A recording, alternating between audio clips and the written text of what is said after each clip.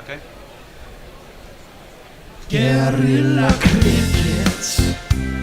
Whoa. Guerrilla cricket. Whoa.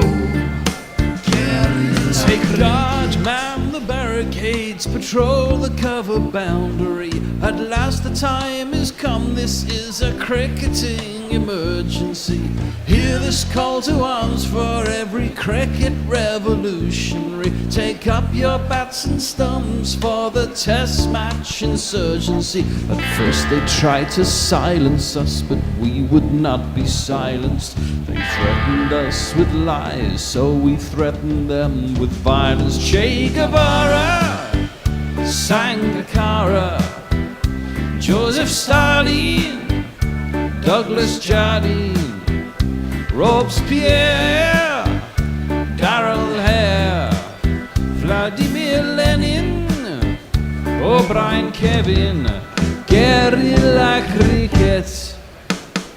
It's not about the winning, it's about how many rules you break. Even in cricket commentary, this is the best advice to take. Pick guerrilla cricket, it's the finest choice you'll ever make. There's so much more to cricket than rev counters and a slice of cake. At first they tried to sanitize us and clean up our act, but people like it filthy, and we know that for a fact. Fidel Castro, Lenny Pascoe, Carlos the Jackal, Umar Akmal, Mahatma Gandhi, Grant and Andy, Brendan Behan, Austin Ian, guerrilla cricket. Stick with us, cause you know we're not the kind of thing that you see on the TV and the radio. So vive la revolution. First they tried to buy us, but we would not be bought. Okay, we were, but then we ran away, and we will not be caught. Would not give up the ghost when they left us all for dead. They decapitated us, but we just grew another head. Chairman Mao, Jamie Howe, Ho Chi Minh, Asif Din, Václav Havel, Graham Saville, No Surrender, Percy Fender, Che Guevara, Sangakkara, Joseph Stalin, Douglas Jardine, Robespierre, Darrell Hare, Vladimir Lenin, O'Brien Kevin, guerrilla cricket. Welcome to Guerrilla Cricket. Welcome to day 3 of this first 2023 Ashes Test at Edgbaston. Well, I declare, or should I? Always a tricky choice. Day 1, Johnny Bairstow battered the ball for a rapid-fire 78 before being stumped by Alex Carey. Day 2, the ball became a bar of soap as a second ball stumping of green slipped away from Bairstow. And then Carey on 26 edged into Bairstow's gloves and back out again. You could just hear the harumphing of indignation from Arbinger Common to Woodhatch as Surrey fans choked on their smoked salmon, bemoaning the absence of their sainted Ben folks. Add to that, broad bowling centurion Khawaja on 112, only to find he'd overstepped, or slipped, as he argued to umpire Erasmus. Those 3 missed chances have cost 78 runs so far, exactly what Johnny B made in the first innings. What the Lord gives with one hand, he takes away with the other. England should have been through Australia with a healthy lead. Now any lead is looking increasingly unlikely. Australia start day 3 on 311 for 5, just 82 runs behind England. The excellent Khawaja and Carey are still there with the gift of luck, but few could argue that they didn't earn it. It really is a crucial first hour. Crucial first hour. Yeah, guerrilla cricket. Crucial first hour. This ain't no TMS. Batsmen nervous, bowlers with the tails up. Is it a tornado or a storm in a teacup? Momentum, which way will it swing? Either way, gorillas are gonna bring crucial first hour. Indeed, and to chew over all that and more, I have with me the wizard of the weather cave, Messy Jez. Good morning, Tony. The weather is looking okay for the time being. Delighted to hear that. And the Maharaj of Mooney Ponds, I couldn't think of anything alliterative. That's the best I could come up with. It's Russ Degnan. Hello, Russ. Good to be here.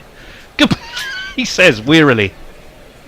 Wearily indeed. Well, there is literally so many talking points. What a couple of days we've had. Russ, I'm going to start with you. The morning did start so well for England and Broad.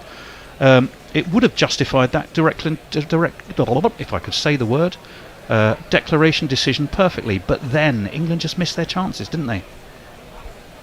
They did a bit, and it's interesting that the scorecard for Australia has followed very closely along with the scorecard for England. It's almost at each wicket falling, they're almost exactly the same point, which kind of implies that Australia is probably going to land around the same point that England did, assuming they don't declare though. But at each part of the day, we've basically seen the same thing. Khawaja scored a century, Root scored a century. Australia obviously slower, but it's been a fascinating and not unexpectedly close game so far.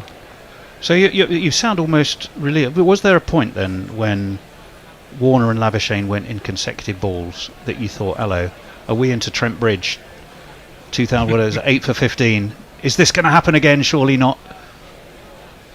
A few overs, but then Travis Head had played his own counter-attacking innings to match Johnny Bairstow's on the first day, which really took the game back onto an even playing field.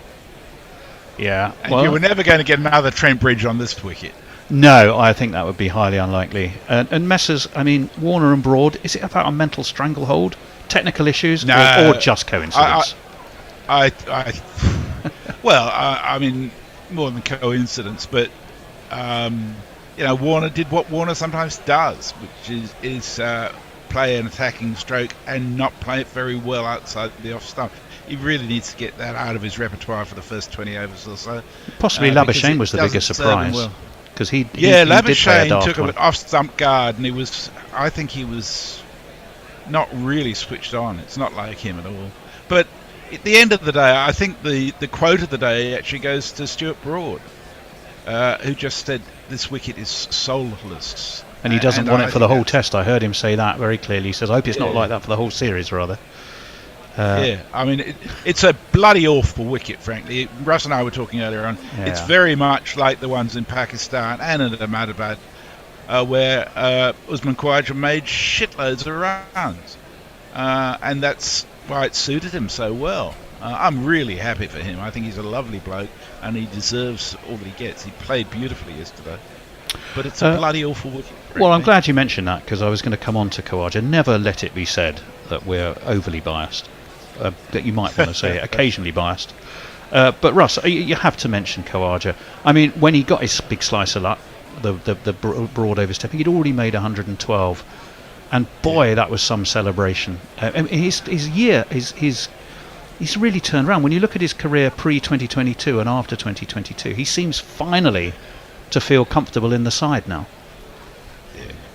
Yeah, definitely, and I think that was probably because he wasn't made to feel very comfortable in the side prior to that. He was always the next one off to get dropped if there was going to be someone dropped. Even when he'd made a good turn, it was always the sense that, well, maybe he's not quite right. They'd hark back to previous failures. So it's only really the last year that he's seemed as settled as he has, and it was a wonderful celebration. He was so enthused. I've never seen him that enthused. He even threw his bat away. He was that excited as he went towards that sea of yellow and green that was in one corner. We're going to see who's going to open up for England, I wonder. Certainly going to looks like Usman Khawaja, who's going to face first. So we're going to jingle him up. Born overseas now plays for Australia. We fell in love with Usman Khawaja. Born overseas now plays for Australia. We fell in love with Usman Khawaja. Indeed, it is going to be Usman Khawaja. It looks like Jimmy is going to take the first ball. This new ball is they took the new ball straight away, I think, chaps, didn't they, from memory? They did, yes. Yeah. So trailing by 82, we're 14 overs in. There'll still be some life in the ball. Jimmy, I think, is operating there from the pavilion end at Edgbaston. He's going to be bowling to Usman Khawaja. He has quite a heavily set offside field. We've got a backward point, a cover, extra cover, mid-off, so there's a ring of fields there. I think there was a deep cover set deep, but they whipped the camera away before I was able to fully tell you that. Jimmy is still organising his field. I saw, was it Gideon Haigh described England's fielding as contemporary jazz rather than funky. Yes, he did. Which he felt was more respectful, in that it definitely had a sort of a genuine plan to it. Jimmy Anderson around the wicket, left-handed Khawaja slightly up, but he turns it round the corner, down to deep fine leg. Moeen Ali fields, and we have our first run of the morning, and that deficit reduces to 81. Ross, both sides at the moment are going to feel they could take a lead. Smart money slightly on Australia to be the side doing it, I think, given the state of the track. Would you go along with that? I think so, especially if they can get through this first 15 or 20 minutes. Obviously, if there's early wickets, it's a relatively long tail. They'll probably actually end up slightly behind. Australia really needs a lead, given what we're expecting in terms of spin on the last day. The other left-hander, Carey, as that one is worked away towards square leg. I should also tell you that on the leg side, we have very closely positioned mid-wicket and wide mid-on. So you're really sort of shutting the gate on that leg side drive that Carey likes to play, or they feel that they can induce an edge. Can you see there? They've got pretty tightly packed offside because they've got a mid-on in the normal position. They've got a short mid-wicket and a slightly longer mid-wicket. Anyway, we wait for Jimmy Anderson. In he comes onto his front toes. There's also a very short mid-off stroke short extra, which is the tall Crawley. Sorry, Zach. Zach. Crawley, you're not Zach. You're Russ. Had a hard night. Most notably, there's there's just one wide slip. So and the ball hasn't moved off the straight for the first 3 deliveries so far. So it's probably sensible. Yes, very very true. 312 4-5. Carey, of course, on 52. Khawaja on 127. This has been some partnership for these two, and it really has put Australia into a lot of the position of strength, and that was a swing and a miss from Carey. Don't think it did too much in the air. Johnny Bairstow dived to his left. He's pulling an you nearly got something on that face. Well, I'm not sure if he did get something on that and actually bounced in front of Bairstow. Well, we'll have a look. I think he might have done. You're absolutely right. And if it was dropped, if it didn't, it certainly didn't bounce in front of Johnny B. So if he did lay something on that, I would really want to see if Ultra Edge tells us anything. But Johnny B diving to his left may, and I say may, have put down another one. But we've moved on. Anderson is in. Forward is Carey, and Anderson, elder statesman that he is, declines to stoop to picking that up, and he lets Zach Crawley get on with it. Johnny Bairstow seems to have a bit of a smile on his face, so I think it was an edge. It was an inside edge, and I'm afraid another one has gone down behind the stumps, and Prosecco and smoked salmon is going to be spat out all across Surrey with indignation. Not just Surrey. Onto the back foot goes Carey, tickles it away to the leg side, no run. I can just hear the sort of the middle class harumphing going on as they're going with Ben Folkes, and they have a point. It's very, very hard not to disagree with them. And as if on cue, the replays we're seeing are now the Bairstow catalogue of misery. Okay. We got plenty of people on Twitter with us. Mog says, righto, who's up for some wickets off no balls? Warren says, morning all. Jay Grover says, morning all. Grand to see Tony back. Leah says, hello my lovelies, working on the promised piece about community building around cricket in marginalised spaces on the side. Are we live? No. That was Anderson. And Jay Grover says it's not even the first over, and Russ is already tired of your shit. That's a bit harsh. It was one of my longer. I've got to admit, it was rather one of my longer intros. So Moeen Ali is going to take up the attack for England. So we're going to jingle him up, and I don't think we've yet jingled Alex Carey, but we will. Now, where do we think Moeen Ali, and why is that saying England and yet I'm seeing Australia? Ah, there we go. Let's find Moeen Ali. Will he be under A? Of course he won't. Here it is. Our bed shouldn't touch. Move over, AMLO. I like it too much. Move over, AMLO. You're one hair. He's going to be into the Centurion Khawaja, and Khawaja has all the time in the world to step back and stroke it out to Crawley, who's at short cover, and he will give the ball a shine before tilting it back to Mo. 312 for 5. There is the slip, back foot, cut straight to Broad, who's at backward point, and there is no run. It's fascinating that, we talk about Bazball, but we've kind of got to the point where England's almost bowling dry lines to try and induce a mistake. Yeah. They are. As we wait for a second, onto the back foot goes Khawaja, away into the offside. I mean, I thought one stat that was interesting. Australia started the day 82 behind, but they'd faced 16 overs less than England had faced. So you do have this sort of entertaining clash of philosophies or ways of thinking. That, I think, came off the toe, but if we'll see whether that was a toe or edge. It's gone between wicketkeeper. Yeah, it's given us byes. It didn't touch anything. It's 4 byes. So we'll jingle those up. Not a drop or a miss this time, but to me one of them should have taken that, and indeed Johnny Bairstow should have done. He's having, I've got to say, a bit of a horror story. Actually, I've probably picked the least relevant jingle of all the ones I could have picked, because obviously the one thing he didn't do with the bye was hit it. Onto the back foot goes Khawaja, strokes this to backward point. Easy single to take, and that lead has already been whittled down to 76.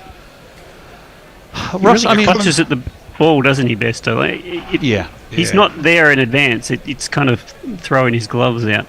Who was the Australian wicketkeeper they used to call Iron Gloves? Rod Marsh. Yeah, Rod Marsh. Possibly harsh.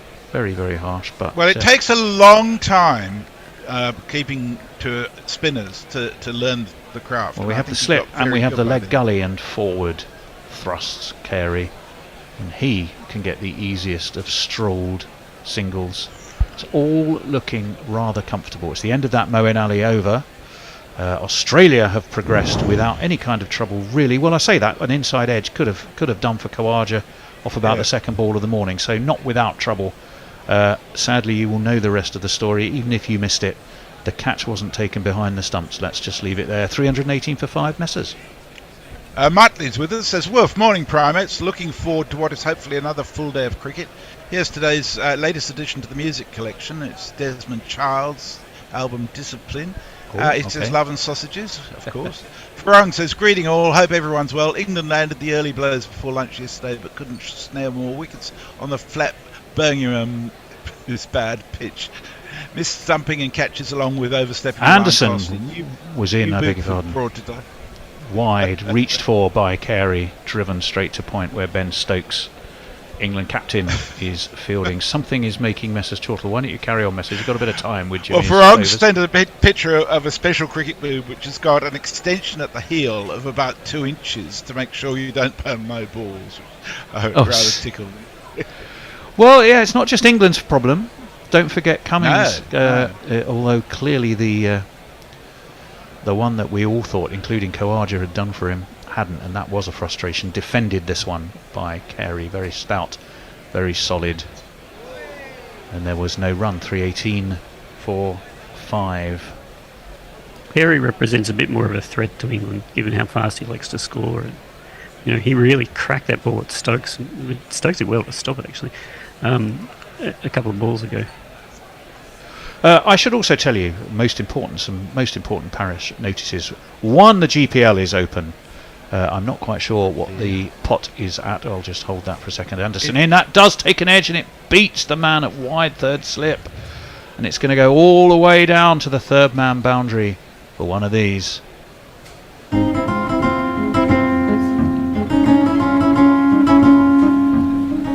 in fact, while that plays, I can talk about the GPL. GorillaCricket.com/competition. £68 is what is in that pot. You just got to guess the number of runs that will be scored in the day. You register, it's £1 English per bet. If you get it on the nose, you win the pot. If you share it, you share the pot. If not, the pot rolls over and it just gets more money for you to win. It is fun. Get on board. Defended this time into the offside. No run. This partnership's 102 from 180 balls. The second parish notice, of course, is that we are sponsored and delighted to be partnering with Ponting Wines for this whole Ashes series. You can get a fantastic 15% discount on orders from their high quality range, and I'll tell you about today's wine in just a little while. We'll just wait for Jimmy, more importantly indeed, to deliver this ball, and that is an inside edge onto his thigh. But there is no run. Pontingwines.com.au/Gorilla Cricket. You've just got to use the code GCAshes2023 and you get 15% off your first order of 3 bottles or more. Good ball that by Jimmy. Got that just to nip back in a shade, didn't he, Russ? Yeah, he's got a couple of inside edges from Carey now. It's Carey's a little loose with some of his shots, but there's no inspiring confidence. Erasmus, he comes. Defended. Zach Crawley is that man at very short mid-off. I wonder if he's there for strategic fielding reasons or just because it saves Jimmy having to bend down when the ball is pushed back to him. Let's assume the former. Let's assume and hope for the former. It's 322 for 5. Moeen Ali's going to take up the story in a moment, but before then, Messers with messages. Leah's with us. She says, I hope Gideon Haigh was thinking of the Esbjørn Svendsen trio we're mentioning contemporary jazz. I love Mr. ESB. Well, he may well have been, because he has very eclectic tastes in music, which is discussed on his podcast quite frequently. Warren says, for folks' sake. That's fine. And Jay says, my Prosecco and smoked salmon just exploded everywhere. Who was this? Oh, Jay. But Jay's not a man of Surrey, though, is he? That's the thing. No. Colin Styler says, Broad doesn't want these wickets. Well, I suggest he takes it up with his skipper then. Although, to be fair, this isn't the sort of wicket that Stokes was asking for by any means. Well, I don't think so. No, he'd wanted a little bit more for both bat and balls. Down the track to Moeen Ali. Comes Khawaja. He's hiked this high. He's hiked it handsome. He's hiked it all the way. Gun barrel straight. Up go Hassan Raza's hands.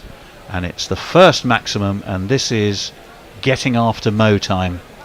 What a shot that was.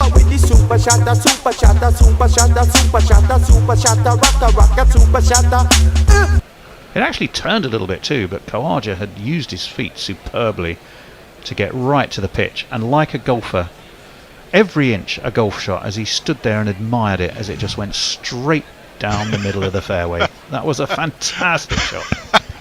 I just realised that's England's problem. They're wasting their good shots on the golf course. Well, that's probably why.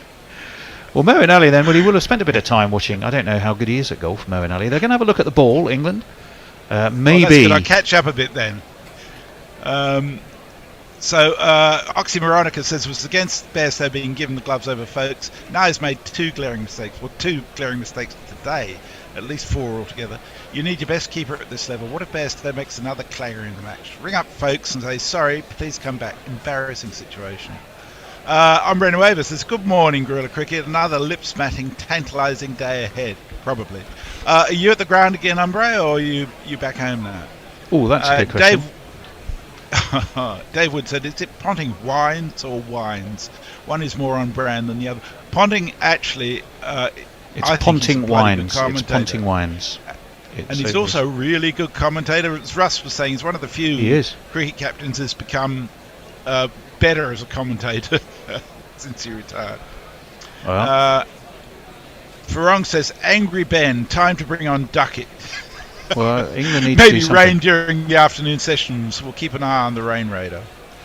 Yeah, it's been Australia very much on the attack already this morning. They would love to hit Moeen Ali out of the attack. They would see that as, I think, Ross, a strategic victory, wouldn't you? Oh, Yeah, definitely, because this is a sort of pitch where spin's probably the option you want to be taking, and England's pretty light on for spin options because it's Joe Root's filth and Moeen Ali is your it's your spin, right? I think it'd been a tad harsh on J Root, but I'd never name him as a frontline spinner. But he could see it's serviceable spin, but you need more from your front line spinner. That is for sure. The one that who did Moeen Ali get yesterday with that ball that really did turn beautifully Green. back? It was Green. It was a terrific delivery, allowing for the fact that Green really shouldn't have been there at all, and that was a story we were telling before play. He really should have been stumped and wasn't. It hasn't been a good test for Johnny B behind the stumps. Onto the back foot goes Khawaja. Kept a little bit low, that. Played down by his ankles, but he'll get himself a single out into the offside. Ben Stokes like that delivery. Australia move on to 3:29 for 5. Moeen Ali Colin might made the point on our roundup yesterday that you should keep, rather than hitting a spinner out of attack, if you're on top of him, you should keep him there and just milk him rather than get rid of a source of runs. Well, that is one way. Russ, you were trying to say something. What was it? Sorry, Russ. No, that's all right. There's probably going to be a ball now, so I might. There wait is for the Moeen cover. Ali. In he comes forward. Comes Carey. Push the cover. No run. Russ. I think Moeen Ali would be happy to face Carey. To be honest, I think he got appreciable turn in that last over, the one that beat Bairstow, but also beat Khawaja. So this will be an interesting little battle. Carey loves to sweep too, so interested to see where he pulls that out. Moeen Ali in again. Defended stoutly by Carey. The worry in India for Carey that he had no other shots other than the sweep to score off against spinners. So, But he's brought his form here because he batted well in the World Test Championship. He's batted well here, and he's stepped back and cut this out to Ben Duckett, who is the boundary rider out on that cover boundary. Is he over there in front of the Holly stand, or is he the other side? Either way, I'm sure the Holly stand a little bit possibly quiet for now. Things not going England's way. Either way, they will loosen up, I am sure, as the day went yesterday. I'm intrigued to know how many the Holly stand holds, because I know Ombre Nuevo was there yesterday. I was hoping he'd just get out and about. That one turns past Khawaja's outside edge, but I think he tucked the bat in. And Sod's Law, of course, Johnny Bairstow took that to the man of Bourne, as indeed he should have done. It's the end of the over. It's 330 for 5, deficit of 63, and we can go back to Messers. 5,900 the Hollies holds. Oh, well. Meanwhile, in cricket that matters, the West Indies are. This is from Mog. The West Indies are currently 253 for 6 after 43.5 overs against the USA in the Cricket World Cup qualifier in Harare, and Nepal are 277 for 5 after 48 overs against Zimbabwe, which is a pretty good showing. Going to be a decent show. Yeah. Who's their bowler? Who has got the crazy action? Begins with an L. it sounds like Labuschagne. We have a coffee as well just arrived. Is that Brian 001? Brian, you are a prince among men. Thank you so much. I have that to alternate with my 127 Barossa Shiraz. Marking Ricky's. I don't know quite what's making Messers chortle. We're going to wait and find out what the chortling's about. As Anderson's around the wicket, defended by Carey. Root jogs round from slip. There's no run. Messers, what's making you chortle so merrily? Warren is. He says, can we get a GoFundMe campaign going to get young Johnny Bairstow tea time for Tuesday? Well, yes, it's been beautiful with the bat, and we thought, thank God Johnny's back. The speed and the aggression and the runner ball 78, and then honestly the worst fears, I think it's fair to say, were realised yesterday, although he did take one magnificent catch. This is cut, or really just angled away square. I wouldn't even call it a cut, but it was just beautifully played. Pass point, away for 4. You will not see a better example of that shot as long as you live.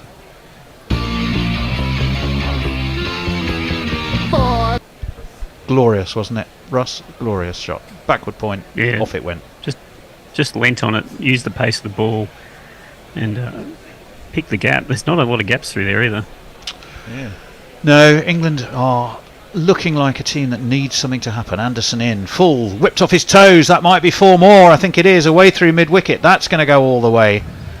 Carey's got the flavour, not of the 127 Shiraz, but for the game, and he's doing it superbly. 4, 4, 4. F-O-R. And that lead that started off at, 83, 82? It's already whittled down to 55. Australia on the charge here.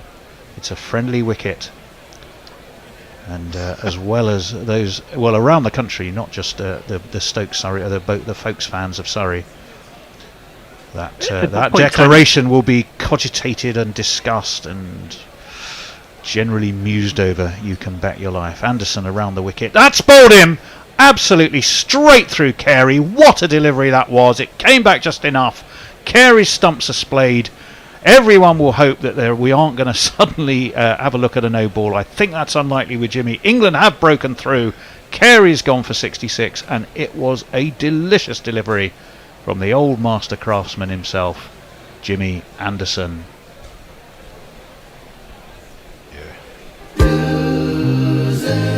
I'm a loser. Yeah, I'm a loser, babe. I'm just a loser. Whoa, whoa. I've got to say that I probably again picked the wrong jingle though, because I don't think he's a loser by any manner of means. That you've got to be honest. That was a terrific knock in the context of that partnership with Khawaja, wasn't it, Russ? It's the classic Carey there. You know, a couple of quick boundaries and then a pretty loose shot. It didn't actually do a lot, that ball. Just big gap between bat and pad and straight through him. No, it was a fantastic ball. I think it did do. I think you're being a tad harsh. I'm very keen to see the replay, but I think he coming around the wicket, the ball just shaded in enough, and we did see some movement in the air yesterday. But I think its natural arc just seemed to be accentuated just a little bit. Anyway, it means England have finally got the breakthrough with the lead sitting at 55, looking increasingly precarious. So they'll be thrilled for that. Messers, give us some messages. Ombre Nueva says, sadly, I'm not at Edgbaston today. Jay says, to my shame, I were actually born in Roehampton, so I'm almost a man of Surrey. Oh, no, just round the corner. Just round the corner. Well, Yeah. very close to me, Jay. In fact, I drove through Roehampton the other night. He said this was across the Bear growing up in 1980s Sheffield. The Pornbot says, messages promotes milking spinners. Click here. Lamishane is the Nepalese bowler chap you're thinking of. That's the fella. I love Lamishane. Top of middle, He's by a the lo- way. We're just quickly looking at that replay, and it did do a little bit, and it was pinned back the top of Carey's middle stump. He was well forward. Yeah. Jay says 5,000 people in the party stand. Jesus, well, now we have a new collective noun, a Hollies of Wankers. Well, steady on. I mean, Hombre Nuevo was there yesterday. It's definitely a party stand. And Yeah, you know, but some of their chants are really off. if you want to put on your MCC tie, then you probably don't want to be sat amongst the beach ball bouncing, trumpet playing, highly vocal stand. But you know, nothing's wrong with a party atmosphere at a Test match, as far as I'm concerned. And I remember I spent a lot of my time at Lord's. So take that as you will. 66 off 99 balls for Carey. Sorry, what was that? Lords is a little different to the Hollies, I think. Well, yes, it is. Jimmy Anderson will jingle up the new man, and he's past a really shaky-looking effort from. I'm assuming that's going to be Pat Cummings. Is in. Every England player enjoyed it. Joe Root is smiling. Johnny Bairstow took it cleanly, and finally, England, who had looked rather sad, sorry, and leaden-footed, seem to have much more of a spring in their step. I think they're actually celebrating the fact that Jimmy bowled a genuinely nasty bouncer, which you don't see so many of these days, Russ. No, he's taking advantage of the fact that they declared and he didn't get a chance to get bounced himself. Yeah, well, it's probably true, yes. It is going to, of course, Cummins. 2 slips go down to Cummins. He just squeezes the bat down on that in front of his off stump. There is no run. It's time we jingled Paceman Pat, although he's in bat, not Paceman mode at the moment. Where on earth is he? There he is. Paceman Pat, Paceman Pat, Paceman Pat and his baggy green cap. Early in the morning, just before the warm-up, he has to pull out with a dodgy back. Patrick Cummins! Well, we're watching a little replay. That wasn't quite a send-off. I think Jimmy sort of stopped himself, but there was a distinctly aggressive glare in the direction of poor old Wade. Poor old. Oh yes. Anyway, Harry. Thank you, Kerry. Kerry Wade. Oh, it's always wicketkeepers I have a problem with. Don't ask me why. I think that was you just hit me to 2 4s, then I got you. So yes, a bit of a post frustration coming back at the counterpoint. There certainly was a bit of that. Well, Jimmy's put his England cap on. He's been successful. He's broken that. Moeen Ali's going to be back into the attack, and it's stroked pleasingly by Khawaja out towards cover. Beats the dive of Crawley, and they will get a easy single. Don't think though England are going to mind having Cummins on strike for a little while, are they? No, not at all. And look, there's not a lot of batting left in the Australian lineup, so this is a bit of an interesting partnership, because if Cummins goes quickly, Australia might still end up with a 30-run. No, we're watching. Whoa! Oh. I'm just checking this is not a replay. I think it's a replay. Yeah. it was. It's Johnny Bairstow's miss stumping again. We know. No, it's Moeen bowling green again. Oh, it's Mo. Yes. Which you'll be pleased to know that Bear called as a wicket for the second time yesterday too. Oh, did he? Oh, at least it's not just me. Thank goodness for that. It was worth. This is live. It is Moeen Ali. He is into Cummins, and Cummins steps back, closes his legs closely together, and dabs the ball into the onside, and there is no run. I mean, he can bat, there's no doubt about that. Slip forward short leg. He's defending rather squarely in front of his stumps, and there is no run. It's not Pat I'm worried about. It's Lion Bowler and Hazelwood. Well, Lion is a perfectly capable batsman, I think. Am I not right? No, he's you a perfectly don't think capable so? slogger. If he gets away with it for an extended period of time. He can sweep a bit. Moeen Ali, in fact, over the wicket. Oh, that slipped out of his hands, and Moeen's looking down at his hands as though somehow they alone were to blame, and the rest of him had nothing to do with it. But it absolutely was a full toss. Surprise Cummings, surprised us, surprised Johnny Bairstow. Seems to be smiles all round. It's the sort of ball that Cummins accidentally hit straight to mid-wicket. Yes, Cummins was clearly in defence mode. Oh, and he's edged that, and. Well, was that a chance for Johnny B again? No, you couldn't. Even Messers is going no. Let's have a look though for you. It pitches. He does get. Oh no, there was no way he'd have got that. It was onto his ankle because he stood up, of course, to the stumps. High score of 63 versus India as Cummings in Tests. So scoring runs against India is never easy. Although that was at the MCG in 2018, so it wasn't on a dust bowl. This one's defended into the offside. It's no run. It's the end of the over. England are broken through. It's 3:39 for 6. Messers. Cummins is still ranked number 10 all-rounder in the world, actually, which seems a bit strange. Leah says to Brian, can you get Guerrilla Cricket some Gaffel Sonnenhofen Cologne Pale Ale, please? She sends a picture of it. Some what? Russ McD, it's a beer.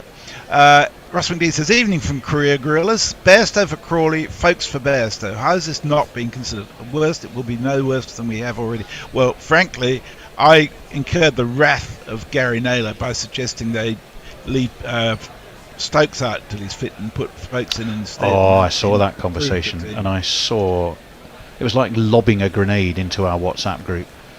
And I saw there was a whole list of people are typing. Most have got their messages in within about 30 seconds. We'll just wait.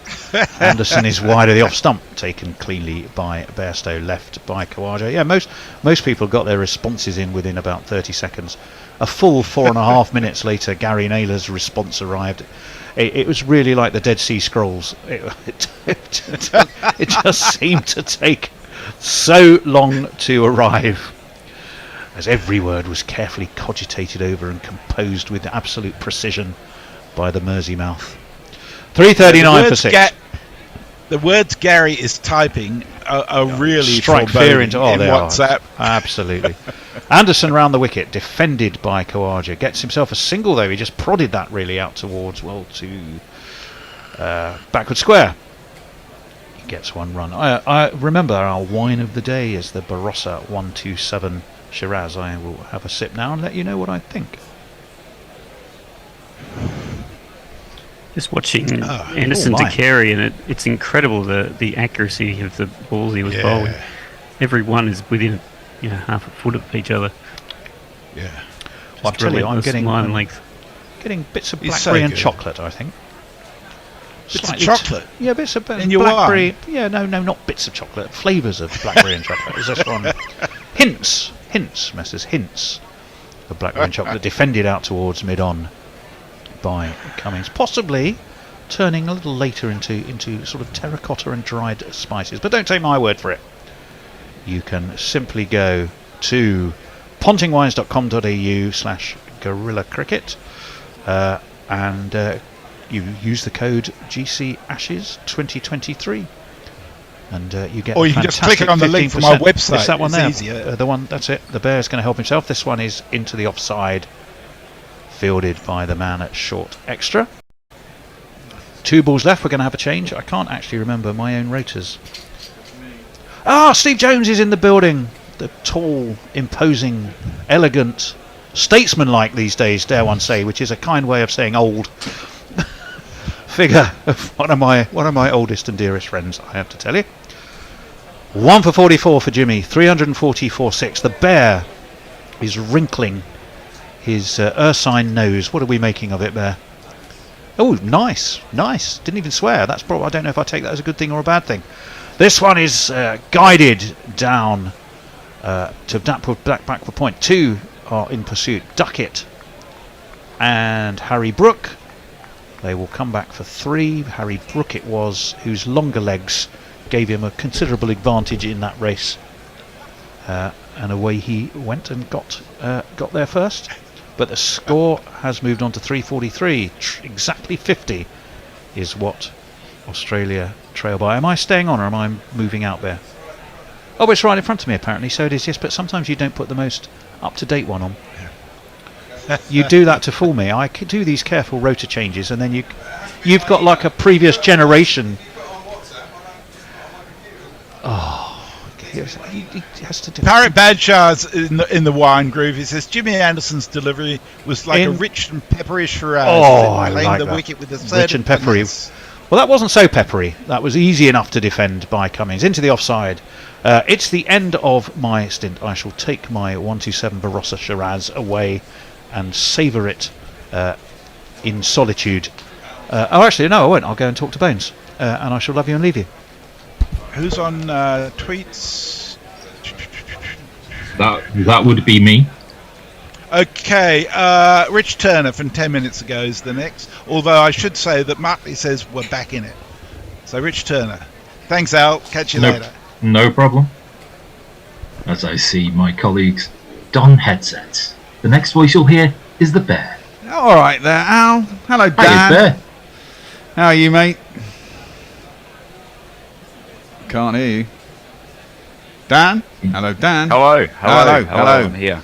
Excellent. Hello. Dan, all the way from Australia. Nice. In the Mooney Pond studio. Aussies trail by 50. Moeen Ali. Oh, God, it's another moon ball. Oh, no, it's splattered in the air. Is anyone out there? Or is it going to go all the way? It's going all the way, isn't it? It has gone all the way. That was a shit ball. If ever I've seen one, and it's gone for 6. He has made a habit of making some incredible lower order runs in the IPL, Pat Cummins. So great to see that translate out here. But again, a bit of the old donkey trot type delivery from Moeen Ali there. Yeah, a little bit too much. That has to be said. Mo comes in again. That's a better delivery. He's not getting a turn. He was getting against Cameron Green, not hitting that spot on the deck.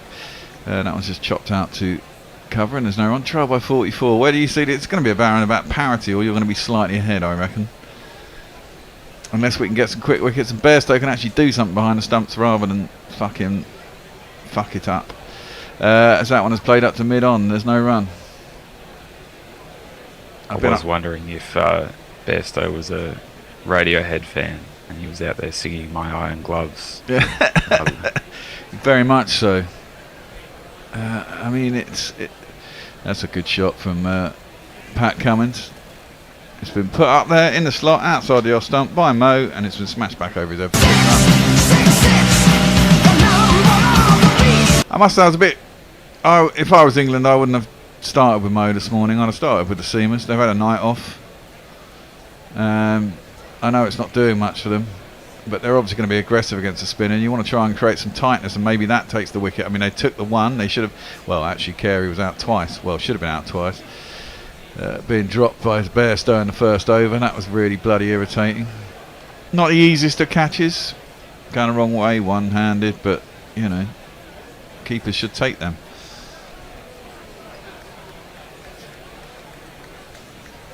And Mo's gone for 2 sixes in this over. He's been expensive this morning, Mo. That one is a better line, a bit flatter. Still doesn't turn. It's fed it up to mid-off for no run. He's been expensive all innings. Yeah, he has. Spinners on both sides have been expensive. Nathan Lyon usually isn't, but England got after him. That one, again, is forced off the back foot by Cummins, only as far as cover, and there's no run. Okay, Rich Turner. Jimmy's like a fine wine, and there's your cue. Suitor who? What's Anderson giving a send-off for? What a plum. Jay Grover, let me see, scroll up. Okay, Jay Grover here. Sorry, Holly's a wankers apart from Hombre Nuevo. Dave Wood, any truth in the rumour that the Holly stand is to be renamed CCHQ? Naked Fun Pornbot was Tony Bishop in a royal box last night. Marg, play the forgetful Tony jingle. Wrong. Would it be better for Butterfingers Bairstow to use his batting gloves instead of his keeping gloves? Gardening gloves might be a better option, perhaps, as we see Moeen Ali go off. So I'm assuming that there'll be a change. This one. Hold on. Tony, the most forgetful man in the room. Tony, can't tell if it's alive. He just that's full and outside off stump, driven nicely by Khawaja. He'll get a single out to a deep set cover region. He just gets fooled by a replay, doesn't he? That's the thing. Yeah, happens to us all occasionally. Mo's fingers knackered, which isn't good in the first test, is it? Venue time to leave the field. Well, he's bowled 30 overs. How long would it normally take him to bowl 30 overs in all the forms of cricket he's been playing? Well, that's it, isn't it? He needs to stick it in a... What is it? What do you do to toughen the skin? Stick it in vinegar or something? Water and vinegar? Was that an old wives' tale? 2 for 147 at the moment, so just shy of 150. Yeah.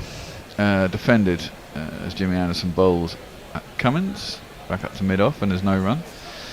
Not much to come after this, Aussies, are there? Who's next? Hazelwood, followed by Lyon, or the other way round, and presumably Boland's number 11. I think they're going to draw the names out of the hat. No, I would imagine Lyon will be in next, followed by Hazelwood, and then Boland. Okay. Who has a solid defence? Well, yeah. You wouldn't expect much out of him. It's a shame that Khawaja was bowled off a no ball last night. And he's moved on to 138. It's a great innings for him, and you kind of feel good for him, even though he's the oppo. Guided by Cummins, good shot, down past backward point in front of gully. It won't get to the boundary, be hauled in, and this time they'll only get 2 instead of the 3. Well, chased down by Brook. Aussies move on to 3-5-8. And I presume with Mo going off Broad, I'd be tempted with Ollie Robinson before Broad this morning. Although Broad's been the pick of the England bowlers, I have to say that I thought yesterday Anderson and Ollie Robinson were quite off it, which is quite unusual. Broad was very on it, except for the bloody no balls, but Anderson and Robinson just seemed a little bit off the pace. I don't know whether the wicket was just spirit sapping. It is a really terrible wicket. Oh, that's squared up Pat Cummins, but he's skewed it off the outside half of the bat to the covers. It's fielded by Stokes, and I get a single. A little graphic that flashed up earlier, Jimmy Anderson with the wicket that he picked up this morning of Alex Carey, his 1100th first class wicket. Yep.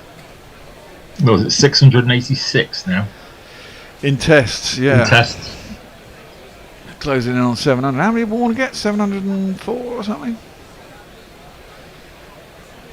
I know Molly was around, is an even 800, isn't it? Yeah. Basically declared when he got to 800. And Warren just declared it in that season after that end of that series, didn't he? When he got his 700th, which was an Ashes, wasn't it? It was when we got battered 5-0 in 2007, 708, 6, 7 or whatever it was. Yeah, driven at by Khawaja up to and off Hayden. 708 wickets from 145 Test appearances. Oof. That's pretty good going. It's not bad, is it? No, it's not. And you know what? I mean, it'd be spinners generally get shed loads more overs, and someone of Shane Warne's capacity and skill, it's not surprising he got so many wickets. So, I mean, if someone like Jimmy Anderson manages to get up to where Warne is, that's your coffee, yeah. Defended out to cover by Khawaja, and there's no run. I mean, to get a seamer to get up that high would be incredible. So some of Warney's stats: 708 wickets at an average of 25.41, which is nuts. Best innings performance 8 for 71. Best match performance 12 for 128. Oof, Jesus. Strike rate of 57.4. Were they both against England? I bet they were. Oh. Well, yeah, I mean, Moen's gone off. He's got issues with his finger, which doesn't bode well. So England have switched over and gone for the headband. Sweep the leg, Brody. Got the best headband around. Something has gotta keep her down. Got the best headband around. Your ego ain't gonna be kept down. Got the best headband around. Even though your hair is thinning now.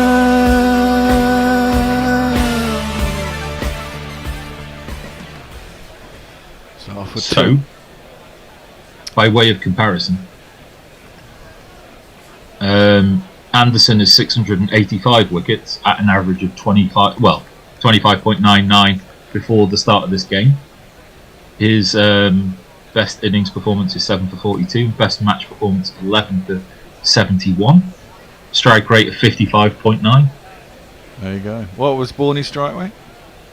54. Okay. I'll go back to it. Pretty similar. Very. Broad is going to come around over the wicket, to Pat Cummins. He's definitely looked on it, Broady. We've not met. I'm sure we've not done any of this before, have we? Before, Dan, me and you. No, we haven't. No, we haven't. Right, it's at the end of this. I'm going to ask you some questions then. Please do. Broad is over the wicket, and it's just defended square by Cummins. In front of Gunny, allows him to get through for a easy single. Is the whole of Cummins' bat the outside half of the bat? Wow, it kind of looks that way. It's getting squared up a little bit, but I think the pitch is just so friggin' slow that it's very easy to adjust. It's not been it's a terrible test wicket.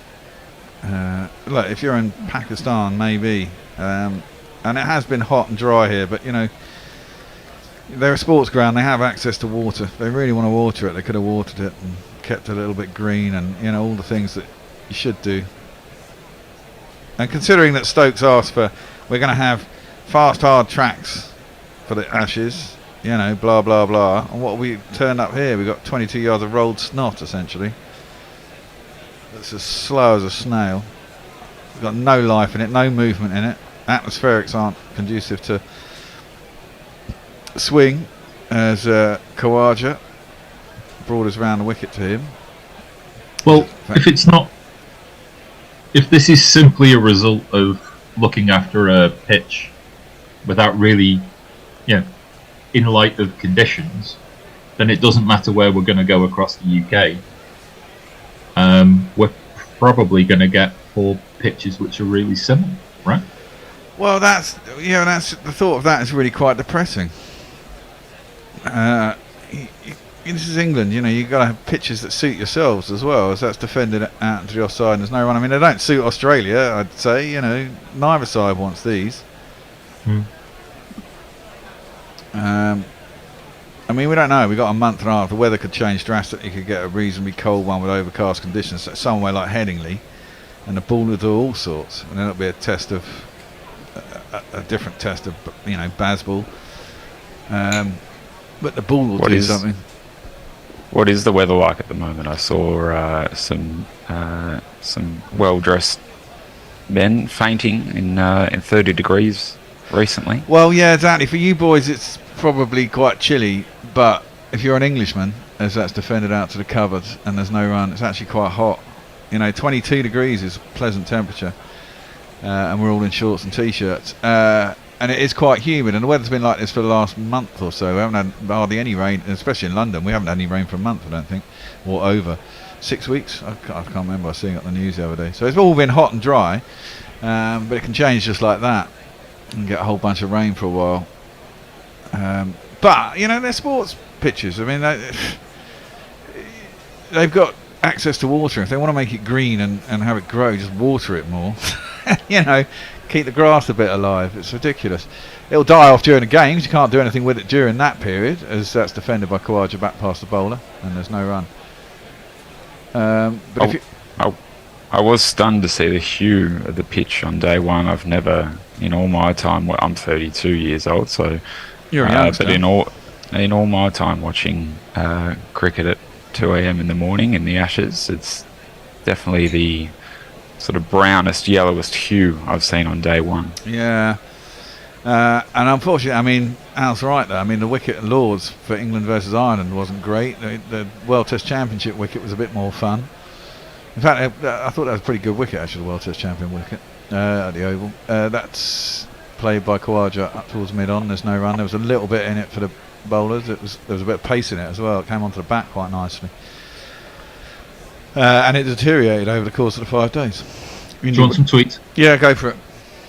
Leah, Son and Hopfund is an excellent beer from Cologne. It's brewed with a Californian strain of hops that gives it very pronounced citrus flavour. An excellent beer for a summer afternoon, Tony. Mog, Gary has written at least 2 novels of copy in that WhatsApp in the last few days. GC Naked Pump Horn Bot. Can anyone get a replacement for a fingering injury? Jake Grover, there's been some pretty personal jingles knocking about these days. Is Mog feeling underappreciated? Foster Del Sol, Bazball deficiency alert. How are England going to score quickly and give the bowlers sufficient time to put their feet up? That is one of the paradoxes of Bazball, if we're going to keep on using it as a verb. Messi Jez Moeen bowled the bowler 26 overs in the whole of the IPL, taking 9 wickets for 195. Leah Morley famous announced his retirement before getting his 800, and he got his 800 in his last test. And it was the last ball he ever bowled as well. Last ball of the innings to get 800. Yes. And he promptly retired. Jimmy's going to continue. And he's going to be bowling to Cummins. He's 19 off 20. He's certainly not hanging about. Got gifted a couple by Mo, it has to be said. 12 of those runs. Gets an outside half of the bat. Doesn't beat point this time. And there's no run. So, I mean, Dan, we know what are you a confident Australian? Think you're going to batter us at home? Yeah, it's a really interesting one. It's the most the word anticipated has been thrown around plenty before this series. I'm really really interested to see how this plays out. I think at 360 for 6 in the first innings, with very little contribution from Labuschagne and Smith, that's a pretty good position to be in, only behind by 33 at the moment.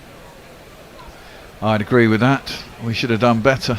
But then maybe Australia should have done better when you had us 170 for 5 as well. Then let's get to 393. It's all been swings and roundabouts. As that one is played square again by Pat, out to point, and there ain't no run. I'm curious what you both thought of the declaration. I was asleep by that point of the day. I was mountain out of a molehill. Yeah, a little bit, because exactly that. They could have swung at another couple of balls and lost 2 wickets. I mean, I didn't see the point in declaring. I mean, I can't, there's that whole thing but mainly because of the weather. It wasn't like the conditions were bad and England had got themselves into a really good position. The pitch was shit and the weather was really good. Defended out to the offside and there's no run. And it was just the first day of the Ashes. And so you kind of thought, well, you might as well just carry on to tomorrow, let Root go crazy, and if he gets out, you really don't want Jimmy to bat, then declare, just say, pull the next wicket, we're declaring. But just carry on till that point. Because I think it's always good to get the team to go out in the morning, don't let them get to any preparation time. Even if you only manage to last for 2 overs, they haven't had time to really have a proper net. They've had to go out, think in the field, have a couple of overs of bowling, then come back, quickly change and go out again. So there's something for that. On the back foot, Cummins defends it, punches it really out to cover, and there's no run. Having said that, they got 393, which is a fairly decent score, and the flip side of that is get a couple of wickets late on. They're tired, they've been out in the field all day. You might snaffle a couple of early wickets before the close of play, really puts you in a box seat. So you could see it both ways. I think everyone, mountain out of a molehill, everyone got a bit too exercised by it. However, at the end of the game, if we lose by 20 runs, for example, as that's defended by Cummins, square on your side, and there's no run, I'm sure that will come up in the papers. But having said that, the folks' Bairstow question will come up at the end of this test bigly in the newspapers, I would suggest. Having missed a stumping, dropped a couple of catches. I mean, he dropped Carey twice. I mean, he scored 78 runs. Green scored 38 and he was missed stumping on his second ball when he was on 0. And Carey was dropped on 23 and went on to get 60 odd. So he's maybe net negative at the moment. I can't work it out exactly, but it's pretty much there or thereabouts, as that's punched square by comes to 2 runs. Short. Huh? Anderson's bowling too short.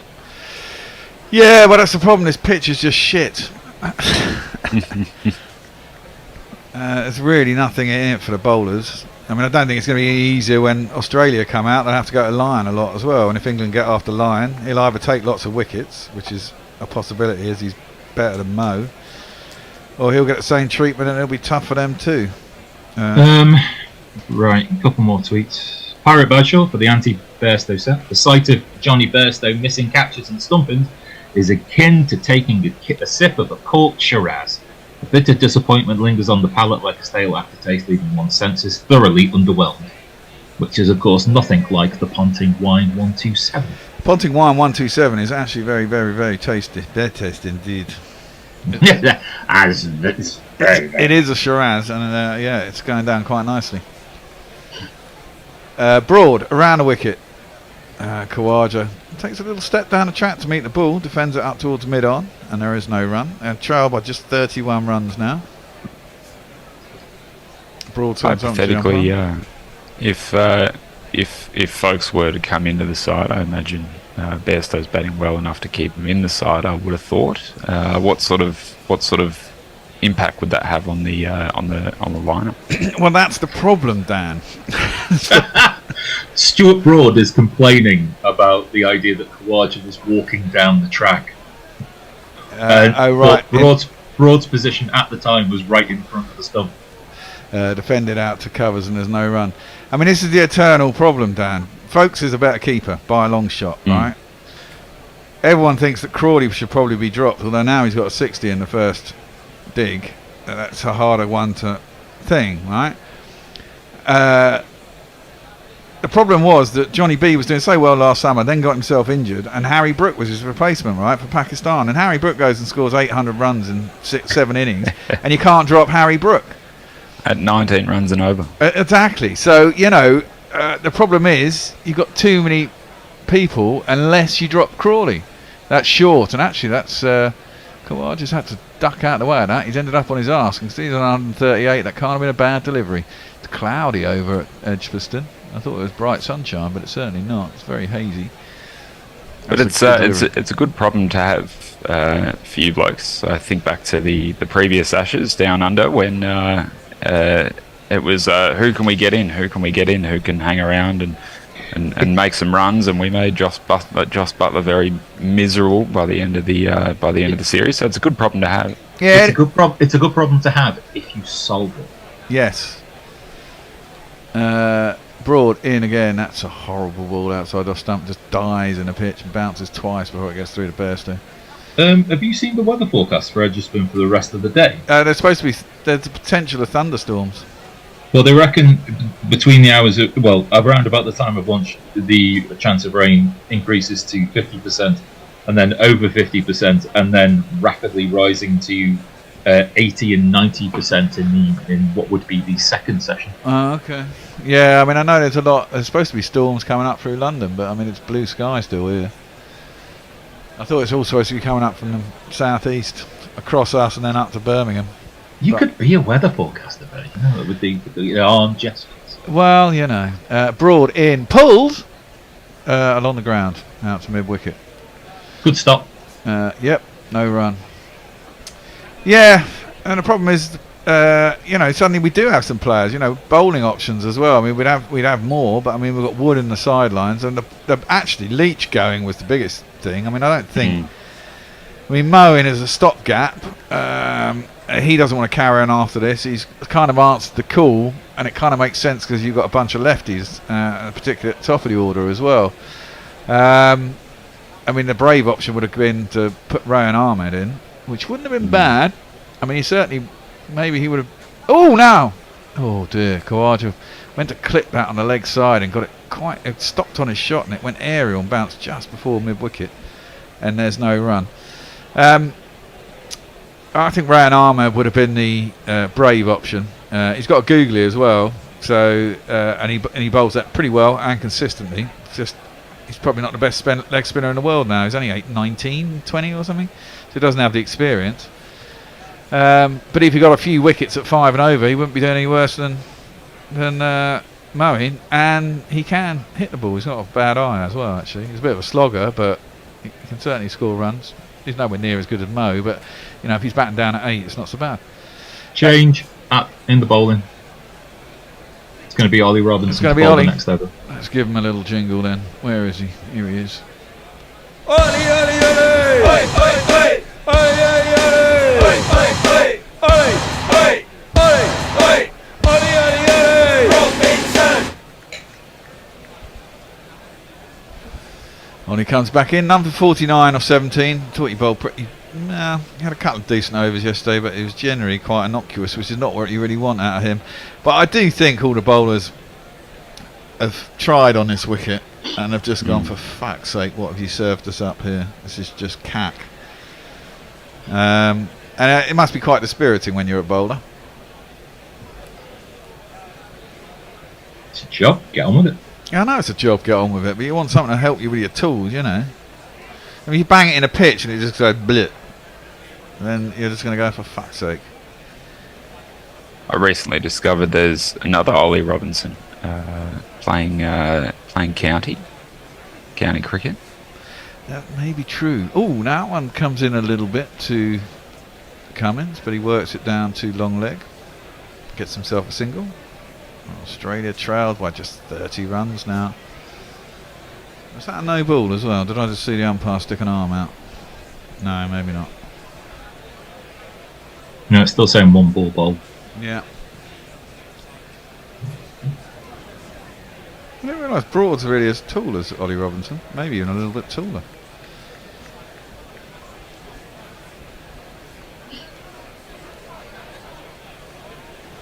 The ground's not really full yet. Still a lot of empty seats. About the Hollises, though. Round the wicket comes Ollie Robinson into the hip of Khawaja, who just then works it out to Crawley. It's a deep mid wicket. So is Gary there today? Gary's at the ground. I think Gary's... but the weird thing about Gary is rather than stay in Birmingham, which, I mean, there can't be marginal cost in it going backwards and forwards on the train every day. And plus, it's a ball ache, man. Well, it'd be an hour and a quarter. Yeah, it'd be about an hour. Well, Birmingham from what is it? It's from Euston, isn't it? It's 2 hours, I thought. I don't know if there's a faster train than that. Isn't that what HS2's all about? Al, that's driven up to mid-off and there's no run. Isn't HS2 supposed to be making London to Birmingham 2 hours instead of 2.5? Oh God, no! I mean, you can get from London to Manchester and London to Liverpool in just a shade over 2 hours. Oh right, okay. So maybe it's about an hour then. The stupid thing about the trains, now stop me if this one gets a bit too weird for you, is that it takes me 2 hours and 20 minutes to go from Liverpool to London, but it'll take me an hour and 3/4 and one change to get to Birmingham. Oh, that's terrible. You could drive it quicker than that. That's defended back up by Bowler and there's no run. Presuming there's no roadworks on the M6 anymore. There's always fucking roadworks on the M6. There was roadworks on the M6 when I was a student. Alright? It's not the same roadworks. It's worthwhile. No. It's not worth. It's worth pointing out. It isn't. When I was a student, and that was in early 1990s, there was perennial roadworks. Not really on the M6, I guess. Actually, when you hit Birmingham and Spaghetti Junction and the M42, blah blah blah blah blah, and that went on for the entire time I was a student. As that straight by Ollie Robinson, defended by Cummins up to mid-on. There's no run. It's probably like painting the Forth Bridge. Well, maybe it is, but then I never went up that route for another 25 years. And when I was doing the World Cup in 2019, I had to constantly go up from sort of Somerset to Old Trafford, and the whole of there's about 20 miles of roadworks between Manchester and Birmingham on the M6. And it was just like, for fuck's sake, that's 30 years ago and there's still bloody roadworks. Tried to dig it in, did Ollie Robinson. Didn't really get up, and Pat could easily just played it off his hip out to deep square leg, gets himself a single. Are we going to have a change? We're going to have a change. Dan, you're now going to do some ball by ball. I'm going to stay on and do some social. Steve Jones is going to come in and join us. In terms of social medias, we're a bit behind. Barry Goodman, 18 minutes ago, is the next one, but I think you've got a drinks break to bring everything back up to date. Okie dokie. See you in a bit. See you in a bit. Well, I guess you give us your thoughts, Dan, on what's going on then. Well, Hey. I'm learning a lot more about British transport infrastructure than I expected to. You can learn all sorts on this programme. You gain a wealth of knowledge. I'm happy to regale people with Australian or Melburnian transport infrastructure as well. I've just returned from the Melbourne airport, and after many decades, we still have no train to the Melbourne airport.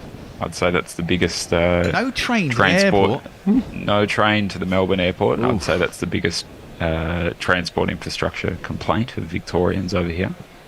You need to vote those people who are going to do it. Is there a tram system in Melbourne?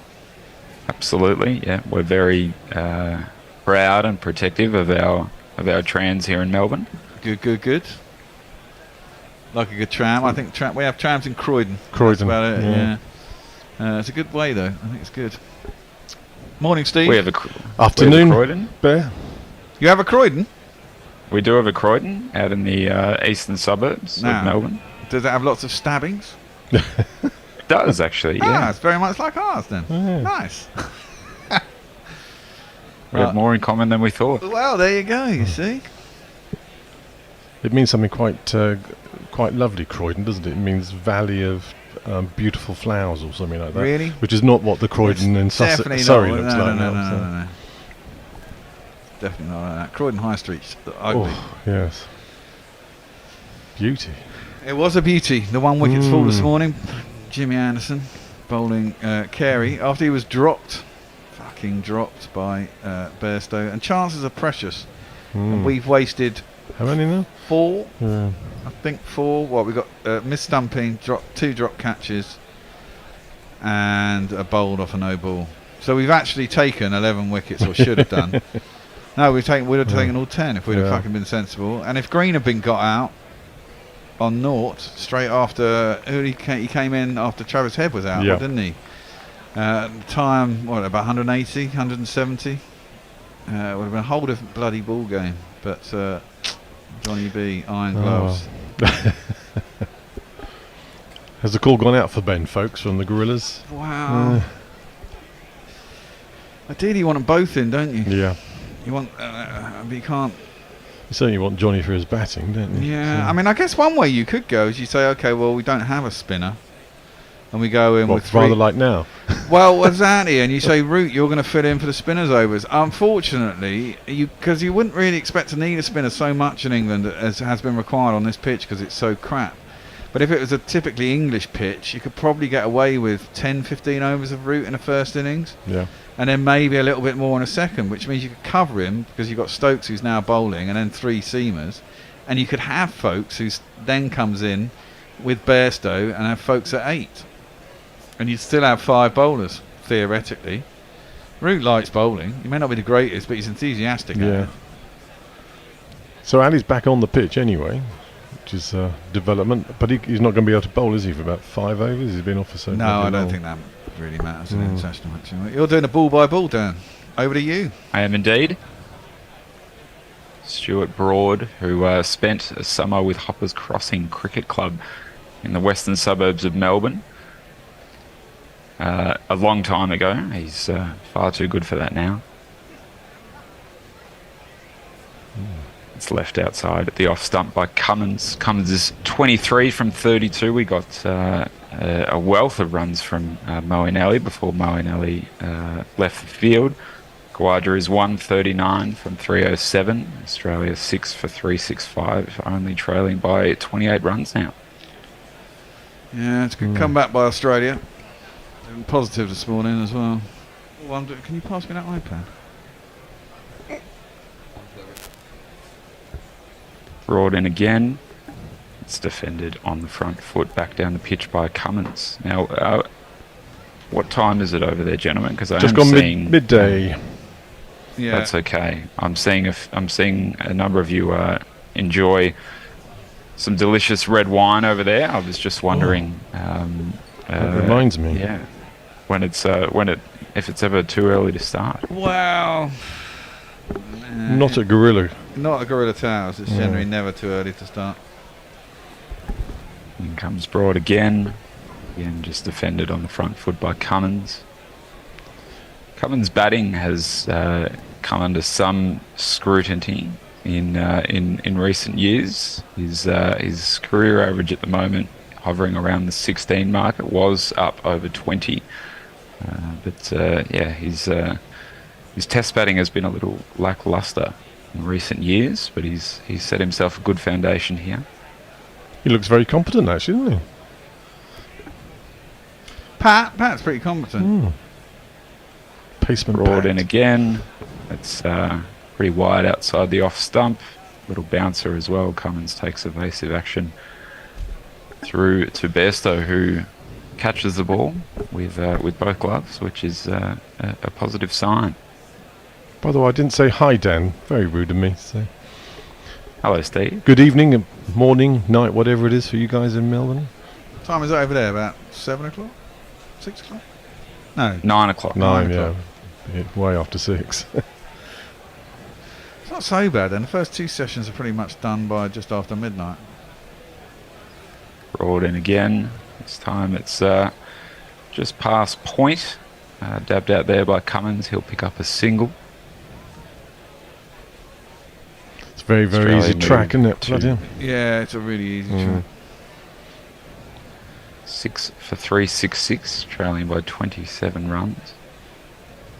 It's a bit like that. Well, no, it's not quite as bad as that MCG tracking. What was it? Was that 2019? 2019, yeah. Oh, that was... Yes, as a proud Victorian, the state of the MCG wicket has not been a source of pride for some years. Broad comes in for the final ball of his 19th over.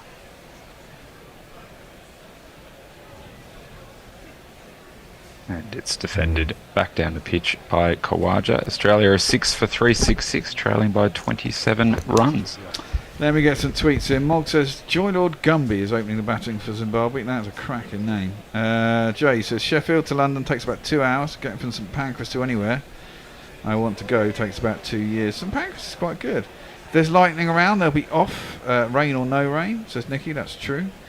UK train infrastructure, you say, says Leah. Get something on a couple of people on here. Crossover we never knew we wanted or needed. Oh, I don't know what you're on about. Mog. Not to be a suburb snob, but anywhere as far out as Croydon is guaranteed to be a den of top rats. Well, maybe true. Muttley says New Zealand train infrastructure is fucking shit. To get from Auckland to Wellington, it's not what time of day the train runs, it's what day of the week. That's really annoying. Over to you, Dan. Down to backwards square leg, that from Cummins. He'll pick up a single. It's Ollie Robinson. He has none for 53 in his 19th over. Moeen Ali is back on the field. A good sign for the Poms. I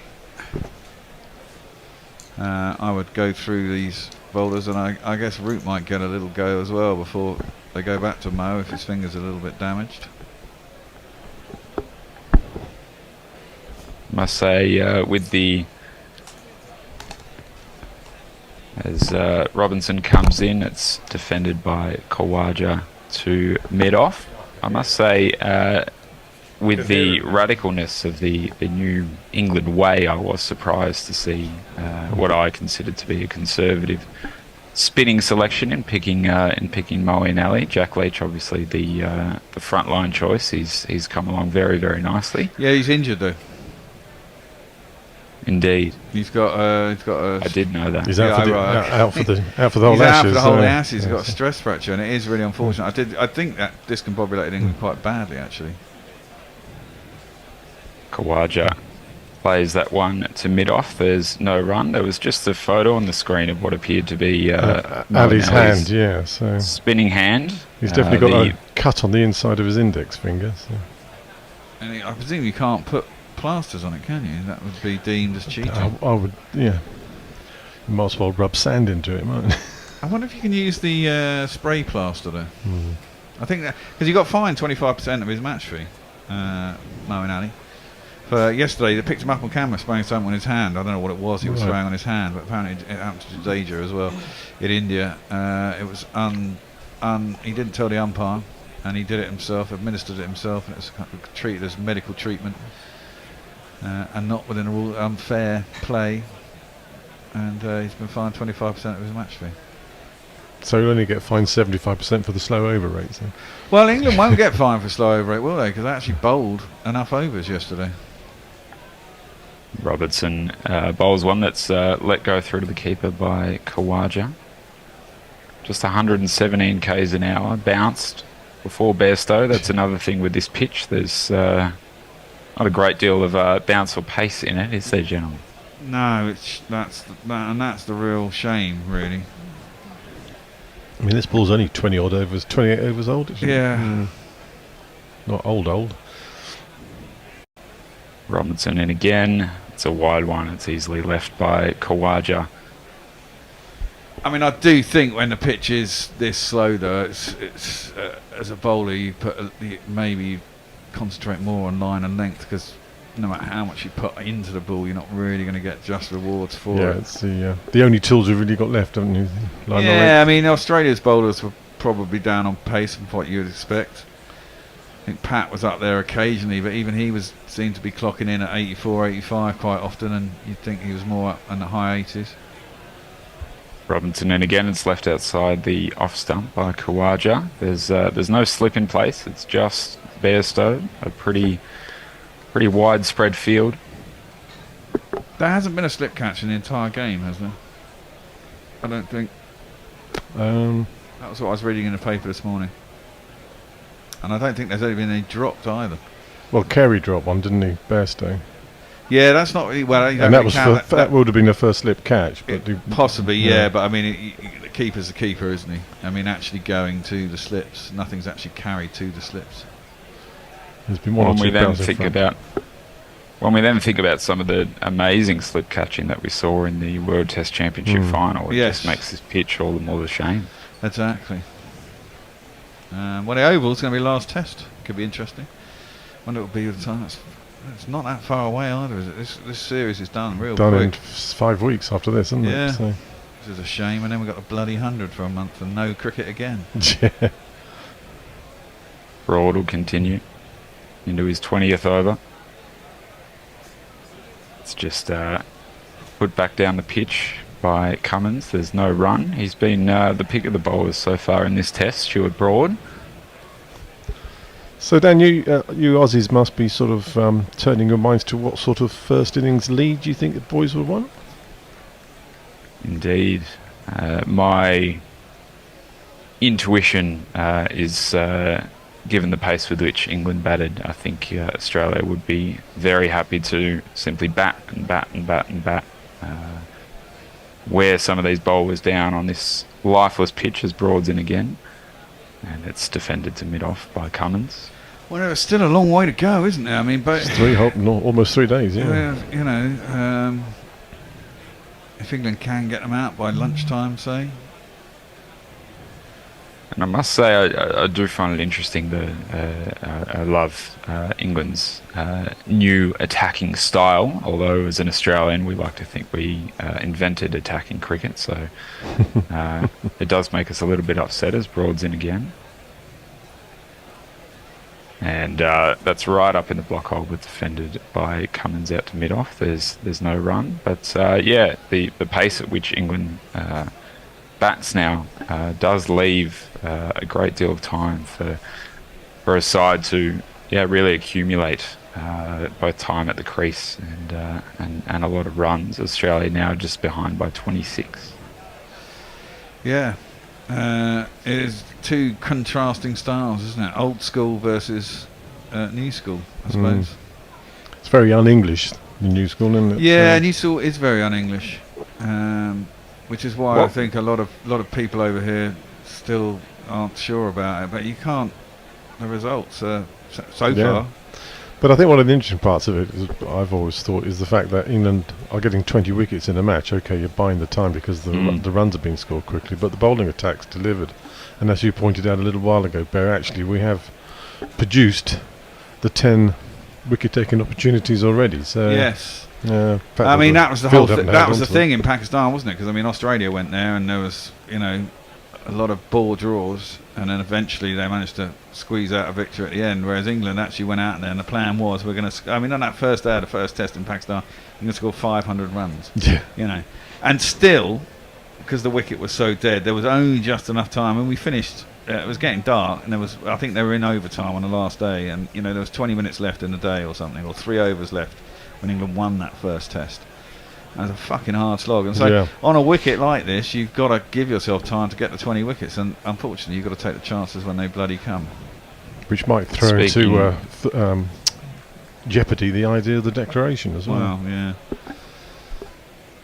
Broad's in again. It's a well-directed bouncer. Cummins ducks under it pretty easily. Speaking of trying to get the 20 wickets, they've just moved a man into short leg with a helmet on, so just trying... Stokes just trying something a little different to try and prize a wicket out of this surface. Haven't really looked like taking a wicket since that Anderson delivery drove itself through the bat and pad of Carey's defences. Australian commentators everywhere, Bear, look. I know. 2 of them in the Sky commentary box. Ooh, Rod's in where again. The fuck was he? Cummins sort of... you lied to us, Dan. You said there was a short leg. Tried to evade it, and the ball skied up, maybe out towards square leg. We're just seeing a replay here. It did indeed come off the bat, was in the air. Straight down his throat if there'd been a short leg, he'd have just had to stand there, wouldn't he? Even Pope, it wouldn't have gone over him. I don't know why the guy's out on the offside. Broad's got a smile on his face as if to say, right, got both in, boys. Both in now. Horses and bolters comes to mind.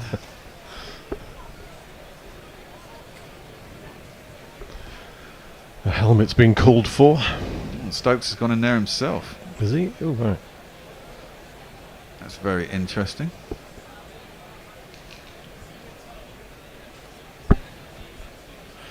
Pat Cummings is looking like a contented captain to me. Yeah, I think he's enjoying himself. I think he likes the position his team's in. Looks at short leg.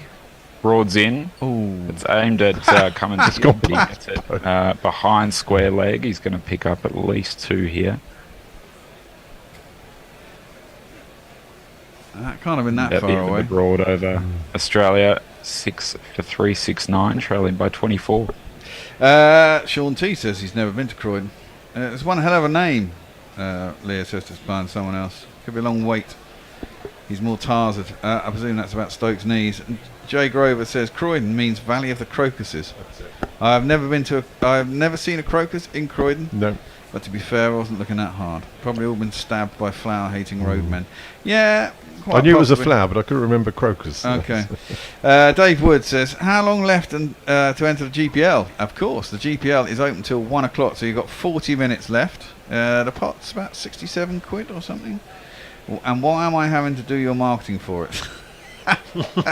Because, Dave, we start drinking wine because we got lovely Ponting 127 Shiraz today, and we have to start drinking it when the day starts, and so things go downhill quite quickly. Glorious, says Mog. I'll just get another one in. Shahul Shadul says, I am pretty sure England returned from Pakistan with the curator from Rawalpindi. Yeah, it looks that way. Robinson bowls, nicely driven by Khawaja on the offside, but there's no run. It's rare for Robinson not to get a wicket, but he's not really looked threatening at all, is he? Let's put that down to the track, shall we? Well, yeah, we should, and more than likely anyway. But you've got to find a way to do it. You've got exactly that. You've got to drag up what you were doing in places like Pakistan and think it over. Well, I had a bit of swing. Robinson in again. It's slower. It's on the pads. Khawaja gets it easily out to mid-wicket for a single. That's a slower ball. It was almost like an off-break, I think. Well, it certainly had a bit of swing through the air, didn't it? 64 miles an hour. What did he do? Warren wants to know on transport, Dan. He says, can Dan regale us with details of the Melbourne hook turns? Melbourne hook turns. So for those who may not know, that's where there are some intersections in the Melbourne CBD where if you wish to turn right, you must sit in the left-hand lane, and then as the lights fade from amber to red, you then turn right across the intersection in front of oncoming traffic. It's a lot of fun. On a red light? And that sounds on a red like light. a recipe for lots of crashes. Would I be correct in that? I presume Melbourneians know how to do it, actually, but surely we're quite good at it. Robinson bowls one of the slowest leg side bounces you've ever seen. 131 kilometres an hour. Maybe not that slow. Maybe I was being a touch harsh. I gather maybe a lot of tourists wreck a lot of rentals. Well, it's tempting, isn't it? Yeah. As you leave the higher halls, and exactly what are these Melbourne hook turns? Okay. Robinson in again. It's another bouncer going miles down the leg side. Cummins completely uninterested by that one. I'd be tempted to tie. That was one for the over, and it was an oval. No ball. I'd be tempted to tie some Yorkers and take the pitch out of the bloody equation. You know? Over the line! Huh? I'm sorry, Smokey. You were over the line. That's a foul.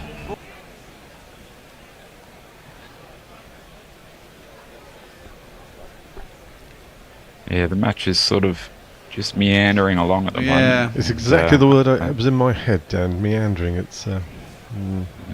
I suspect Australia will be very happy to continue meandering as Robinson is in and Cummins is defending on the back foot. There's no run. That's a much better ball. That had half a chance of getting to the close-in fielders. You've got to get the line right, haven't you? The ball was Yeah, it was short. well played by Cummins, actually. I'll give him that. Got his body in behind it. Yep. Picked it early. But it was actually the right direction from Robinson for a change. Robinson is bowling over the wicket. This one's down the leg side again. Cummins is uninterested. Lets it go through to Bairstow. He's changed to over the wicket here, so didn't really produce a very good ball with it. But If I was Stokes, I would be back another wicket or two for the one that he does pop up like he did in the previous over.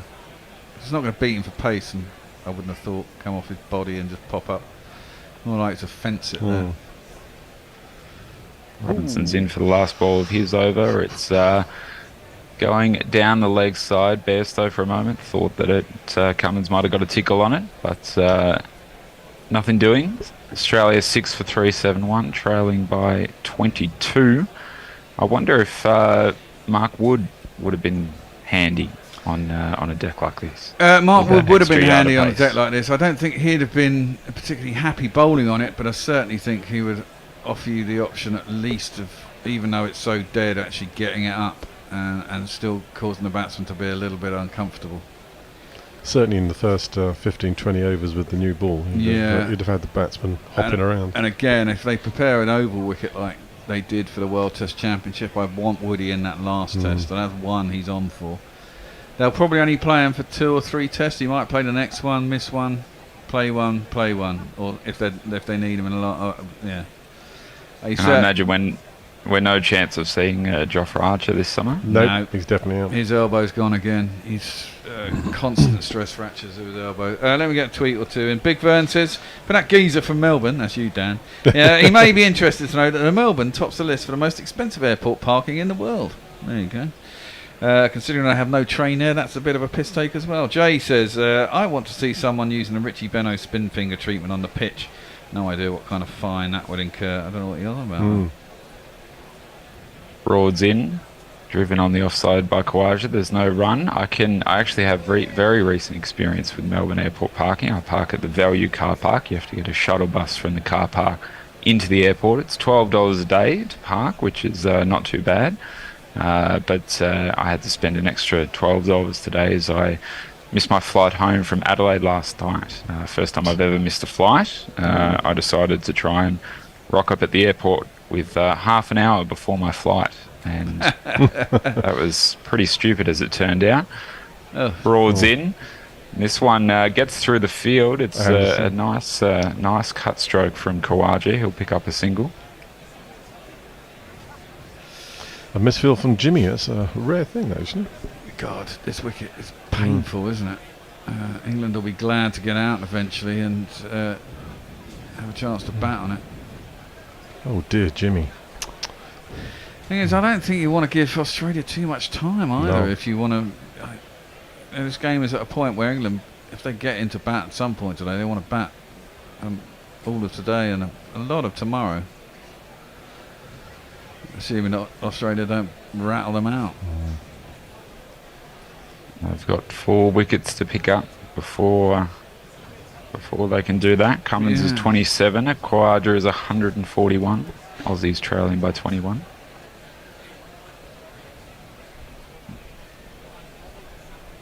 There have been only 3 entries in the GPL. You got 32 minutes, 297, 337, and 367. Messes? No, they're on Boyne waiver. Broads in, it's defended on the back foot by Cummins. No run. How many runs have we had so far? About 60. They were 82 behind, I think, at the beginning of the day. So 61. 61.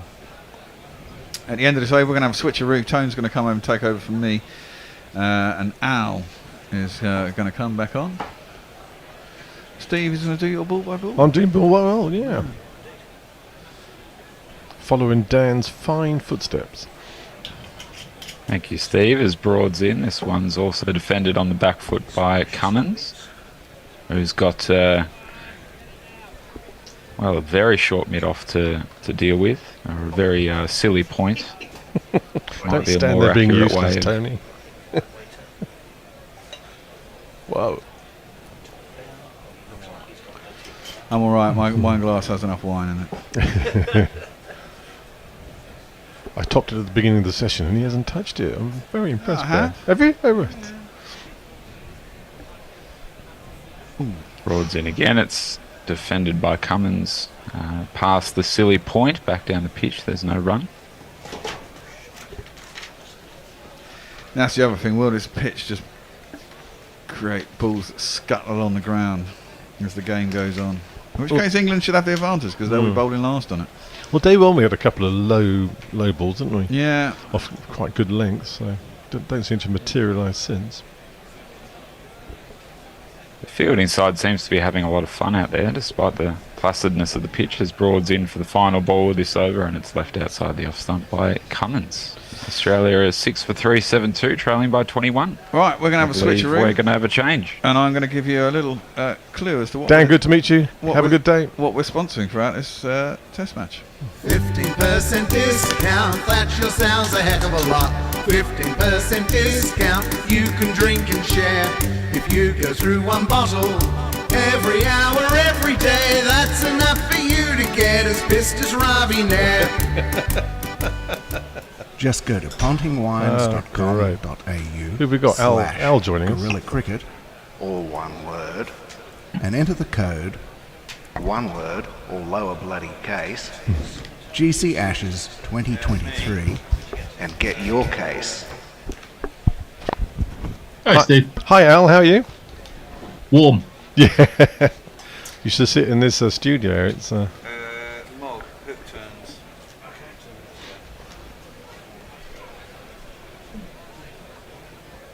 So, WinViz has Australia in the driver's seat. Yeah, it certainly does. 54%, England 38, the draw. 8% actually. Well, we might as well make the most of this. There might be some rainfall this afternoon.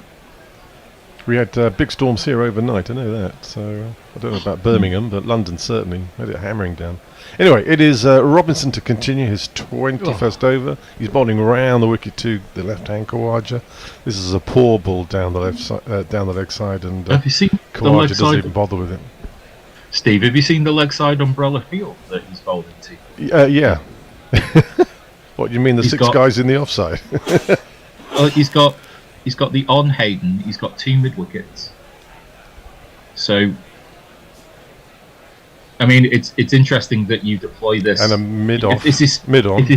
If this is your secret weapon to deploy it when he's 141, seems a little locking the door after the horse is bolted. Robinson again. This one actually is on the stumps, and Khawaja has been fairly played well within his shell today. Hasn't really been very expansive at all, and just pushes the ball into the ground. Basically, it's fielded by one of these 4 England fielders. They're no more than 20 yards from him, so they're It's almost all quite shake his hand. intimidating, isn't it? Yeah, there's no one behind square on the leg side. An interesting field setting, Mr. Stokes. But anyway, let's see. Robinson is in again. This is foul, but this is much better. Tempted Yorker slightly outside off stump. Khawaja misses it. Tried to play it. Goes through to Bairstow. And Root and Jimmy Anderson are having a right old giggle about that one. Well, I'm glad they're light-hearted. Yes. I'd be concerned if I was England, but they don't get concerned, do they? This current England side, they just want to have fun, and there's nothing wrong with that. I have to say the England fielders are laughing and joking actually all the time, so they seem to be enjoying themselves. Oh, that's the There's me idea. thinking the girls just wanted to have fun. Turns out it's the England team. The umbrella's slightly widened now onto the offside. Yes. Good lord. Yeah, we've it got is. a mid-off, a slightly wider mid-off, and a sort of a very, very close. So there's 6. Here comes Robinson. Oh, he's bowled him! And Khawaja makes the first attempt at something exciting in his batting, dances down the wicket, and Robinson has yorked him, uprooted the off stump, and that is the end of Khawaja's long, long innings. Yep. Let's see. How about this one?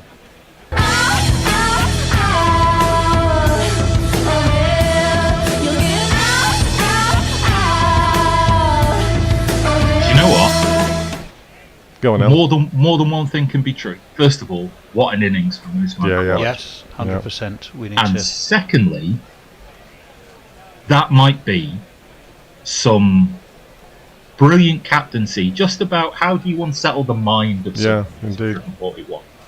And to start with it just being on the leg side, 6 close fielders, you're kind of, well, if you're going to do that and give me that much expansive room in all these areas, I'm going to change the way I play a little bit. It worked. It's maybe it's a little after, therefore, because of it, but I think you beat me to that one, Al. I was going to say the same thing. I was looking at that umbrella field, and I was thinking, would Khawaja have even attempted that shot had he not had, 3 men right in front of him on one side and 3 men right in front of him on the other? He tried to give himself room to go where the gap was and got himself bowled in the process. He does deserve one of these, though. Yep.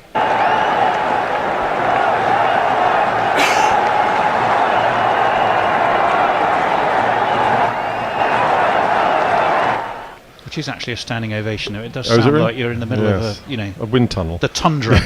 in a log cabin somewhere. You've just opened the door in the middle of some sort of snowstorm. Anyway, Khawaja has gone for a pretty impressive 141 off a 321 or 322 balls. It's been a long knock. Robinson staring him out as he goes. The 7th wicket has gone down. Nathan Lyon has come to the crease, and I think here he is. This is the jingle.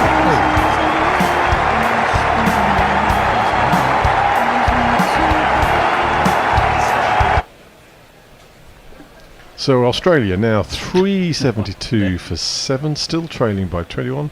Nathan Lyon's average 12.7. What the hell's going on? Stop it! Stop! What the hell's going on? I don't know how to stop it. It's just. Oh, hang on. He's done it! Yeah. What is going on there? Would you believe I'm trying to turn it off? I think I might be double clicking it by trying to turn it off, thus making things actually worse.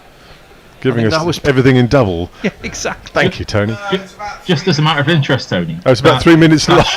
That short-lived career at Ministry of Sound. Why did that end again? Which is the eject button? The one with the arrow. There it is. It's gone. It's been ejected. It has ceased to be. As indeed has Usman Khawaja, rather sadly, but at the end of a terrific knock. Anyway, Robinson is now ready to continue. He's tried again another attempted Yorkshire, unfortunately not accurate enough. Leg side of Nathan Lyon, and Bairstow gallops to his left and gathers it. So that makes things a bit interesting. We were talking about it meandering in the last section. It certainly changed a bit. We were a bit. And England have got back to what you might call a much more regular field. There's no slip, but there is a wide gully. There's a fly slip. There's a fly slip there, This is interesting, yeah. A man at cover. Robinson is at his mark and is on his way back in to complete this over. He's short. That's an attempted pull by Nathan Lyon. Quite useless. Gets up the bottom edge of the bat. Ends up in the hands of the man at gully. Sadly, all the way along the ground. So end of that over. Australia 372 for 7. Tony. Yes, Mog said hook turns don't result in so many car-on crashes, but the trams clean the fuckers up. Message is, if you're a tourist driving in Melbourne, you very quickly learn to never turn right on the tram routes. I've not driven in Melbourne, but I've certainly ridden the trams and thoroughly enjoyed it. I'd prefer them to Croydon, but then again, I'd always prefer being in Melbourne to Croydon. Anything so there you go. Preferable to Croydon. Farong says the hook turn prevents vehicles from blocking tram lanes. Yep, that's Dr. Anthony Condon. Doctor. Welcome. Says they're pretty simple once you've done them once. They're very well signposted now. Back in the day, you could do it on a green light. That was fucking chaos. So there you go. Looking forward to discussing Anthony's book at some point, by the way, which is the story of the Commonwealth. I can't remember the name of it. It was the straight after the First World War, anyway. Anyway, Broad is in now to start his 22nd over to Cummins, and this has been punched behind square on the offside. Jimmy Anderson has gone in pursuit, has pulled it up before the boundary, and they've added 2 more to the score. The Australian trail by under 20 now, 19 runs. Cummins has moved on quite comfortably, really, to 29. He had a bit of a feast at the expense of Moeen Ali, 2 sixes off the 1 over. Since then, he's gone back into his shell a little bit, but he's batted quite well. Steve. Yeah. Stokes has got his helmet on because Broad's got two short fielders, one on the offside, one on the on, no more than 2 yards away from the wicket. This is why. This is short, and Cummings has played it and actually managed to play it pretty well. The ball dies at his feet rather than looping to either the Pope on the offside or Stokes on the leg side. So, and they're in front of him as well. They were in the previous over actually square, but they've actually moved themselves to. Stokes can't believe that he hasn't actually lobbed that towards him. It's a cracking ball from Broad. It's right at Cummings' throat, and I have to say Cummings has actually played that really well. He did, didn't he, in the end? Yeah. Dr. Anthony Condon's book, I'm going to tell you in a second after this delivery. Yes, Broad is passing on par. A bouncer.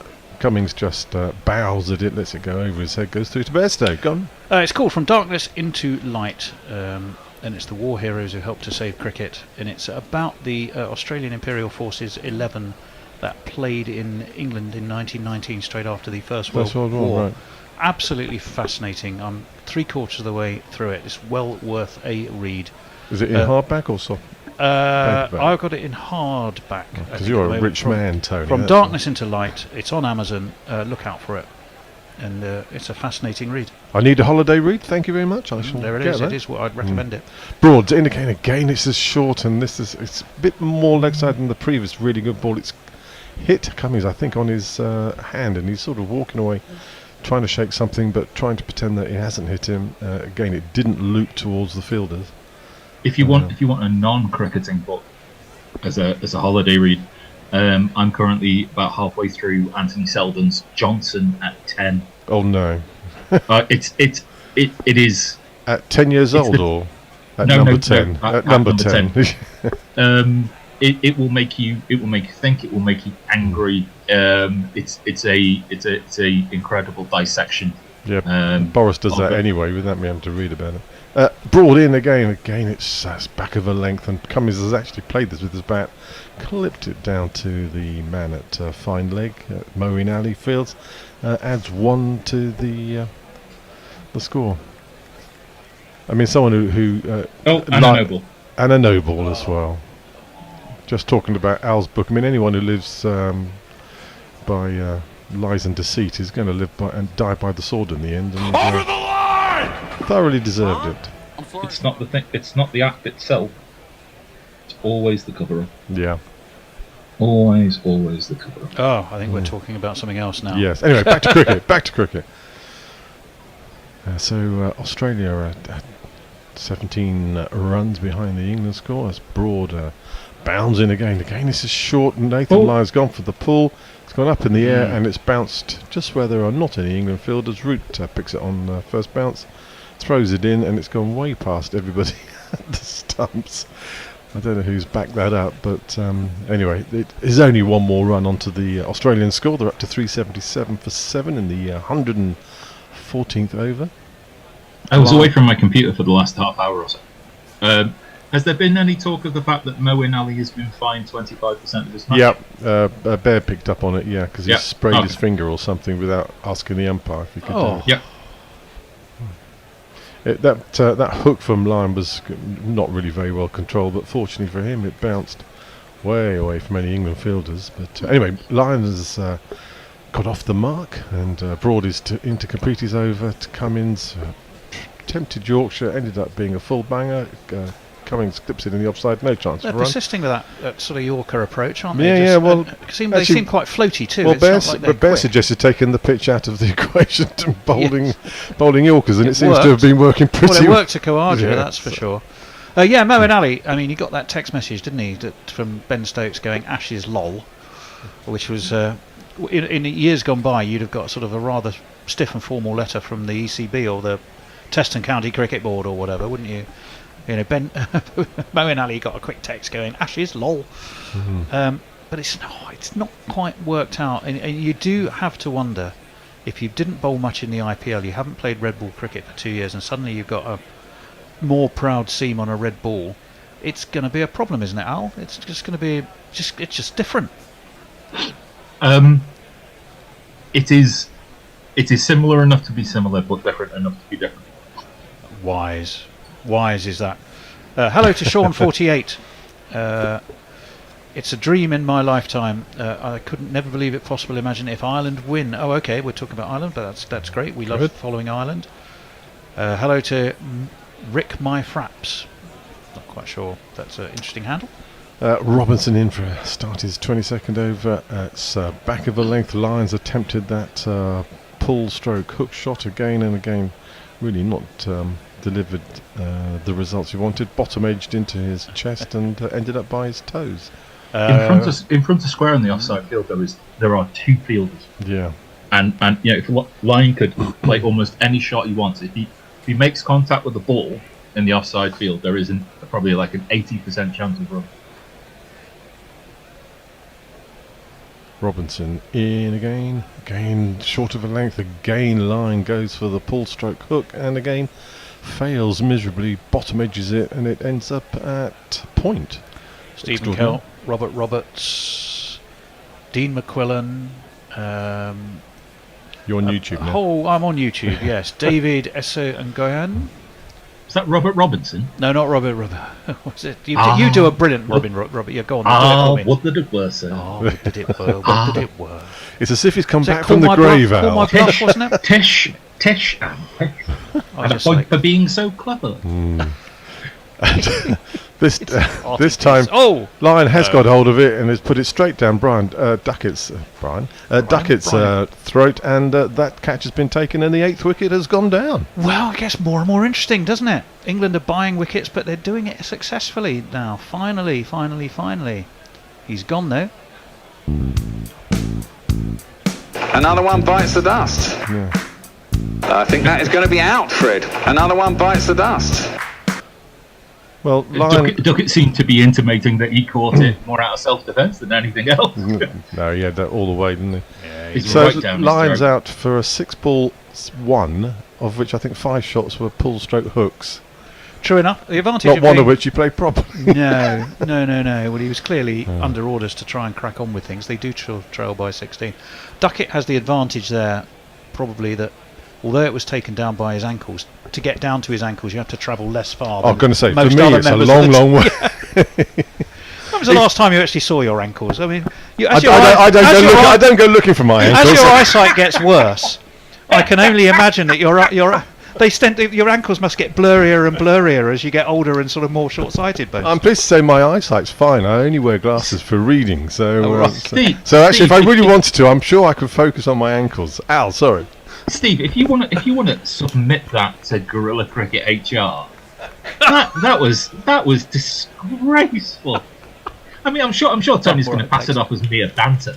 Yes. That was bullying behaviour. What do you think? It's heightist or something, Al? When was the last time you saw your ankles? Being as tall as Steve has many advantages, not least of which you're one of the first people to know when it's going to rain. Yes. And he can always tell me, and then a few minutes later it will be dropping on my head. The good news is it's not raining up here at the moment, Tony. So anyway, the new batsman is Scott Boland. We better jingle him up. Yes, we had. Where is he? Especially as he has a great jingle. Let's look under B. No, it's not there. Oh, here he is. Boland, here comes Scotty Boland. So Robinson in a full bunger, and actually Boland has played that really well. That was a very good Yorker right on the crease, and he's managed to keep it out. So these Yorkers are working though. Let's be honest, they were actually working. Well, Bear suggested it. They obviously listened to him. So, it was a cracking ball, absolute cracking ball. Well played, batsman. Bestradamus. Yes. He gets wiser the more wine he's drunk, I tend to find. We must start him at 11 o'clock more often.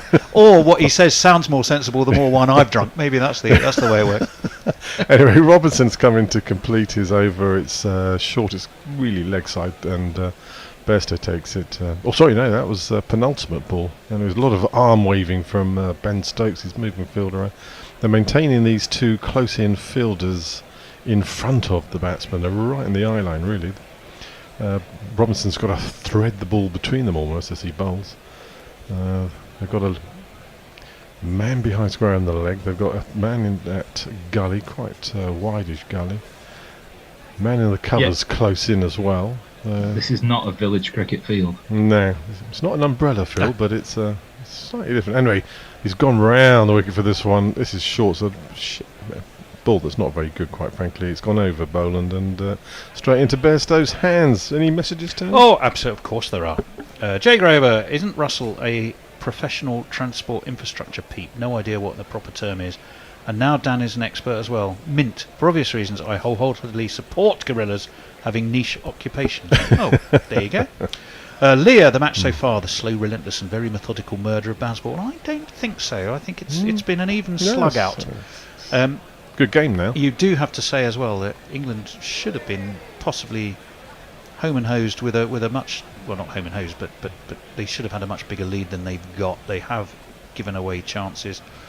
Jay Grover, I am concerned about my mental health. I were Benno advocating soaking his spinning finger in urine. Tried to look it up and can only see references to cameline lotion. Calamine, I think it was. Calamine, yeah. Not cameline. Cameline. Well, maybe there's cameline. Lotion from a camel. Well, you don't want any of that. That sounds horrible. Why the fuck would my brain make that shit up? Yours confused. Well, fair enough. This bloody bloke with the big footballer game. Anyway, Broad is in to start his 23rd over. This is not a very good ball. Leg side-ish. It's been pulled behind square by Cummins. They take a run. They've come backwards. They've gone in and out. I don't think they ended up adding a run to that. Apparently, They did. They did. Yes, they did. Yeah, they did. Cummins They took a has single. moved on to 31. Apparently, I have flustered mules of panic, and they're oddly endearing, according to Jay. Is that what to Jay? Is that when I'm trying to find jingles? I think it's when you're trying to commentate on replays, to be honest. I've never done that.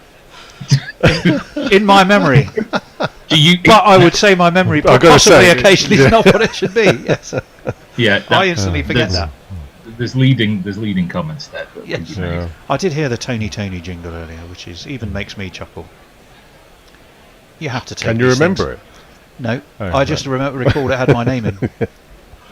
Right, so these two close infielders are still there. Pope and Stokes in the eye line of Boland as Broad comes in. This is a better length ball, and Boland actually plays it quite well. That would probably just clip the top of our stump. Good ball. When you two get together, yes. Which one of you is Jack Lemon and which one of you is Walter Matthau? I think I'm Walter Matthau because I'm better looking. I think that's complete bollocks. And I don't know whoever told him that. To be honest, not even his own wife would tell him that. to be honest, we think of ourselves more as Statler and Waldorf. Yeah. Anyway, there we go. Broad's in. And and that is just lobbed into Pope's hands in the offside. The plan has worked, and Boland has gone for a duck. Well, this is extraordinary stuff. Did you say Stadler and Waldorf? Yeah. You flipping muppet! Muppets. Well, sorry, I can't instantly rewrite the Jingler's Genius just like that. So you'll have to have it singular, as it were. As long as it's making you laugh, Al, that's all that matters. That shot isn't half bad. I know, it's all bad. Yes. The look of absolute surprise of Ollie Pope's body language in terms of what, like seeing it. I can't believe he's done that. He's fallen into the trap.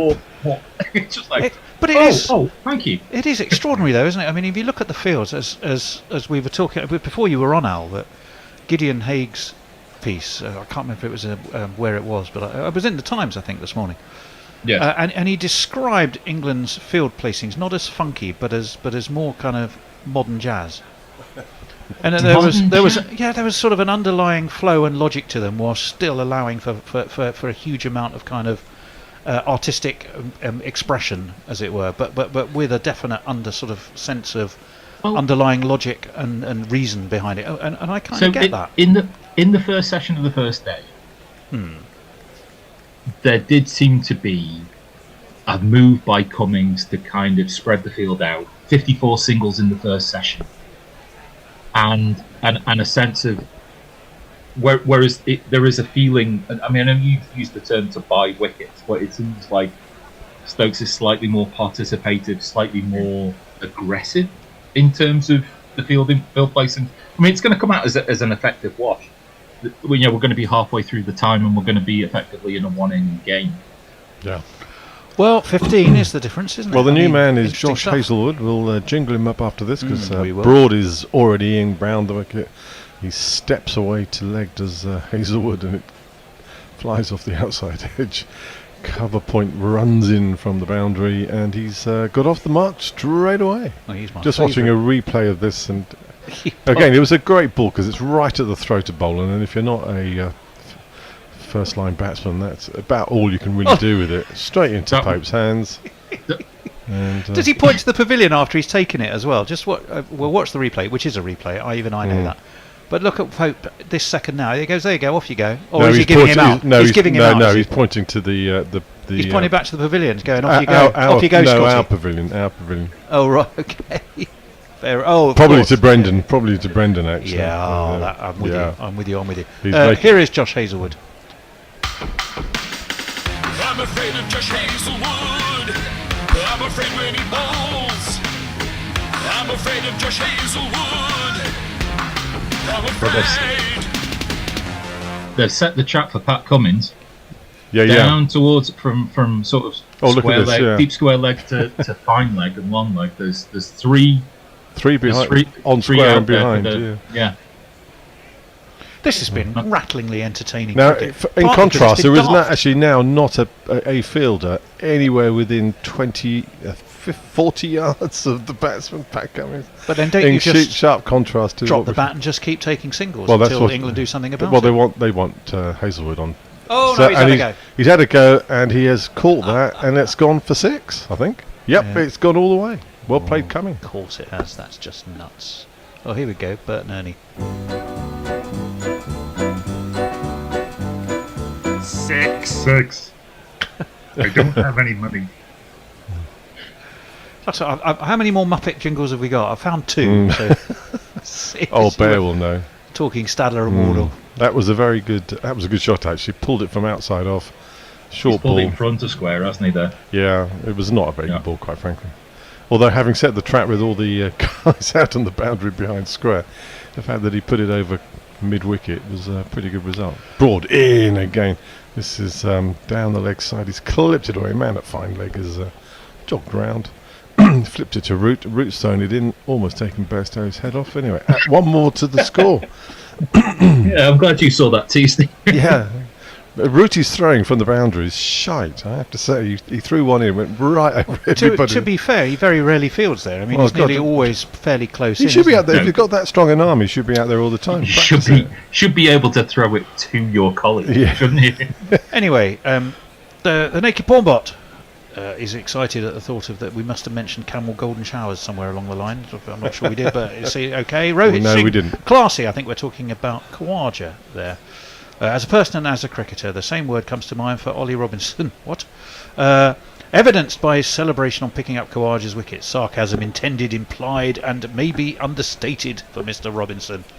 We know what you mean. Leah says, I believe in England's ability to collapse in on themselves in an attempt to make the Faroz Shah Kotla look structurally sound. I'm not quite sure I get that one. It might need explaining. Rohit Singh also says, Faroz Shah Kotla's ability to look structurally sound needs no help from England to look structurally sound. The Indian batters are very capable of doing that themselves. Have we wandered off into this territory? I don't know. I'm sure there's a reason. Anyway, and it doesn't matter. Just keep Robinson bowling to Cummings. We're going with this dispatch. Oh, this one's gone miles up in the air. Mr. Stokes is running in. That's safely taken, and that is the end of the Australian innings. They are all out for 386. They trail on first innings by 7 runs. Pat Cummings, 38 off the 62 balls he faced. Hazelwood is the not-out batsman with 1.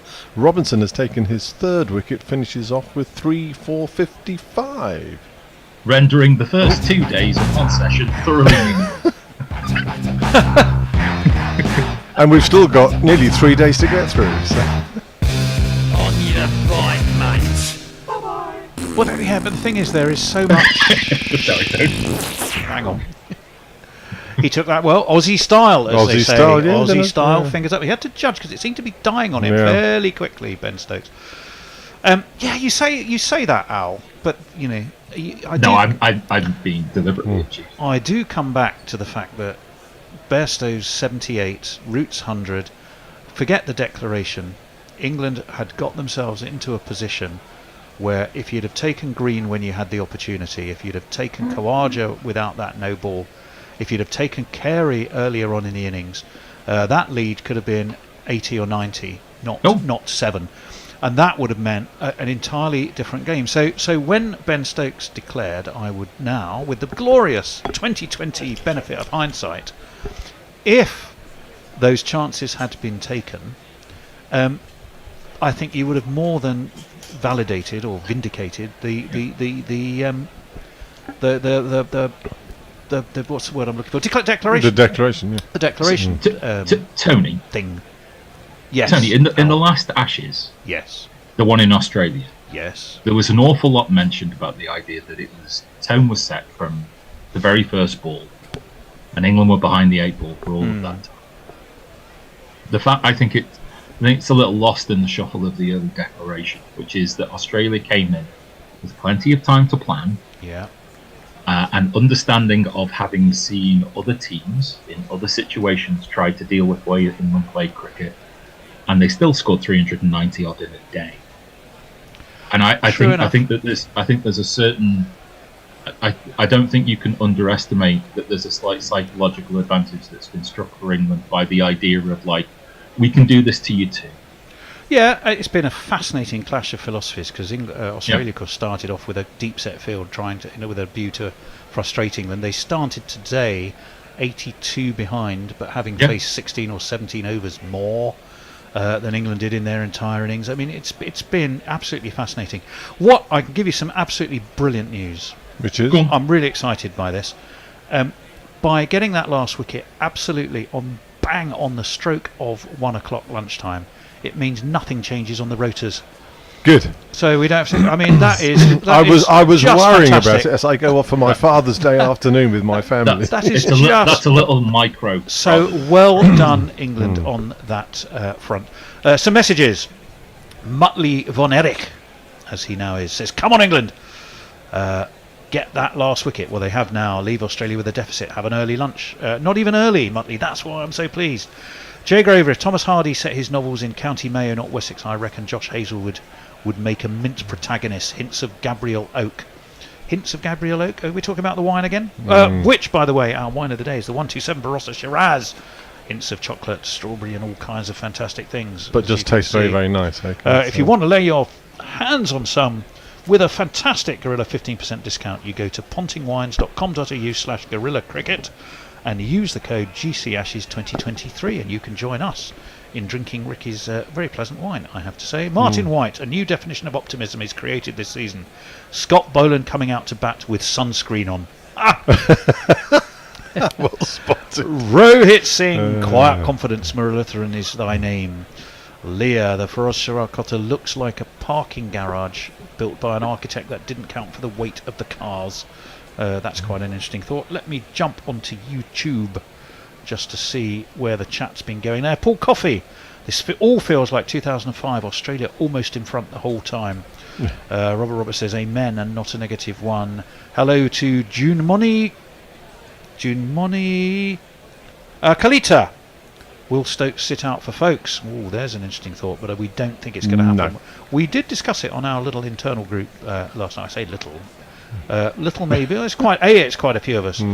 B, if you actually were to judge it on word volume by participant, I think one of us would get about 80% of all the words that go on in the WhatsApp group. And he, by the way, is there at Edgbaston today. So hello to you, Gary, if you are listening. Robert Roberts, Don Diego de Silly Pants, the usual gang, and plenty more of you on YouTube. We're delighted you're there. But England extraordinary, really. I mean, we were sitting there talking with Dan in the previous half-hour session about what Australia's lead might go to, and he was talking confidently about batting through the day. And here we're sitting at lunch, and Australia. Tony, Al, and I have taken 4 wickets. Without much effort. Exactly. I mean, what the bloody hell was Bear doing when he was in here? Yeah, nothing. Utterly absolutely hopeless. Nothing. We come in, finish off the innings. It all started with that umbrella field, Steve.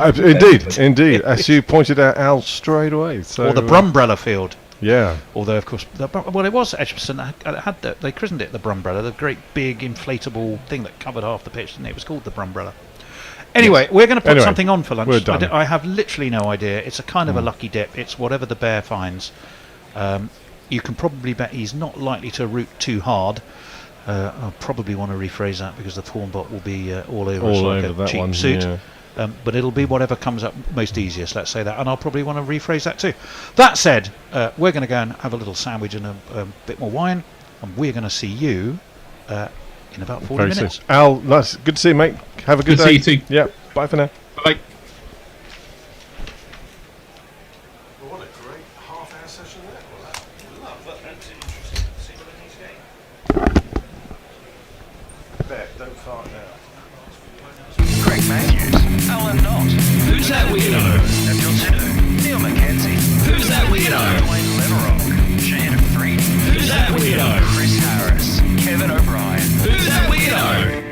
Good morning, good afternoon, good dawn, good dusk, wherever you are in the world. Welcome to Gorilla Cricket. I'm Gorilla Hendo, Nigel Henderson, and welcome to a whole new form of radio. It's part podcast, it's part quiz. Let's just call it a quizcast. It's called Who's That Weirdo?, in which two of the finest gorilla minds come together in a battle to the death as we brazenly rip off many other quizzes and merge them together in a smorgasbord of absolute nonsense. So this is how we play. This is the game. Who's that weirdo? And what we have is a live cricketer, a dead cricketer, or someone who is not a cricketer at all. I will issue the name. The contestants, the Bear and Messy Jez, will decide whether that person is a live cricketer, a dead cricketer, or not a cricketer at all. If they get it on the nose, they get 2 points. If they get it wrong, it passes over to their opponent, and they try and get an extra point or two from naming that person, what they are and what their age is. Are we ready to go? Morning Bear, morning Tony, morning Messi. Morning. Morning. Evening. Evening. Yeah, well, evening. As we said, it's always some strange different time in Australia. Indeed. If you had a video of this, you would see Messy Jez sitting with a beautiful orange background and the words "Who's that weirdo?" over the top of him, and he's also swallowing a bit of beer. Would you believe it? No, so courtesy of Brian 001, I might add. Thank you, Brian. If you're not entirely clear, what I do is I give you a name. First, I'll start with the Bear. I'll give him a name. I'll say like David Gower. He has to decide whether he is a live cricketer or a dead cricketer, or not a cricketer at all. In which case, he says, "Who's that weirdo?" And if he gets it on the nose, he gets the points. Messi, Jez will be his opponent, and Tony Bishop in the corner will be telling you lots of interesting details. In the naughty corner. I'm in the naughty corner. Lots of interesting details about the various people that you will probably never have heard of. So, are we ready to go? Are we going to have a toss? I don't know. Choose a number between 1 and 10, Bear. No, I'm going to get a coin. I'm going to do this He's going properly. to do it for right. Okay, so he's going to want. So I think I would take a point off him for that already. Right. Demanding a toss. Go on, Messi, you call. Heads. It's landing, and it is. I can't see it. I think it's a tail. It's a tail. It's a tail. What do you want to go first or second, Bear? I can't remember how we decided this would work when we did the run through. So, I'm going to play. You're going to play. No, there's no play or passes. It's just alternate. Oh right, okay.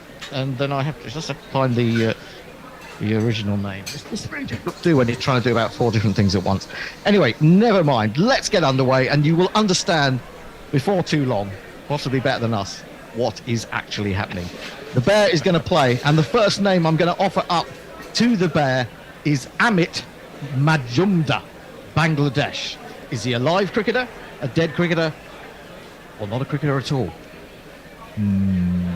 He could be a cricketer, obviously, because Bangladeshi names, but it doesn't ring a bell. And he sounds to me like an eco-type dude, saving them from drowning as the oceans rise. Well, you think he may be at COP27? Could be. Who knows? So I'm going to say, are you going to say,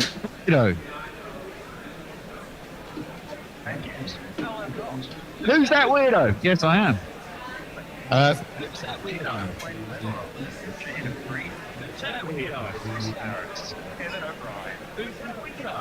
It's a bit long, that, isn't it? Anyway, would you just cut out the who's that weirdo bit? You're absolutely wrong. I can pass it over to Messi Jez Is he a live cricketer, a dead cricketer, or who's that weirdo? Well, you know he's not a weirdo. So is he a live or a dead cricketer? I think he's a live cricketer. Wow, you're absolutely on the money. And way. So you smack that round the corner for a couple. That's 2 runs for Messi Jez. And now, to try and complete the boundary. Sorry, I hate to say it, but I think I only get 1 bonus point in those circumstances. No, you don't. We've changed it. We changed it. We discussed it in the car. I'm sorry, you get 4. You get 4. So I'll take what I can get. Take what you get. Absolutely. I make the rules. So, how old do you think Amjad is? So he's a live cricketer. I reckon he's up and coming myself. I think he's only 23. Well, I can't offer you another point because I'm afraid you've missed out by a long way. He's actually 31 years old, is he not, Tony? Tell us what you can about him. Well, there isn't a huge amount to tell about him, which might suggest a career that hasn't fulfilled its promise, probably. He's 31, left-handed opening batsman, bowls a bit of leg spin. He idolised, probably still does, Yuvraj Singh. Took up cricket in 2000, part of the Bangladesh squads for the Under-19 World Cups in 2008, 2010. And he, at the time this was written, but on Cricinfo, I think it was a while ago, it did mention he was also interested in becoming a doctor. And the fact we've hardly heard anything about him suggests he probably went and did that rather than play as much cricket these days. But there you go. But he will be able to look back at the end of his career, whatever it be, whether as a cricketer or as a doctor, and say he was the first name on Who's That Weirdo? He will. Run by Guerrilla Cricket, won't he? Well, he will. Ignominy to his grave. Will that Yes. be put onto his Wikipedia page? I certainly hope so. Well, you can. I was looking at Wikipedia this week and how one managed it. You have to gain credibility by editing loads of other people's. We'll never gain credibility. Us lot. Don't be daft. So you've not got an average for him? No. Okay, well there you go. Would it help you if I did? You really jumped up. There we go. We're moving on. This is for you, Messi Jez, to see if you can strike a couple of runs behind square on the offside. Okay, I'm all warmed up. You're ready for Francis Quinn, Ireland. Francis Quinn, Ireland. Live cricketer, dead cricketer, or not a cricketer at all. In that case, a weirdo. Francis Quinn of Ireland. Well, I think he's probably an Irish politician, so I shall say, who's that weirdo? No, you're absolutely wrong. It's not a Who's That Weirdo. So it goes over to the bear. You're not doing very well on your own with your own spells, are you? Francis Quinn is Francis Quinn a dead cricketer or a live cricketer? Francis Quinn could be a woman, couldn't she? How is the Francis spelled? That's what they're asking. Wow. Is it with an E? Is it with an I? Well, can I ask that question? No, you can't ask that Damn. question. I'm afraid not. No. And in fact, for asking or trying to ask that question, I'm going to take 1 point. What the? I'm sorry. Rejected from this fucking game. Hi. I'm sorry. You must learn to know your place. I am the. Yes. Francis Quinn, Ireland. Dead cricketer or live cricketer? I'm going to say dead cricketer. Dead cricketer, yes, you're absolutely right. He, she, it is a dead cricketer. And can you tell me what age Francis Quinn was when they died? When they died. Man. Okay. For a 4, this is for a boundary. Could have died in the potato famine. Could have. Cricket's been going on a long time. It's been going on a long time. Has it been going as long ago as the potato famine? I don't know, probably 1800s, wasn't it? It was turn of the 19th century, wasn't it? So, turn of the 20th century, just shy of. I can tell. I'll give you a clue. She died in 1996. I'm going to give you a little clue. I'm just a little bit of help because I know you're struggling, and I'm not struggling. I'm going to have to have a guess. I guess she'd be quite old. She might not. She could have died early. Anyway, I'm going to say 76. Oh, you just miss out on a boundary because she was 80 on her death in 1996. Tell us more, Tony, about Frances Dunn of Ireland. Francis Quinn. Quinn. She was the mighty Quinn. I think it was a bloke, though, to be honest. All right. Known as Frankie. Mm-hmm. Played for Ireland between 1936 and 1948. right-hand bat, right-arm medium bowler. Had two brothers, Jerry Quinn and Kevin Quinn, not Niall Quinn. Both played cricket and international rugby union for Ireland. As a boy in Gort, Francis used to play, as did his brothers, Gaelic football and hurling before their family moved to Dublin. Well, I can tell you... You sure she wasn't related to Harley Quinn? Very possibly. good. That's such a bad... I'm sorry, Messi. I'm going to have to take a point away there for a bad joke. So Jesus Christ. We're doomed, Bear. We're going to end up in the negative. Level now, 1 point, because you didn't get the... Don't start looking at the score sheet. Just wait until the end and I'll tell you what the score is. Then you got 2 points for getting it right and I only got 1. No, because you were because you're a very naughty boy and he's not. It was not your choice to win, was it? It was. It is, either. All right, okay. I did it. Okay, 2. So the Bears were leading by 1, 2-1. Right, back to the because Bear. I lost the point as well. Back to the Bear. Number three. Hang on. I think we need a contestants conference here. Do we have confidence in the Quizmaster? No, at all. He's useless. What do you think, Tony? Remember that you're driving me. I'm not sure how that works, to be honest. No, it works, actually. Yeah, exactly. He's threatening you. I think you leave it. I make him fucking walk home. Jesus. Subordination amongst the contestants is not not a thing. You want to be on every week, then you're going to have to, you're going to have to scratch up on your behaviour. Indeed. I've given you a nice big bottle of Cobra, so you should be nice and relaxed. That was, yeah. Oh dear. I got the rest of my spliff next time. All right, okay. Well, if you do leave in the middle of a question for a spliff, you will of course lose points. Just remember that. Okay. Right, moving on to number 3 in our 12 names that we have today. The first 3. How about John Bloor, Bloor, England? Live cricketer, dead cricketer, or who's that weirdo? My turn, isn't it? John Bloor, dead cricketer. No, you're wrong. He's not a dead cricketer. That goes over to Messi Jez for a couple of runs. Nip it behind square this time, or maybe just in front of square. Past Moeen Ali trying to catch it and see what happens, Messi. Who's that weirdo? You're absolutely right. It is a weirdo. And do you know, are they alive or are they dead? This is just for interest. But we will ask you for the age in a minute. But did they die, or are they still alive? I suspect that he's dead. No, you're wrong. I'm afraid you're wrong. We haven't allowed for this situation, have we? No, tell me, why are you asking? Well, I'm assuming all the weirdos are actually alive. Why? They're just a weirdo. Well, because they're just a weirdo. Assume anything in this game, Bear. Don't assume. It's an important thing that you should remember. Makes an ass out of you and me. But what are you supposed to guess whether alive or dead? All right, so we'll do without that then. Anyway, do you want to tell us a bit about John Bloor then? Well, I absolutely can tell you a bit about John Bloor. Don't I get to choose his... Yeah, but... guess his age? Yes, because Messi did know, so Messi can guess his age. Go on, guess his age then. Yes. Go on. So I'm reckoning he was 72 when he died. No, I'm afraid not. He's alive. I just told you he hasn't died. Oh, sorry. Yeah. Oh, he's 72 now. I don't know. One thing I can tell you, Messers, is that... He's going to die soon. At one point, he was 72. Yes, he was. On his way to being 79, which is what he is now. And he got there pretty quickly, and I'll tell you the reason he got there pretty quickly. Well, he got there in 3 years, I guess. Is because, well, between 72 and 79. Yeah, okay. He got there in 7 years. Well, the reason he got there very quickly is that he is the owner of Triumph Motorcycles. So he got there in a hurry. He's also a house builder. He's got an OBE.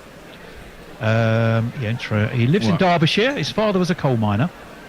Quite a hip guy, although in this case the hip was more of a problem in that he's got a dodgy hip, and that means that he doesn't really ride his motorcycles anymore, and these days has to troll around in a Range Rover. There you go. Tragic end of life for John Bloor. Land Rover Overfinch, no doubt, and a man who owns Triumph motorcycles, and he's probably loaded. Yeah. Do they still make Triumph motorcycles? Yeah. Do they? Yeah, they went out of business for quite a while, I think, and then they got rebought. Yeah, 20 years ago, 30 years ago. Okay, we're moving on. We're moving on to Messi Jez, and we're staying in Ireland for some reason. Josephine Mitchell, Ireland. Live cricketer, dead cricketer, or who's that weirdo? I think Josephine Mitchell. Josephine. Excellent name. Excellent name. Great name. Lots of Mitchells play cricket, so I'm going to say she's a live cricketer. You're absolutely wrong again, and I can pass it over to the bear. Josephine Mitchell of Ireland. Is she? What did you say, Messi? You said she was a live cricketer. I did. Who's that weirdo? Yes, she is a Who's That Weirdo. She is Who's That Weirdo, and she's Do you want to? No, I get to go. Now I'm assuming she's alive. Don't assume. Well. Don't assume. 55. Oh, you're absolutely nowhere near. No extra points for you, I'm afraid. Died age 92 in 1995. Tell us all about her, Pony. Your name for a moment. Whoever you are, whatever your name is, boy in the corner. Man who drives me to cricket. Man who drives me to cricket. Well, I can tell you, she died very sadly at the age of 92. That's a good age. In 1995, she was Ireland's first female saxophonist. Born in 1903 in Dublin, played her first gig at the age of 11, toured Europe, settled in Berlin in the 20s, played jazz with such jazz legends, and I know Hendo will appreciate this, as Coleman Hawkins and Django Reinhardt. Married a Belgian bloke whose name I can't recall, but she did it just to get out of Nazi Germany at the time, so she escaped from Germany. Just on Josephine Mitchell, really. Well, I know she's got no connection to cricket, but we should do a programme anyway. Yeah. All right. Okay, moving on. No extra points there, I'm afraid. Paul Matavere of Zimbabwe. Yes. This is for the bear. This is for me. Paul Matavere, live cricketer. No. Not a live cricketer. Paul Matavere, Zimbabwe. Messi Jez. That, to be honest, that's something I would have picked too. Well, dead cricketer then. No. Who's that window? No, it's a Zimbabwe. Window from Zimbabwe. Tell us all about Paul Matavere from Zimbabwe. Well, Paul Matavere. You get to guess his name, age. No, because I didn't get it right. Right. No. Well, he died at the age of a premature age, I'm sad to say, of 44 in 2005. He's a blind musician. Rose to prominence in the 80s when he joined the Jaros Jiri band based in Bulawayo. By the time of his death, though, he's believed by some to have become the owner of a large herd of cattle and spent his last days as a farmer. If you want to listen to some of his stuff, though, which such is my commitment, you've had a listen to this research. I did listen to, and I can tell you, it's actually really rather good. It's a kind of a cross, a sort of jazz meets township jive. Township jive. Well, that was his cattle. Unfortunately, it wasn't a sheep farm. It is jazz meets township jive sort of sound. Check out albums Diana or Dr. Love. And you'll get a feeling for what I mean. Well, there you go. You can't say this is not an educational programme. There you go. Right. Can we give the bishop a point? I mean, I think the depth of this research is to be applauded. No, because the bishop is quite literally pointless. He is pointless, and I've done the research initially. Then I just has to go and look at it, basically. Right, last one before we have a break, and I'll tell you what, we have an absolute treat for you coming up in the break. Those of you who've been receiving our Maximum weekly newsletter will know that we have a wonderful columnist known as Chris Woke. And he's absolutely wonderful. He's all about forced inclusion and social justice. And after we've had this last name, the first half, he will be bringing you a few of his thoughts, just so that we can spread the word of woke. That will be rather wonderful. Okay, the final name before we go to Chris Woke, and this is for Messi Jez, Lance Hamilton, New Zealand. He's got to be a cricketer, hasn't he, with a name like that? Wouldn't you, with Lance a name like Hamilton. Lance Hamilton. Is he I'm going to say he's a dead cricketer. No, you're wrong, I'm afraid. Over to the... Hey, we're 6 for 6, Bear. How about that? Oh, none of us have got them wrong, have we? So, what did you say he was? He said he was what did you say he was, a dead cricketer? I said dead cricketer. Dead cricketer. Is he a weirdo or is he a live cricketer? I've had 3 weirdos in a row. Yeah, well, you see... so I'm going to go, he's a live cricketer. Yeah, absolutely right. He is a live cricketer. And now, for some extra points, what is his current age? Lance Hamilton. I think he's recently retired. Do you think recently? 42. 40. No, I'm afraid no extra points for you. He's actually 49. Tell us everything there is to know about Lance Hamilton, the alive cricketer. Well, there's from New just so Zealand. much. I don't think I can tell you everything. I'll give you a few highlights there. He's from Papakura in Auckland. He's a left-arm fast-medium opening bowler for Central Districts. Let me see. He has only played 2 ODIs for New Zealand. Took 1 wicket, so he has an international average of 143, which is not exactly particularly special. I don't think he was played enough, to be honest. I think he did, however, play against Australia in a tour game, I think, for Central Districts in 2005, and has rather lived in the shadow of fellow left-arm bowlers like Jeff Allott, Shane O'Connor, and the very excellent James Franklin. Ah, right, yes, of course, indeed, James Franklin, who's just left Durham, has he not? Or was that a while back now? It's that bowler when India came to England who did that whole series where he didn't get a wicket until the last Test match. Prakab Singh or something like that. Something like that. Yeah, he was a right arm bowler. He wasn't left armer. He had an average of over 200 at one. Yeah, but he was a brilliant trier, wasn't he? Yeah, he was a marvellous trier. Are you fishing for bonus points there? Yeah, no, not at all. You won because that was quite good. So,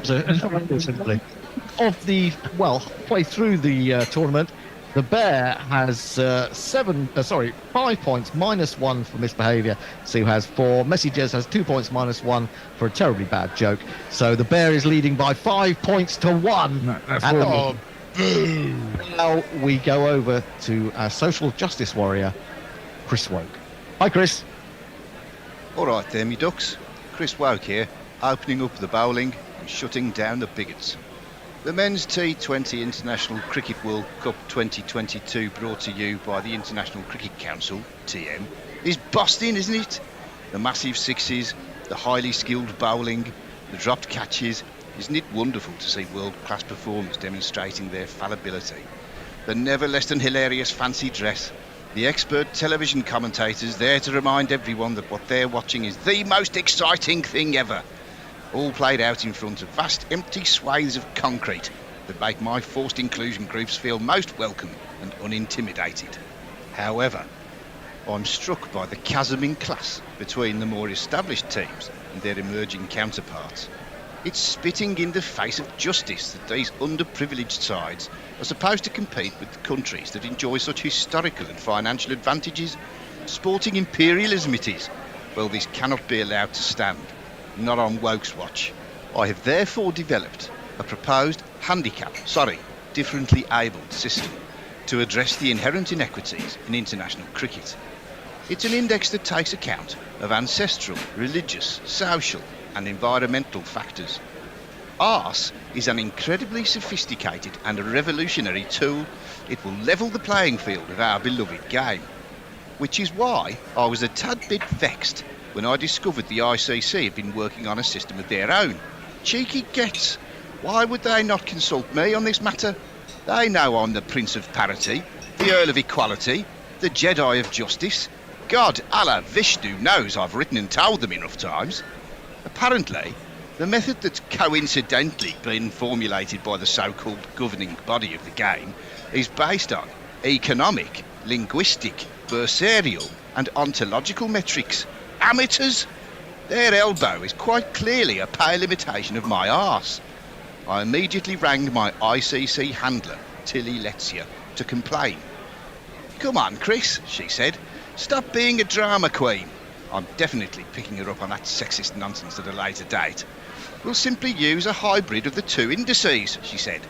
A hybrid? What a bugger's muddle that would be. How can Tilly expect us to combine two such radically different methodologies? She clearly doesn't know her left from right. Does elbow allow for the Celtic shoulder chip variation that makes Ireland versus England a special case? Does it, balls? But such nuances are factored into my arse. Of course they are. In fact, I've run the whole tournament through my virtual arse, and I'm here to tell you the final will be between Afghanistan and the Netherlands.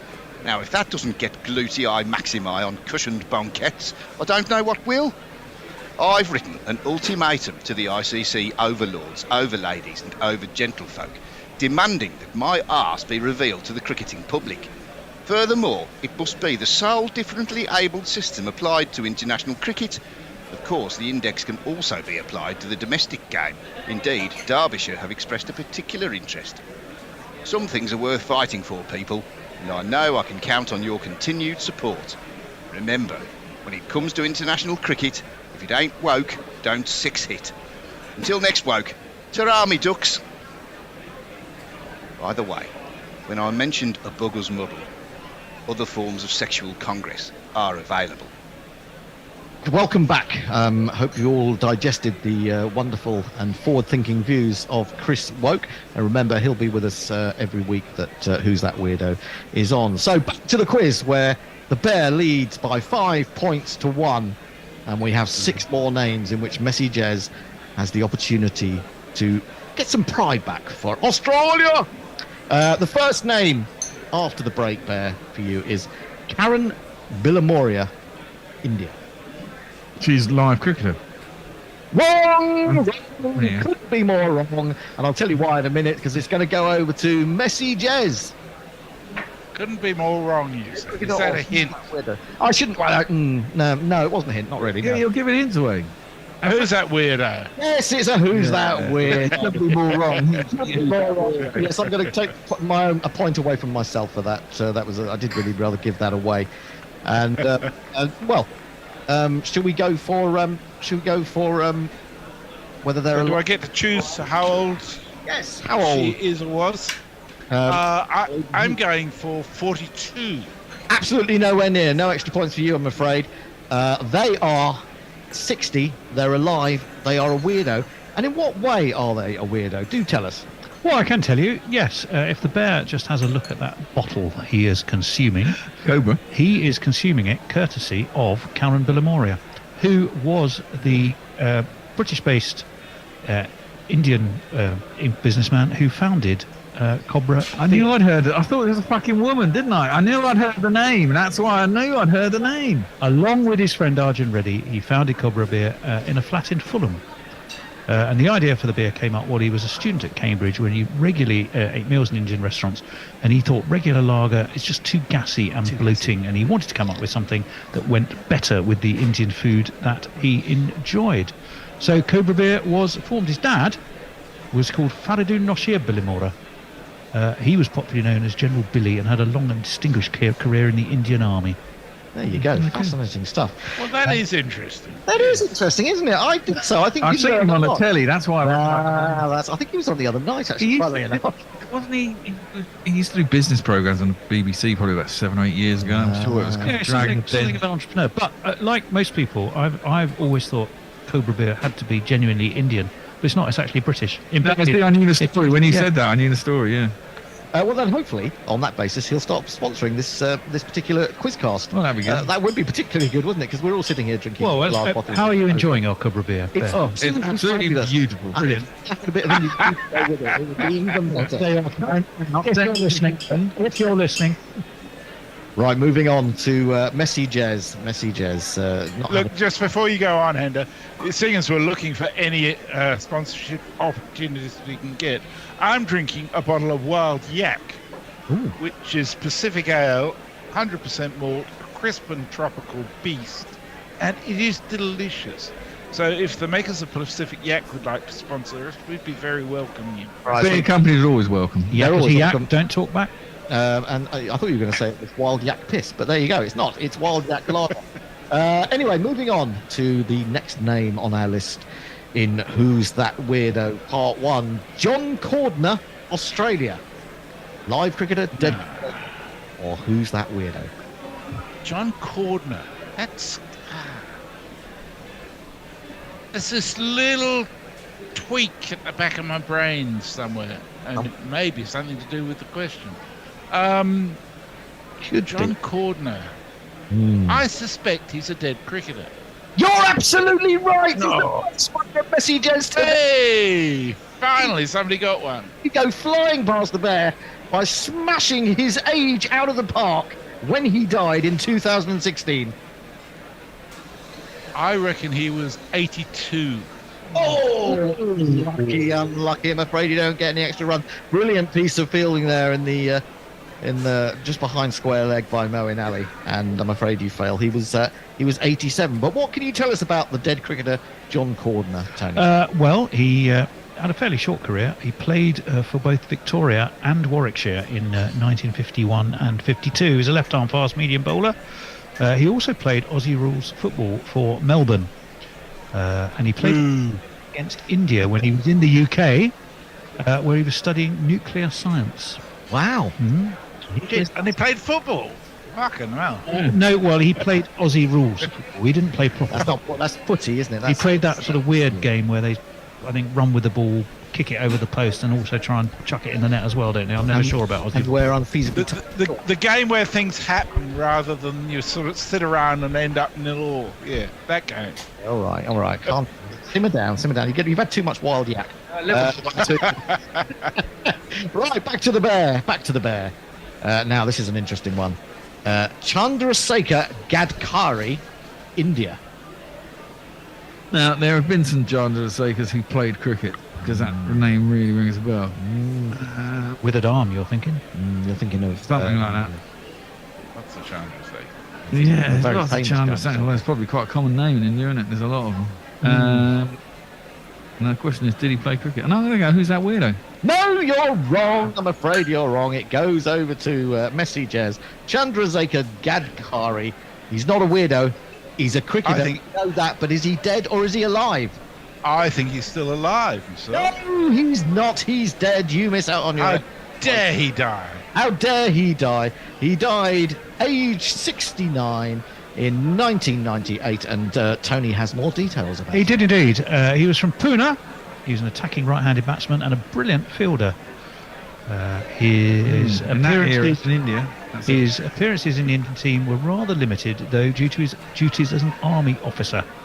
He toured West Indies in 1953 and Pakistan in 1955, and met with some success, but not a lot. In the fourth test at Georgetown, he was going in at number 9, hit a defiant 50, not out, and that pushed India past a horrible situation. They were 64 for 5, and they got to a total of 262. He did, however, also bag a pair in the next test. Played 6 tests in all. Did he? He was a bowler, wasn't he? What was his bowling stats? Why are you asking me this question? Because if we're going to do cricketers, we should have their fucking stats. That's all I'm saying, man. Well, I did tell you he was a bowler. You're absolutely right, but I don't have his stats in front of me. What I did tell you is he didn't really take many wickets, and he didn't really play very much. He just played 6 tests. 6 tests? That's not bad. He has a test average. He's a test player. Yeah, that's weird. It's not necessarily the most important thing about him, what his stats are. Oh, but I'm just saying, if we have a cricketer, it'd be nice to know their stats. He's so difficult to deal with, isn't he, the bear? What was his surname? Gadkari. Gadkari. Are you looking him up? Gadkari. I am. Are you going to give us this stats? I can tell you, he scored 129 runs in Test matches at an average of 21.5, and he bowled 102 balls for no wickets. Oh dear! I don't know what it cost. But, he doesn't really have any stats at all, does he? He doesn't have an average if he didn't take any wickets. No. It's hardly worth knowing about his stats, really. 6 tests, no wickets, and he was supposed to be a bowler. Did it tell you how many runs he went for? No. No, not on Wikipedia. I can get him. He was an attacking batsman. Good afternoon, everybody. We are back.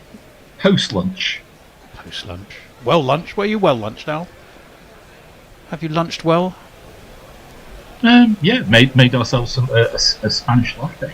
Oh, very nice indeed. Very nice indeed. England are effectively, as we begin this session, 7 for no wicket. Indeed. As we get ready to jingle up Pat Cummings and the 2 England openers. We'll start with this chap. Zach Croy was a cricket player, a damn good cricket player. But he was moved from the middle order to open the batting. Now, trapped in the English professional cricket circuit, Zach Croy must fight to survive.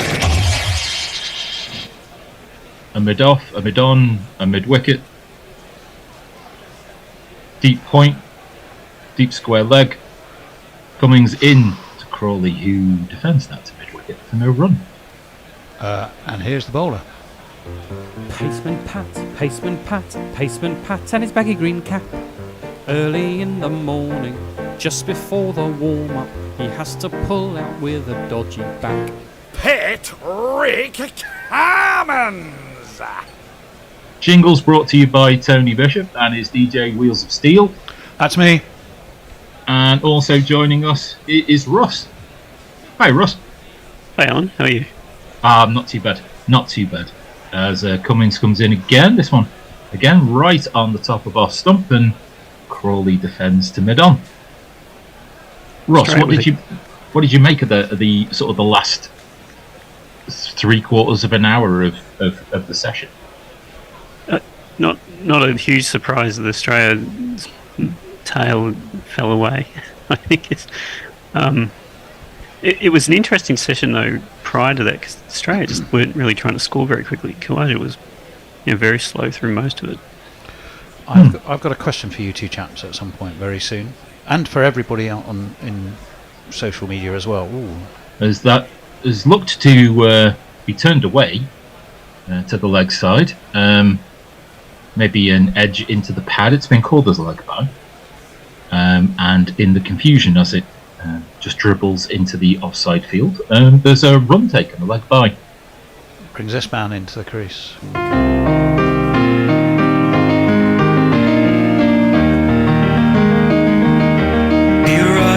Smile, and he's going places. He's looking good now. He's in with the aces. He was up at Stowe School playing T20. He might play for England, but he'll still be Ben Duckett to me. And he's still Ben Duckett to us. He is. Just a bit of moving in the field now, mid-wicket. Cover for Cummings to Duckett. That is moved across, and Duckett plays the ball through that vacant field all the way to deep square leg, and Duckett will get the first runs off the bat in this innings. Tony, you had a little teaser for question. you, for both of you and for everybody, which was okay. So we know Stuart Broad has got David Warner, I think 27 times. 27 tests got him 15 times. I was going to say getting him 27 times. No, 15 times. Well, you say it now. Which bowler has got which batsman more times than anyone else? I.e., how often has one batsman been got out by the same bowler? What's the record for that? That's an. And I pause as Sky inexplicitly, rather than show the field, show the big face of the umpire, but that seems to have been a genuine edge, which is dropped short of the slips, well fielded in the slips. Cam Green diving to his left to be able to stop 4 runs, really, in the end, Russ. Yeah, Zach Crawley angling the bat so it played straight into the greg, well in front of Cam Green, probably a few metres. To your question, Tony, and I think after this ball, I'll get back to it. Last ball of this over, and that is just dropped with soft hands. This time to the right of Cam Green, and Crawley will take his first single off the bat. Lead is 10. England are 3 for no wicket. Well, yes, I'll jump onto social, but just so people can have a chance to answer. The question was, what are the most dismissals of one Test batsman by a bowler? Because there are 1, 2, 3, 4, 5 that are above Broad and Warner. So if Broad and Warner were Broad's got him 15 times in 27 tests. There are 5 occasions where a bowler has got a batsman more times than that. So there's the question. Let's see. I'll let Russ go first with his guess. Yeah. Or with a guess. I feel like at one point, and it may no longer be true, but it was definitely up there, was McGrath Atherton. Ooh, hold on. I think you may have been on the nose right from the off there. You were. Do you know how many times? All of them. More than 15, right? So Yes. that's 21. Close-ish. 19 off 17. I don't think you'd get the second one though, but I'll tell you that in a minute. There is a man committing the cardinal sin of bringing multiple ice creams, and so has delayed Josh Hazelwood's first ball of the second over to Crawley, who whips that through the square leg area. There is Nathan Lyon there at deep square leg, who will limit everything to a single. This might echo first session of the first day. Ross, what do you reckon? Lots of singles in that first session on day one? Yeah, definitely. And because England was very habitually kind of walking around the crease and making it hard for Australia to find a consistent line length by picking them off. Australia's a relatively conventional field, but Cummins has got a deep backward square and a fine leg as well, so they've already conceded some of these singles. Hazelwood in again. Full length delivery, searching for maybe a bit of movement off the pitch and in the air. Duckett with half block, half drive to mid on, no run. Here's the bowler. It's my friend Reg. I'm afraid of Josh Hazelwood. I'm afraid when he bowls. I'm afraid of Josh Hazelwood. I'm afraid. There you go. Duckett on strike, Hazelwood in. Probing just outside the off stump, defended back to the bowler, and there's no run. Shall I give you a couple more of those? I'll tell you the second one. Yeah. Do you want to give us either the? Do you want to give us the bowler and we'll try and guess that's a good idea. We'll do it that way. Or the country, even just the nations might help. All right. us. Well, the second one was actually England versus Australia. So we've had McGrath at Atherton. I think you'd struggle to get the second one, but it is England against Australia. That makes me think it's an England bowler. Yes. As that is defended into the offside field by no run for no run. Sorry. It's an England bowler who took a lot of wickets. Yes. Possibly a long time ago. Probably longish. someone who played a lot. I'll give you another clue. If you go to is Woking, it Botham Border or something weird like that? No. Botham Kepler vessels. No, no, it's an Ashes rivalry. If you go to Woking, you will find a statue of this bowler just behind the art gallery. Probably doesn't help Russ much, I realise. That's far too far down the leg side. Duckett swats that down to fine leg. Oh, Scott Boland eventually. Well, he stops the ball very easily. Just finds it less difficult to find the ball and throw it back in, allowing Duckett to take two. It's quite the commute to Woking for me, so I might stretching the boundaries of my knowledge of English cricketers of Woking statues, of their origins. Yeah. Given my geography in relation to Woking, and given Ross's the so between you, basically Wirral or Melbourne, not much good for Woking references, is what you're basically trying to say. I'm just trying to work out which one is closer to Woking, to be honest. As Hazelwood is in, that is angling onto the pads. Duckett plays the ball in front of square leg. This will be a long chase and an easy two.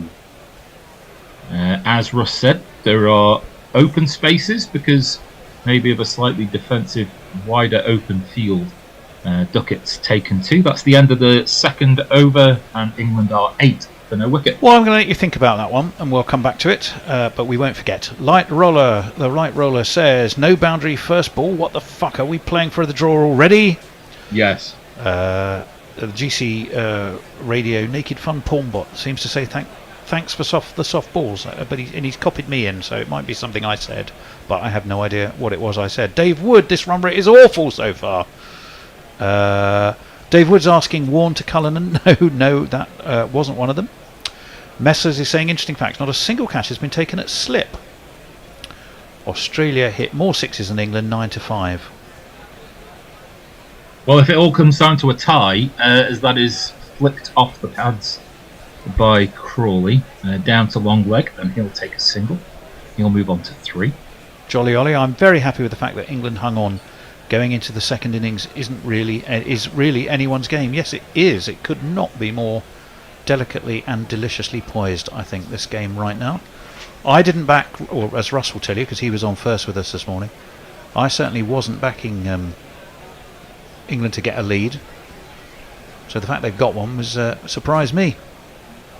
Well, all the talk before the day started was the fact that Australia might end up with a 40-50 win lead. So, but you know, it's all come out as a wash in the end, as this is turned to mid-wicket, which still remains vacant, which I'm no doubt will ire the bear for Duckett. And so easy singles, and the score reaches double figures in no time at all. It's a little odd, Australia's choice of field here. They're trying to attack the stumps, but they're not getting enough movement to really threaten the batters, so that they're managing to pick them off. Yeah. There was a little bit of movement in the last over, though, from Hazelwood. So yeah, he was shaping the ball back into Duckett, wasn't he? Mm. Crawley on strike. Cummings comes into bowl. And that is again whipped off the hip down to long leg and a single. Tony, I'm still confused. I don't want to lose the We're not wicketers, but yeah, it's not a Bedser Bredman or something like that. Oh, hello. Well, interesting enough, the light roller had said Alec or Eric Bedser, and I replied that one of them. So there's a clue. So pick one of the Bedsers, and I'll give you the rest of the information. Or you might want to guess the Australian. Well, they couldn't tell themselves apart, could they? Well, there you go. They were twins, actually, weren't they, Alec and? As I just see Darth Vader move behind the bowler's arm. Cummings in down the leg side. Duckett times that ball beautifully, but only two deep square leg. Has he been thrown out, Darth Vader? Oh no, he's just been asked to move. Yeah.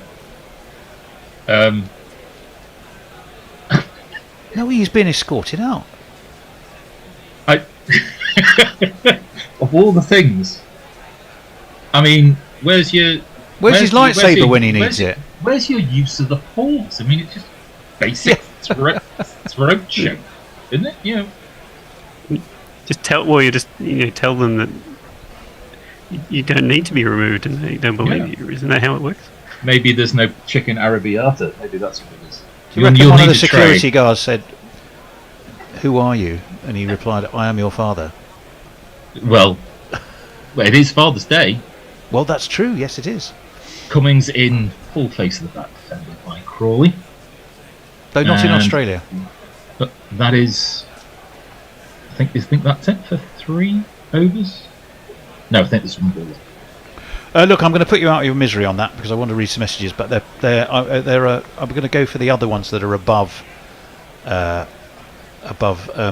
Warner and Broad. It was Alec Bedser to Arthur Morris. Got him 18 times in 21 tests. How could we have? But there's 3 more. There's 3 more before you get down to Broad at Warner. Okay, we'll come back to number 3 on the list in just a second, as that is a bit of a lively delivery. Seemed to snarl up at Crawley. It almost takes one hand off the bat, but defends it nicely at the end of the over 12 for no wicket. Tony. Warren says it's quicker to get to Woking from Melbourne. It probably is. Hombre Nuevo says, not at the ground, but I am about 5 miles away, and the humidity is high and the clouds thickening. Rains are coming, possibly. Muttley Von Erich says, welcome back, primates. Groceries delivered during the lunch break, all packed. So time to chill with the pipe and a pint. Oh, fabulous. Mog says, so another 20 runs, then time for a Stokes special surprise declaration. Jay Grover, goddammit. Just walked to the shop and a bee flew up my shorts leg. Sorry, nameless bee, that is a horrible way to die. I blame Russell because it feels right. Unlike my inner thigh. That's I think you're apportioning blame in a willy-nilly fashion there. I think it's... Well, that probably was the last thing the poor bee actually saw. So, well, Let's be kind to bees. As that ball angles across the Duckett from Hazelwood, beginning of the fourth over. Just defended by Duckett, as we see the random number generator that is WinViz say that England have a 56% chance of winning. Because they've now got a lead of 19. Does WinViz, though, factor in the fact No. that although they No. get to bowl No. last... Well, hang No. on, let me finish the question, but I think I You know don't- why you don't need you know to. what the You question said- is. you England said don't just have a win- spinner to name unless they in the last innings, because they won't have Hazelwood- Moeen Ali. Hazelwood in, defended, and it's got past mid-on. Long chase now for the fielders. It's just achingly close to going for 4. As that goes, as Duckett and Crawley run for 3. Kawaja. If you've scored 130 odd, 140 odd, I could excuse you for kind of going down in instalments until. He did, to his credit, he didn't go off after it. Not super fast, but he did his best, didn't he? Yeah, it's just like, I am going as fast as I can. And no faster. Like a man wading through treacle. Yeah. He put in the dive and got up though, which is, sometimes you put in the dive and then let the other bit on get it. Well, considering he's been out there for all but say maybe 5 overs of the match. Oh, someone shut the window. Something like that, yeah. Yeah. There are a few clouds above Erasmus's head, maybe his mood, as that is attempted drive. What can't beat Kawaja at mid-off. Australia's already given up on slips. They've got one and a wide-ish, maybe it's a 4 slip, maybe it's a narrow gully. So the rest is just the ring already. Yeah. This pitch is the killer of dreams of fast bowlers and Yeah. the new ball. where dreams are narrowed down.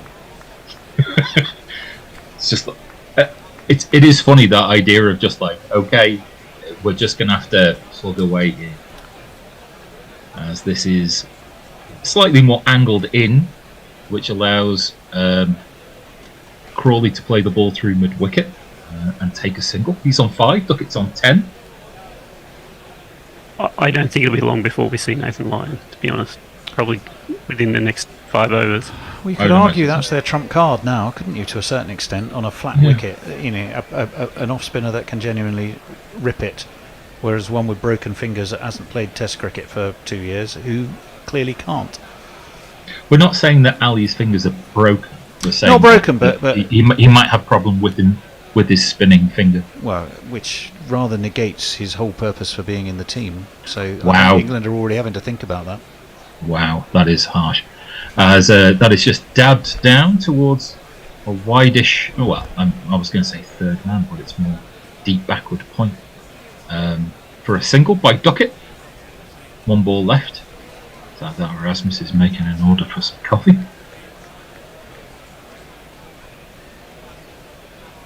They're not really completely. It's a sort of they've got players set fairly deep, but it's a more conventional field by and large, isn't it? At the moment, they're not trying to frustrate England from the get-go and just give away free runs. No, and it's not 4 min-ons like England was trying to throw. But it worked. As that is left alone by Crawley. I think that's the first ball that Carey's had to take behind the stumps, but it is the end of the 4th over, and England are 17 for no wicket. Well, a lot of Darth Vader chat. Muttley's saying, I hope the Barmy Army trumpeter was there to play him out of the grounds. How can England win without Darth Vader, says Messi Jez. Warren, I'm not Darth Vader. I'm not the Darth Vader you were looking for. Pirate Badshah, beautifully poetical, and he's managed to combine the wine with Darth Vader. So here we go. Okay. I'm trying to think. Okay, yes, rather sort of. Let's go for this sort of was bold and dark, a tannic force. Australian Shiraz, no remorse. ECB Fun Police took their stand. Darth Vader ejected, banned. I like that. That's great, isn't it? Isn't that good? Makes you wonder what he's been thrown out for. Well, I mean, wasn't he pretty bad all round, wasn't he? No, I mean Darth Vader. I mean, so you're saying that Luke Darth Vader Skywalker was after him for years, wasn't he? Are And you Han saying Solo? that Darth Vader has been ejected from Edgbaston for crimes against humanity? Well, crimes against the universe. Yes. What else would you throw him out for? Well, that's general drunkenness out of the ship. Yeah, possession I think of a he might large have been helmet. behind the bowler's arm, by the way, which of course is also pretty bad thing to be doing. But no, he was given his marching orders. He was escorted from the premises. If you know why Darth Vader's been ejected, then please send your tweets. You've been to affected by Tony. Darth Vader's ejection. Cummings in this time around the wicket. A sharp cry of no from Duckett as the ball goes no more than 10 yards off the bat. And there's no run. Carey seems to be having some problems with a contact lens.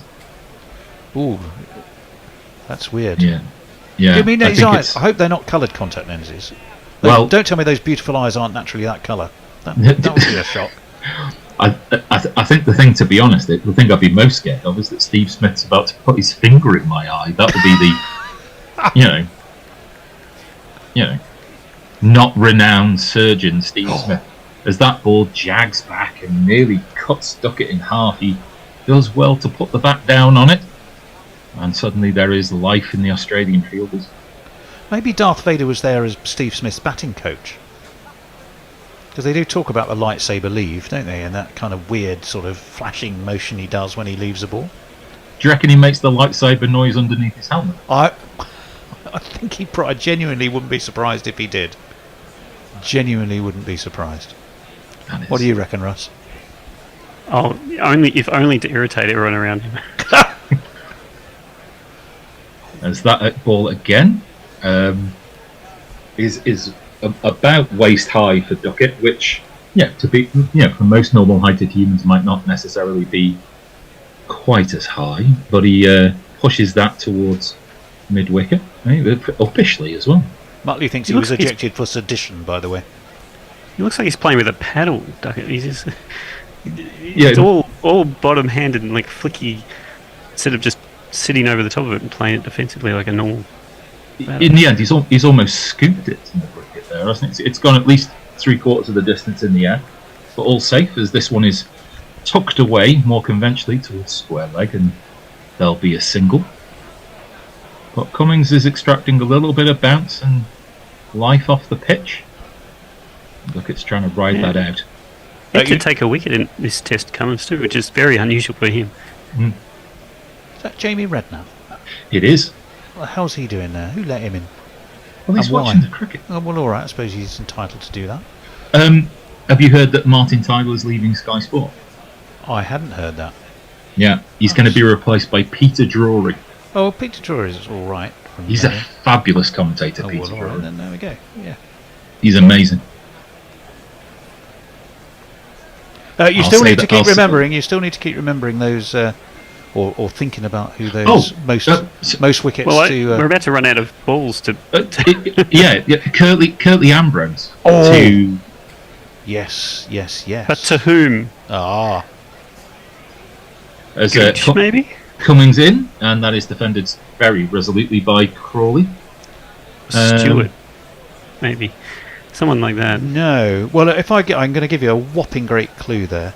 To There is Atherton. one Yes, there is one batsman who appears 1, 2, 3 times in the top 6.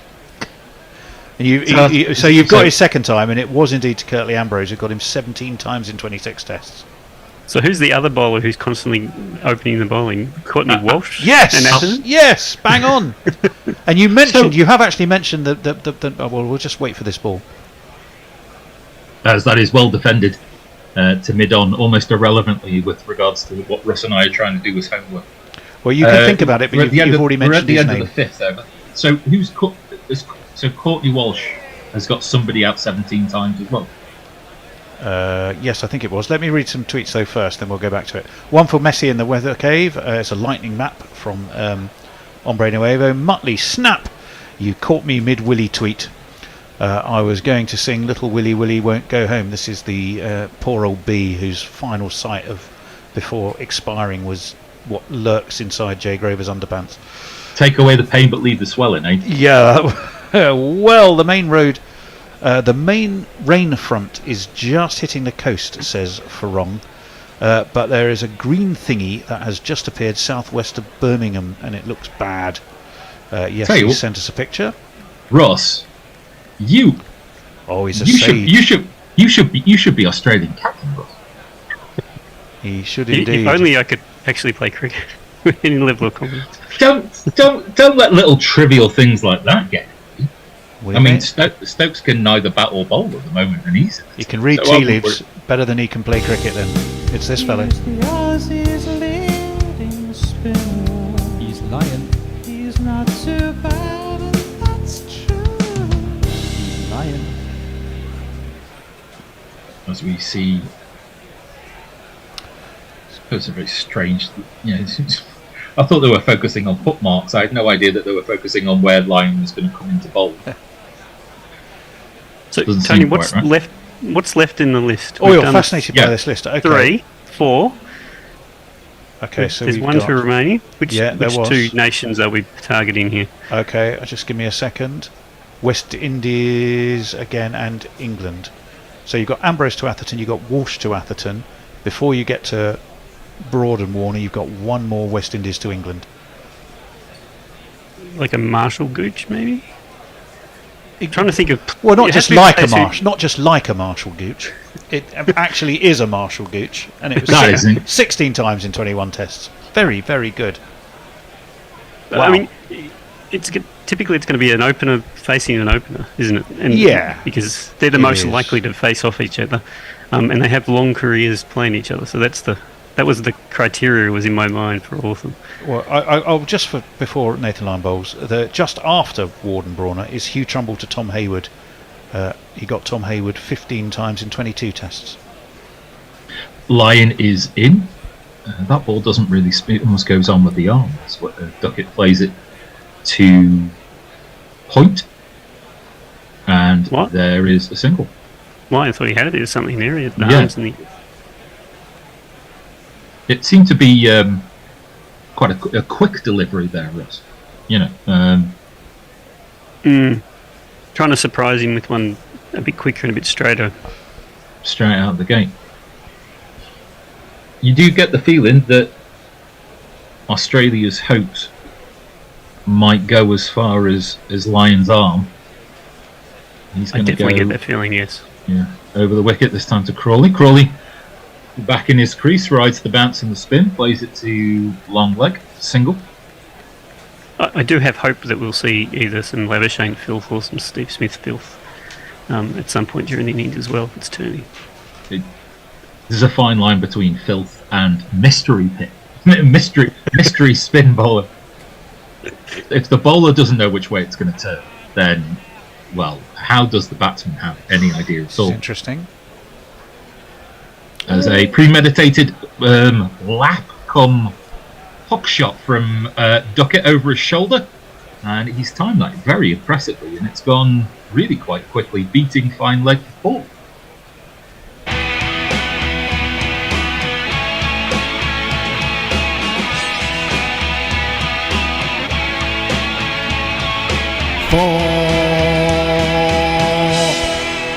I think he knew exactly where that field was, and that was as safe as houses, that shot, bizarrely. No, it all seemed very premeditated. It was relatively full too, although I guess Duckett doesn't need to get very low to get it over his shoulder. That might be true as he defends this way. Lyon will do the fielding. The fine leg fielder is now a short fine leg rather than a deep fine leg. It's watching Steve Smith at slip go. He can't get there, but making some heroic effort. Yes, he did a little bit, didn't he? The forward, the short forward point has been taken out of the equation as that ball is mistimed back to the bowler, and there is one ball left in this first Nathan Lyon over. 24 for no wicket is the score. The lead 31 as Lyon is about his business. This one again, looking to not really turn away from Duckett, but go straight on towards off stump. Played out to the covers. There is no run, and it's Tony. Yes, Jay Grover. I did not mean to be unkind to bees. Punching oneself in the bollocks seems to be somewhat flawed instinctive defence mechanism. Possibly the naked.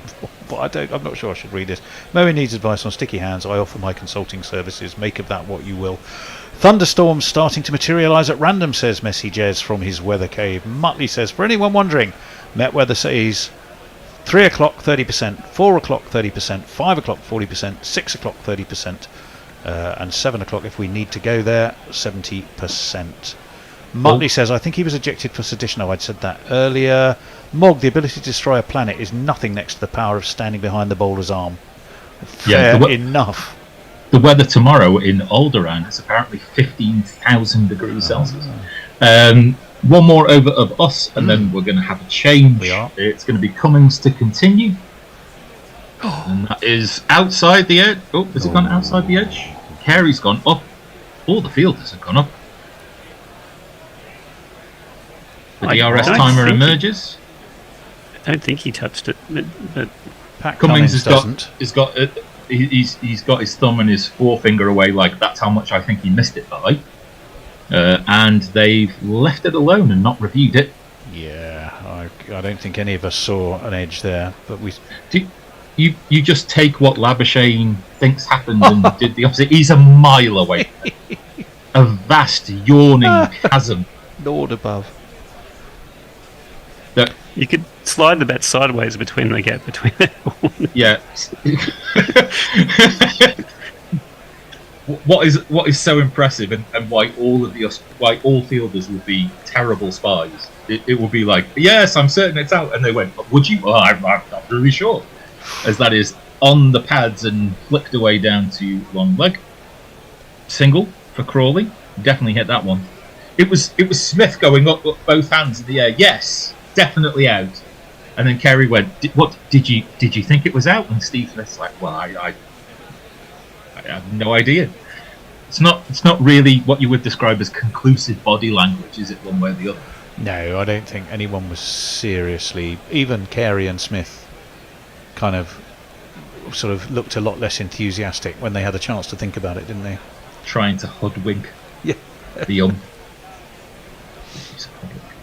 Duckett's on 17. He's on stroke. As that is a fuller length delivery, just blocked to a shortish cover. Cummins is a pretty good reviewer, I find. He is when he doesn't listen to Marnus. Well, yes, it helps. I mean, there's been some Australian players, captains who you're like, you're kind of wasting these. But Cummins is generally on the money. I always wonder about how many different opinions you need to hear before you turn around and say, yes, okay, we're going to review that. Depends who asks, doesn't it? I suppose, yes. Oh, that is, again, just a little bit of life in a ball from Cummings there. Duckett plays the ball well underneath his eyes and it doesn't really go anywhere, but there's been the occasional one that's just caused the England openers a bit of mischief, Russ. Yeah, a tiny bit, but it's not English, the normal conditions you expect with a ball. We're 6 overs in with this ball and there's not a lot going on still. Yeah. No, you've hit the nail right on the head again, as that is too far down the leg side, flicked again down to long leg. They've run the first one hard, but there's definitely no second run there as Lyon puts the ball back in. One ball left of this over and one ball left of us as a trio. Good to catch up with you, Russ. Good to catch up with you, Tony. In after this ball, just a moment, it's going to be Riley, Messi and the Bear. But just to let you know that there are people crowding around the covers and there are umpires pointing towards the skies. So Crawley being very clever here, just pointing out. We can see people putting coats on behind Crawley, can't we, guys? Yeah, we can. Après-moi le déluge. After me, the deluge. Yes, c'est vrai. Ou c'est possible, bien sûr. C'est très possible. L'inondation. Well, Cummings looks like he really wants to bowl this last ball, but he's there not you going to go. get the chance. Oh, Ladies and gentlemen, road in to what hell. possibly has been the hottest, driest June on record, rain has stopped play. That's not going to help the batting side, which of course is England. That destroys concentration. There could be an on-off afternoon. And to give you some indication, it's raining really quite bloody hard as well. I don't think it is actually, Al. I think that's just the camera foreshortening it. Nobody looks to be getting very wet. No, that's true. Look, I'm going to cut and run and let the bear come in and chat to you all. Messrs, I can tell you, Mog 13 minutes ago is the second of his tweets. I've read the first one. Okay, it's about thank you. Crawley. And there's plenty on YouTube. I just haven't had a chance to get there. Yeah, I know. So Pokey was a bit concerned that we hadn't had a chance to get to anybody on YouTube today, and I try to explain that there is so much there, it's pretty much impossible. But there is one I do have to read, and it's from Jeff Perkins. It says, whatever the reason for Darth Vader being ejected from the ground, allowing it to happen so early was a bit of a Wookiee mistake. Well, indeed. I'm going to bring in Riley. I'm going to bring in the bear. Jez, you can hear. Gents, sorry about the rain, but speak to you in a bit. Yeah, it's raining. It's raining. All right, Riley. I don't think we'll hang around long. I don't think we'll hang around long. We'll have a little chat and then put something on. I don't know how long this is going to last, to be honest. We've got quite a few tweets to catch up on too, so it's quite timely in that regard. Well, go ahead. I don't know. I didn't actually hear this one being read out.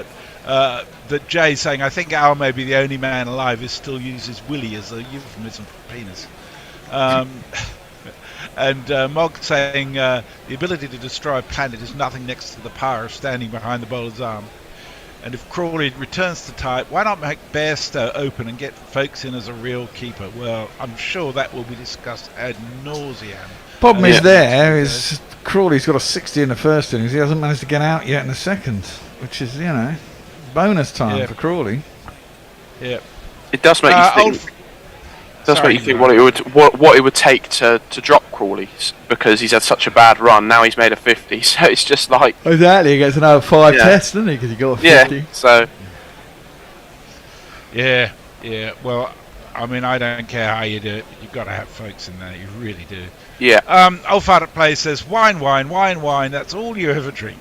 Yeah, well, no, I've got a can of lager here. Actually, my tummy's feeling a bit dodgy, all this fucking wine, drinking at 11 o'clock in the morning. But the Ponting 127 is very tasty. Self-inflicted. Well, of course it fucking is, but, it's all in the good sense of, plugging what we're supposed to be plugging. But it's not doing me any favours. It's starting to rain quite heavily now. This was expected, and there's expected to be quite a lot of rain this afternoon. I don't think we're going to get play for 2 or 3 hours here. I suspect that, although, I mean, what's showing on the radar is sort of very small outbreaks of rain, because basically it's thundery type rain rather than a front coming through. Yeah, it's a lot of build up from the humidity. Which might, exactly it'll do Australia some favours if they're on off.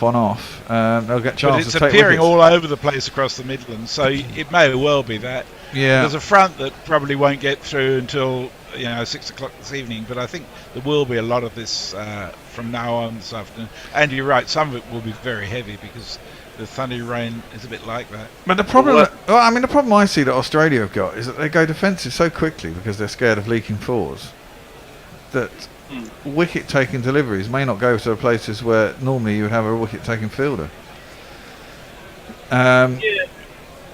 It's what Baseball can do, though. It makes you exactly, and I think a bit more. I think they've got to be a bit more proactive, haven't they? And they've got to. I think so. I mean, that's how England do it. They expect to leak runs, but they put the fielders in the places where they think they're going to take wickets. And you've got. On this wicket, on this pitch, it's hardly worth having a slip Nobody's been caught at slip, True. and even if someone nicks it, it doesn't carry the slip. Neymar Butlin says, "Now I finally understand cricket. Australia is the empire, and we are the rebels." Yes. I think it's the other way around, Neymar. Well, in traditional terms, yes, we were the empire, love. But in cricketing terms, yeah, currently Australia are the empire. Jay Crover says Marshall Gooch is a good name for a band, possibly one for the Americans. Russell says just ideal. Surely Travis Head gets a bowl before Minus or Smith. Yeah, right. Umbrella Over says on the point of lasagna, of Labuschagne's ridiculous appeal. I miss Broad's ridiculous shouts. He seemingly tempered himself in the last few years. It is a little disappointing, but he's still got it in now and then. Dave Wood says it's a pity Marnus didn't get to play with Watto. It would be a review burning masterclass. Oh God! Yeah, Shane Watson. Jesus. It provided so much entertainment, and the chaos that would be involved, as Smog says, if both of them were there. I think what Australia's learning quite quickly is not to listen to Labuschagne because he's got no fucking idea. Very I true. can't remember how long the Shane Watson LBW reviewing compilation on YouTube is. Something like 20 minutes long of just him incorrectly reviewing LBWs. Yeah, he was great at it. He was a master at viewing the straight ball. It's never out. It was always out. Never. He never thought it was out, but it always was. Yeah. Yeah. It wasn't Robinson Crusoe, of course. Light Roller says, rain, time for bed. Keep up the good work, folks. Thanks, Light Roller. Catch you tomorrow. Jay says, fucking hell, Bear. You're looking and sounding like a disinterested handshake. I think, I'm just feeling a bit dodgy. I've got the squits and all sorts. Not that you need to know that, but No, we didn't. Muttley says, got to admire the Bears' dedication to fulfilling the Ponting partnership. Farong says, will Ollie get a slap on the wrist and a fine after dismissing Khawaja? He could be seen yelling, fuck off, you fucking prick, directly at Khawaja. He certainly said fuck off at him. And then he sort of directed it out towards the slips. But yeah, I mean, that's what happens. I'm sure Cummins and some of those boys will be doing the same thing. Yeah, I'm not a fan of that. We're getting banned for a bit of passion. Exactly. Jay says, I'm not up on my Star Wars, but I reckon India are the empire. Well, certainly they have the power. They are the evil empire in that sense. Yeah. And Jay says, the Shane Watson Guerrilla Cricket Review commentary was one of the greatest pieces of radio ever.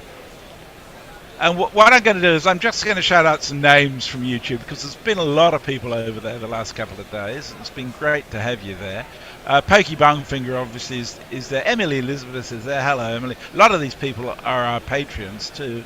Robert Roberts, Sam Nick, M, I don't know who M is, KM Williams, John Hill, Scott Harrison, Virendra Kumar, George McPherson, Don Diego de Sillypants, Scott Bates, Dara Azizi, Dean McQuillan. And I'm sorry if I haven't got to you, but thank you all so much for being there. There's been a lot of chat on YouTube, and it's great to be part of that when I get the chance. So we just love having you there. Thanks for that. Not much action in the GPL today. Only on Brain away though. No, now I've run out of money. Nobody else seems to be putting it in to take it away from me. Well. Oh dear. Our Pirate Badger's come back with another one. Rain halted the match like a full-bodied Australian Shiraz cut short by a cork taint. The promise to bold flavours crushed by an unfortunate twist of fate. Is he doing Chat GPT again?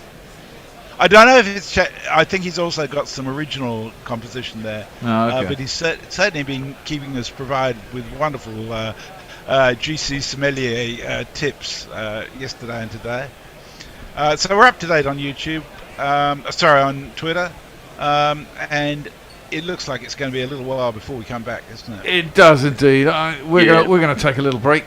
Go and have a rest. It's a shame that the Canadian Grand Prix hasn't started, but there you go. We're going to play. It doesn't start for another 7 hours. Oh no, it's in 5 bloody hours. Canada, isn't it? I'm in the middle of watching qualifying. Okay. Again.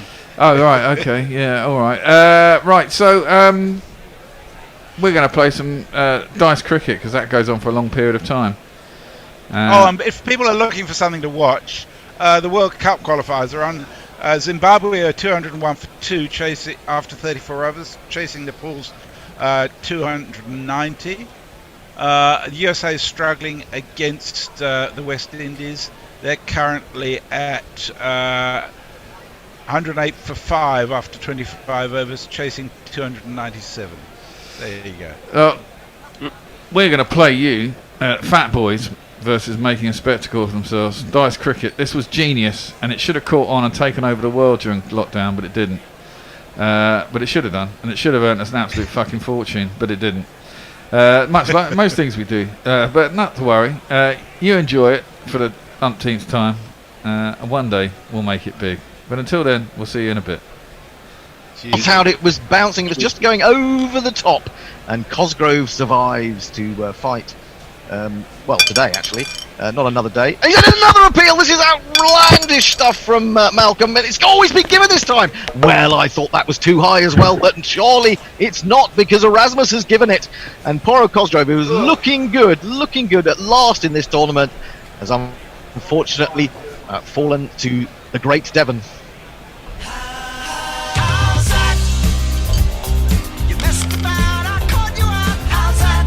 Yeah, another one thing nor t'other from Mark Cosgrove in this tournament, really. 15 off 7, which is quite pedestrian in the context of this tournament. Just the 2 fours. LBW to Devon Malcolm. 2.2 overs gone. 37 for 1. The fat lot of use 11 having been put into bat in this final. It'll be the great WG coming to the crease. Or indeed the great WG.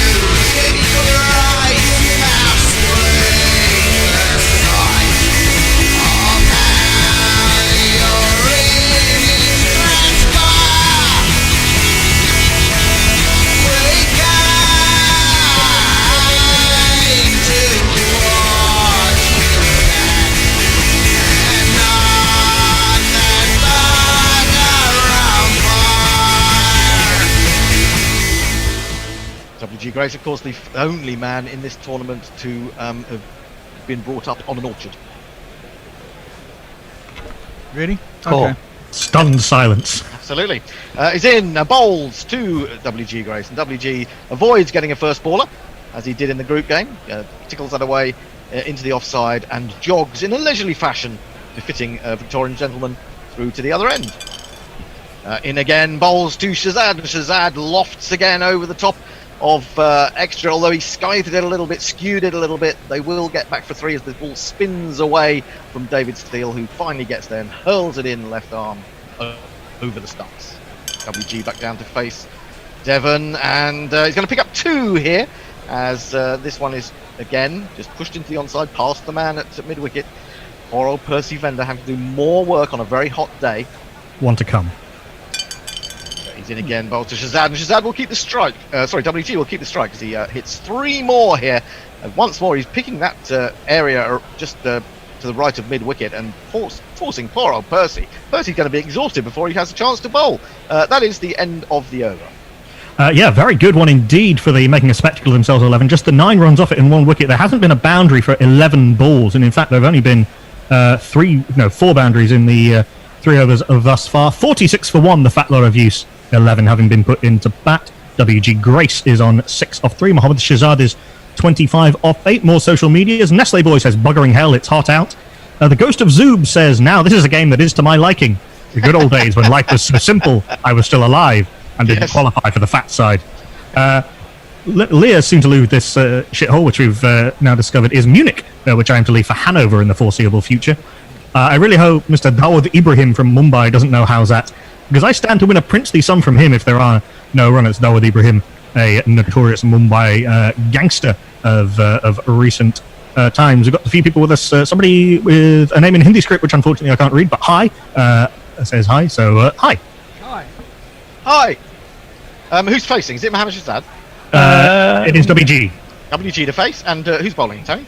Well, before you do, I should just point out when you talked about W.G. Grace being brought up on an orchard, Stephen Smith's grandmother was also brought up on an orchard. Really? Yes. Oh, thank you for that. Wicked. How do you know that? Stephen. Sake. Let it sink in. He'll get there in the end. In the meantime, it's going to be Paul Allett to continue. Oh dear, too subtle for the likes of the fat lot of use. Come on, I mean, we prefer sort of slapstick. We Oh God. Humour we're into. Steve Smith's mum is from Doncaster. Is that actually true? Mine obviously was total nonsense, but well, there you go. There you go. Right, so it's Paul Allett coming in to bowl to W.G. Grace, and here he is up past the umpire onto the crease. He bowls, and it's smacked by W.G. Grace, who eased himself into his innings with a couple of runs, but now is launching, and it's what they've all come to see.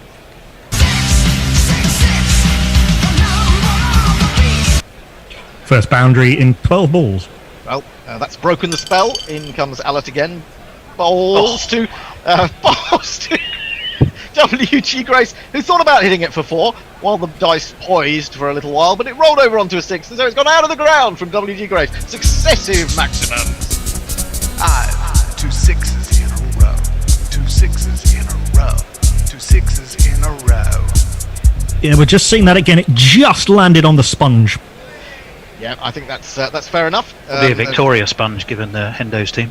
Wow, Victorian sponge, indeed. The Victorian sponge, W.G. Grace, decided he's going to get 3 runs this time as he flicks that away through square leg, and he's very happy now with 15 from his first 3 balls. Allett then to bowl to Mohammad Shahzad. He's coming into the small Afghani, and Afghani is small. Well, he tucks that away backward a square. Lovely little late cut, really, from the man himself. He goes on to, what does he go on to?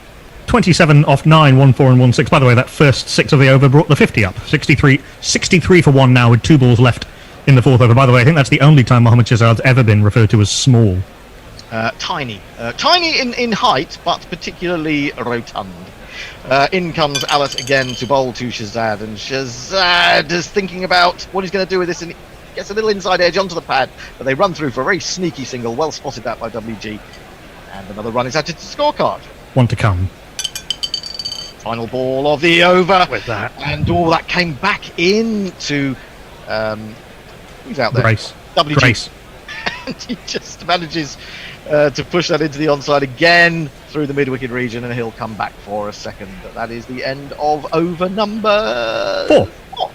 Yeah, 20 runs off that over to go with 18 from the first over. Consistent from Paul Allett in that he started overs badly and finished them quite well. After 4 overs, 66 for 1, the fat lot of East 11 having been put in to bat. Mohammad Shahzad is 28 off 10. W.G. Grace is 23 off 7. Yet to hit a 4, but has hit 2 6s.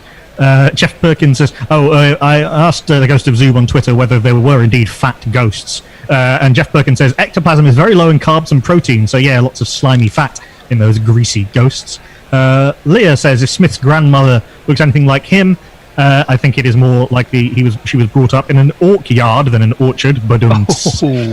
Nestle Boy says, I am transfixed by Hendo's swirly ceiling pattern. Oh yes, that'll be the Artex. It's coming back into fashion in about 15 years, apparently. It looks like an upside-down mattress. It looks like you've actually got a mattress on top of you rather than underneath you. My whole home is a mattress, Tony. Remember to turn your ceiling every 6 months. Who's bowling the 5th?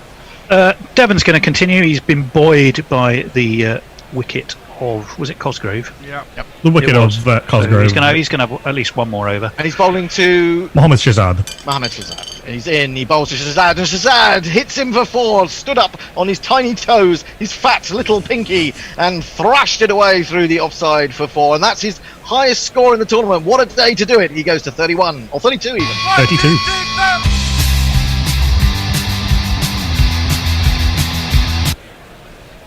In he comes again. Oh no, there's a big appeal. That one came back into him, and it's been given. Oh, I thought it was LBW, but it's run off the pad, and it's just dislodged a bail, the leg bail. And how unfortunate could Mohammad Shahzad be? It's a rather fortuitous breakthrough for Devon Malcolm.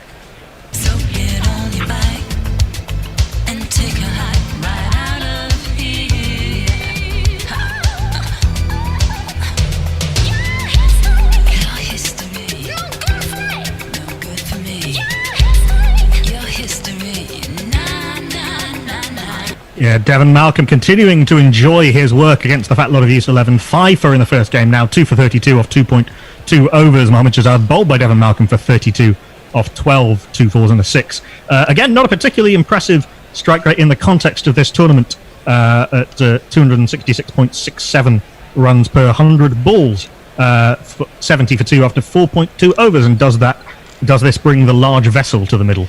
It does, and joining the Victorian out in the middle is a man from Victoria. It's Warwick Armstrong. That's one easy run for a man. But a bloody marathon for a salad one. That's a weird jingle. It is very weird indeed. Warwick Armstrong, the captain, waits for his first ball, and he's immediately into his stride. He gets that front foot well out to an over-pitch delivery from Devon Malcolm and creams it square through cover for 4 runs.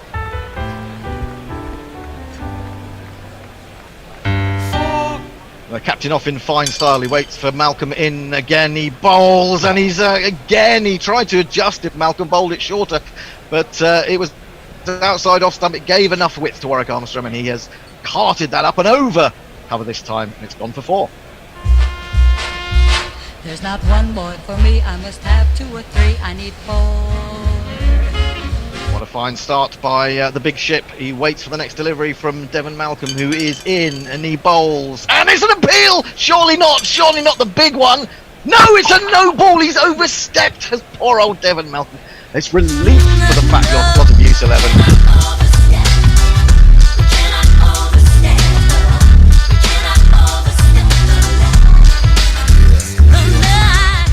Yes, super delivery from Big Dev, but just as we saw Shannon Gabriel in the intra-squad game that's been going on, fantastic delivery, but a no ball.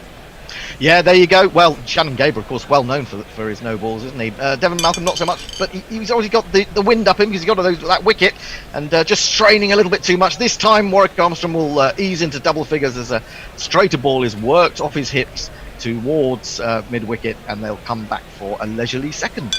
Want to come. Final ball of the over. Warwick Armstrong gets a short one from Malcolm. Top edge. Is it going to fall into the hands of the man at deep fine leg? No, it's cleared him. It's cleared him, and it's 6 runs for Armstrong. He gets away with it. I suppose a moral victory to Devon Malcolm, but look at the scorecard.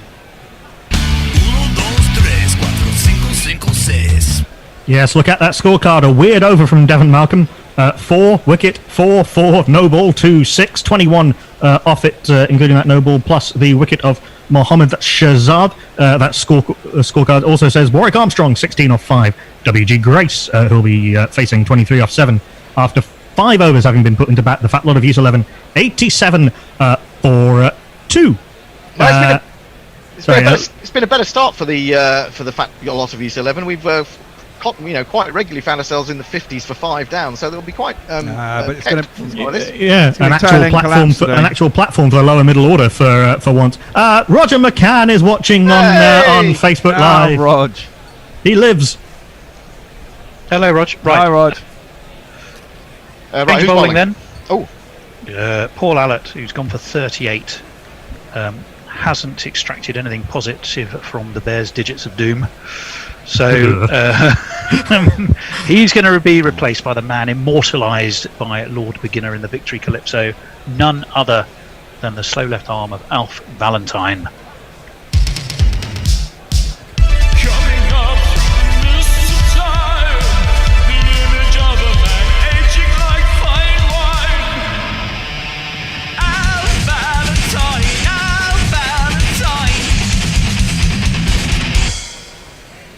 Yes, the wonderful To The Alf Valentine will come on to bowl. He's bowling WG Grace. Oh my goodness me, 2 giants of the game, but that one, as he aimed a sweep, he just got his leg outside off stump. It was a very close run thing, but Erasmus had to say, no, I'm very sorry, Alfie, that is not out. In comes Valentine again, left arm round the wicket, and this time WG Grace does sweep and connects quite well. The ball is running with the spin away down from the man at deep backward square, and they will get back for a 3rd. In comes Valentine again, just a couple of steps in. Oh, and well struck that man, Warwick Armstrong, back over the head of the bowler. And that has been a very flat 6 indeed. And even a 4. That's Even how a flat 4. it was.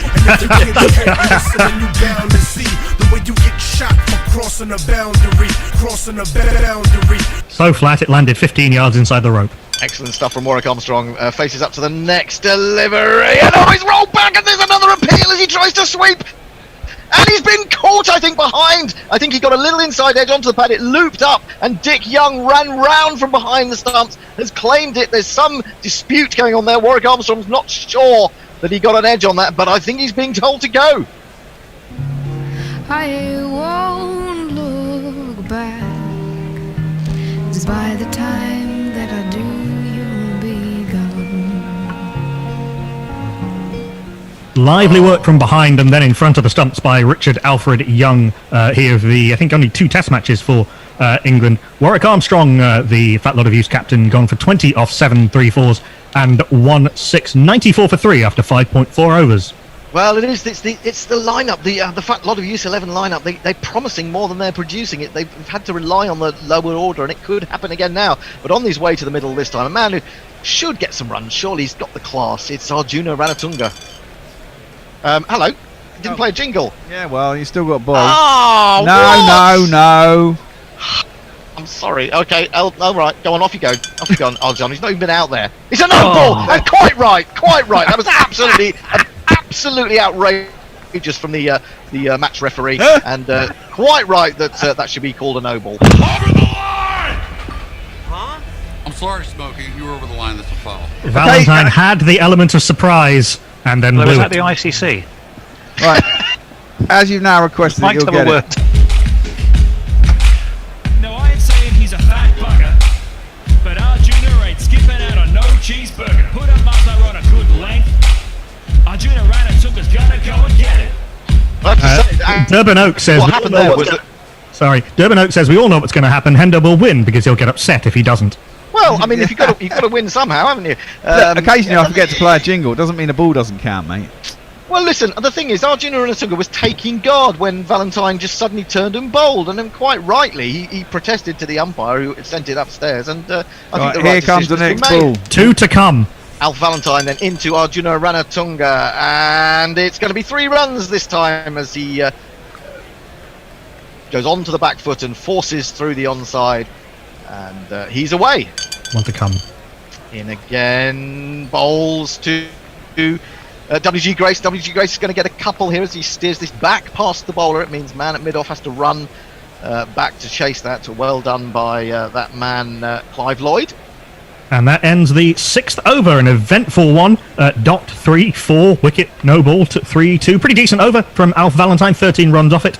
After 6th, 100 up for the Fat Lot of Use 11, 100 for 3, which is far better than they've managed through the tournament thus far. Arjuna Ranatunga on 3 off 2.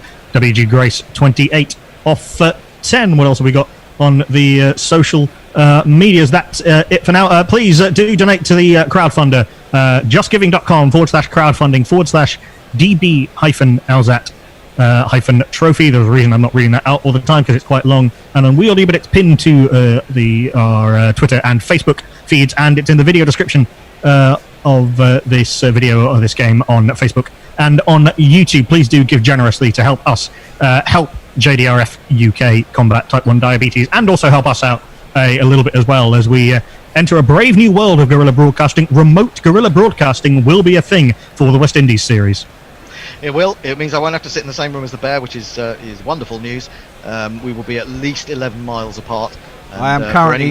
For anyone who's ever experienced the bear in person, that is... On YouTube, people can see me giving you the finger. Yeah, I know they can. But I can't, so I don't mind. Who's going to bowl, Tony? Well, Percy Fender is going to see if he can extract anything out of the dubious digited one. Do we know whether he's going to bowl? He's bowling medium pace, Hendo. Percy Fender. Yes, indeed, Percy Fender, who had to do a lot of running early on in this game. He's in the field. He comes on to bowl to Arjuna Ranatunga, and Ranatunga smacks this medium pace filth back, almost cross-batted down the ground for 6 wonderful runs. 2, 4, 6. Good start for Arjuna. man, of course, credited with developing the idea of pinch hitting in the '96 World Cup. Here comes Fender again. He will not surrender to him, and well, that was extraordinary because that looked like it had gone off the pitch, found the edge, and it's just gone wide of the wicketkeeper. It means third man has come round to field. That man is Eddie Barlow, and they get through for a single. Brings WG Grace down to face. In comes Fender to WG, and WG is going to get another 3 here. He's going to have to run fast though if he wants to get that. He's coming back for the third. It could be dangerous, but he's just going to get there as the bails are whipped off by Dick Young. But, he has survived. Has Ranatunga. Difficult for these fat men to run 3. It really is exhausting for them, especially as they've had a lot of raw eggs today. This one is smacked for 4 by Arjuna Ranatunga onto the back foot, standing on his toes and driving through extra cover. Lovely, technically perfect shot.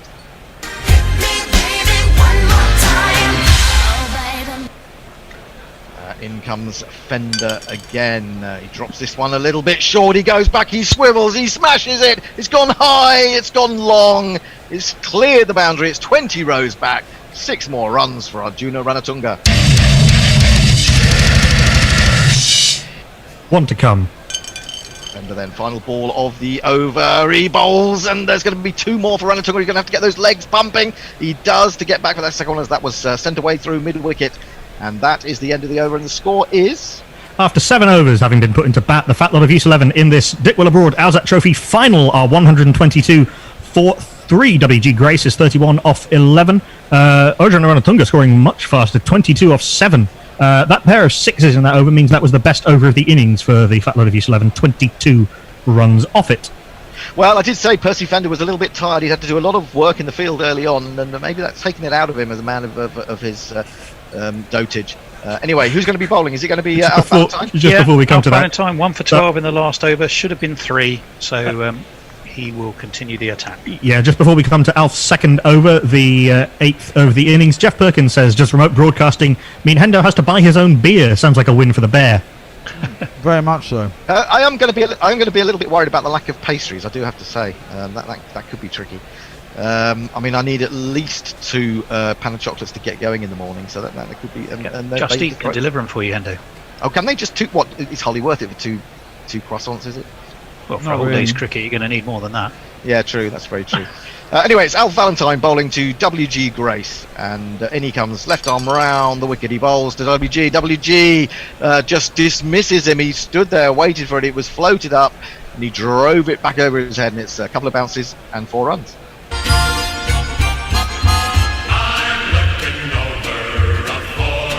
WG is now the highest scorer in the innings with 35 off 12. Well, they've come to see him bat in a final, and he's batting well in a final at the moment. He's waiting for the next ball through. Valentine, but this could be the end for him. It's a big appeal, a massive appeal, but would you believe it? His trailing leg has gone wide of the return crease, and it's been called a no ball. Extraordinary stuff.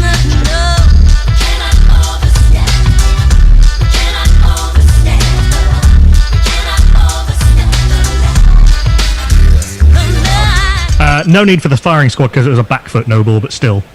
But there you go, and WG Grace celebrates his let-off by picking up another 3 as he sweeps deep into the outer and runs back. Next delivery is bowled another appeal, this time against Arjuna Ranatunga, and he's been given LBWs. He tried to sweep up the Sri Lankan, just trying to play one attacking shot too many early in the innings, and he's been trapped by Alf Valentine.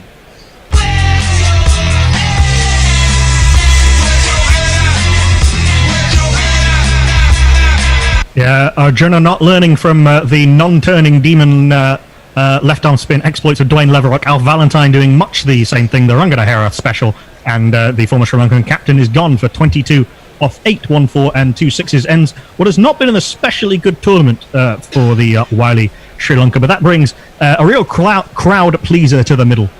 Indeed, it does. It's at 130 at 130 for 4 halfway through the 8th over. I'm going to say damn it, but it is going to be Summit. Summit. Yes, Dad.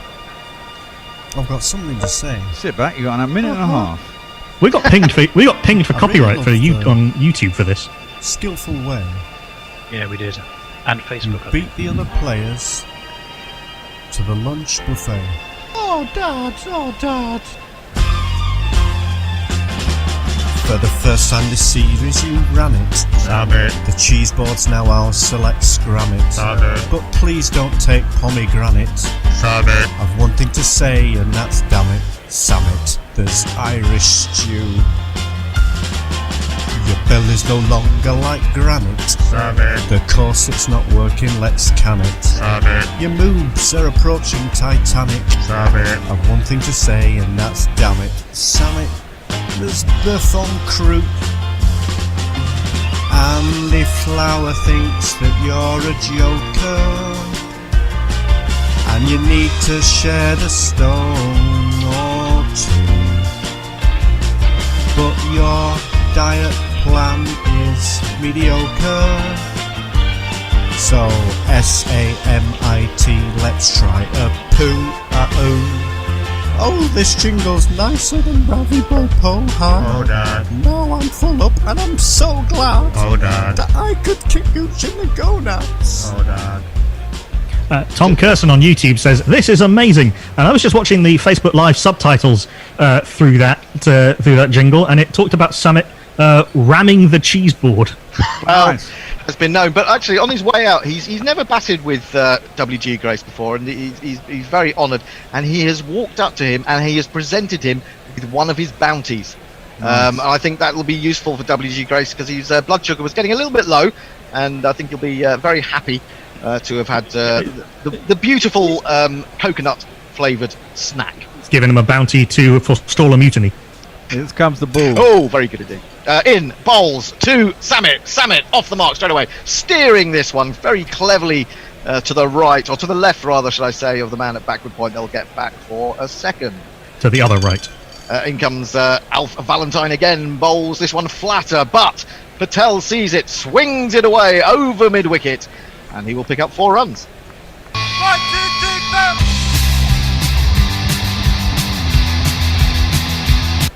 4. One to come.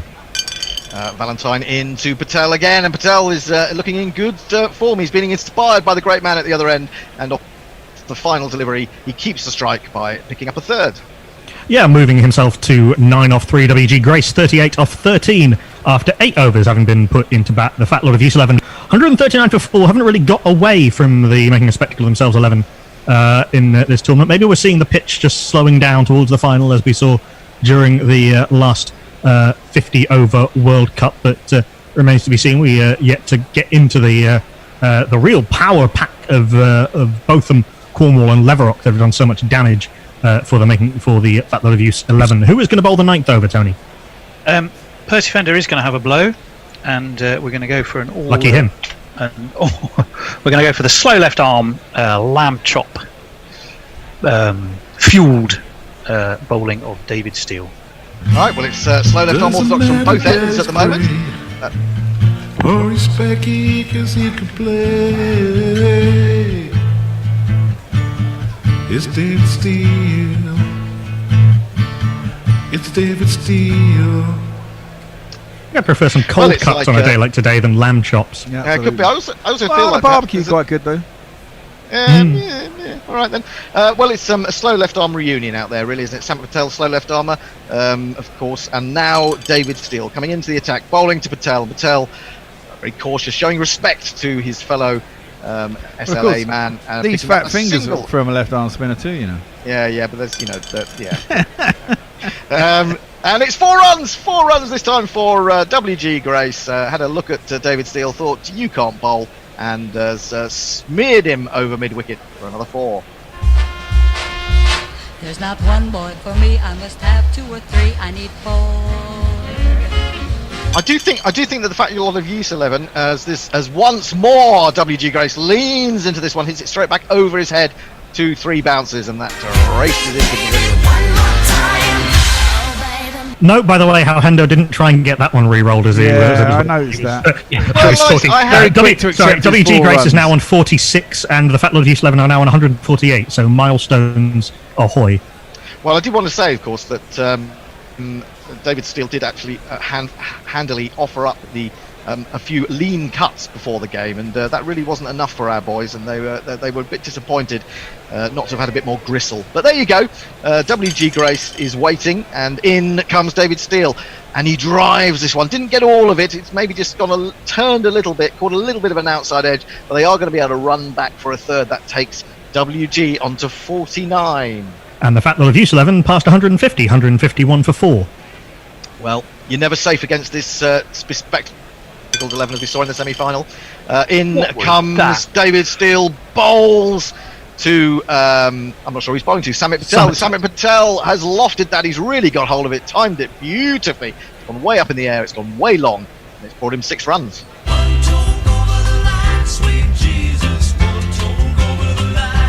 An attempted Karen ball, I think, from David Steele really didn't work. One to come in the over.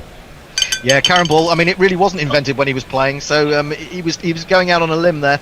This one is tucked away behind square. Lovely little use of the blade there. Rob Patel just guiding it fine, and picks up 2 more runs. And he moves to 18 off 6, but he won't be facing WG Grace. Will be facing. He's on 49 off 16. I think he has got a 50 in this tournament thus far. After 9 overs, after 20 runs came off that first over from David Steele, 159 for 4. The Fat Lot of Use 11 having been put into bat. I think I should correct you. I think it was the beardy WG Grace that got a 50 in this tournament, for the beardy bastards. But this will be a first 50 for the fat WG Grace, if he can get there. Who's bowling? Well, Alf Valentine, he's taken 2 wickets, but for some extreme fat-fingered fuckery, should have taken 5. So he is going to be continuing.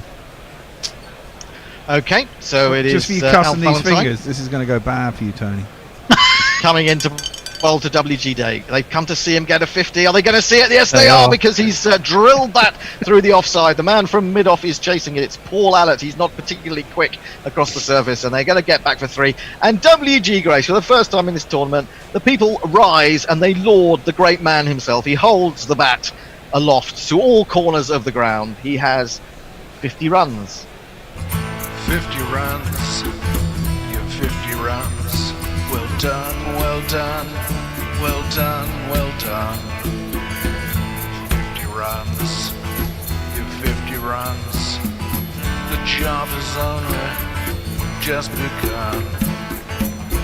Specifically, he has 52 off 18 balls. One of those was a no ball, which for some reason our on-screen scoreboard doesn't quite count as a delivery face, but it does. 52, it does count. 52 off 18, 3 4s and 2 6s. Not one of the faster 50s we've seen in this tournament, but a 50 nonetheless.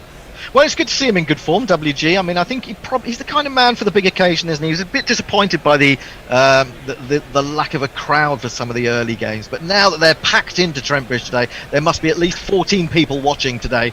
He's decided to show off all his abilities. Anyway, it brings Samit Patel down to face. And it's Alf Valentine, left arm around the wicket one, throws that one up. Patel likes what he sees, his eyes light up, and he drills that back over the head of Valentine, and that has gone for 4 more runs. It's Nissan She. It's Nissan She. Valentine in again, bowls to Patel, and Patel goes down on his front leg, sweeps this away quite fine. They're going to run back for 3. And score moves on. Patel looking in decent nick. Brings WG Grace back down to face. In comes Valentine. Bowls to WG Grace, who has... Well, that is an extraordinary shot. He's just swiveled that. There was nothing wrong with the delivery, but he's got such an eye that he's managed to smear that. It's barely gone above 10 feet off the ground, but it's gone all the way to mid-wicket for a colossal one of these.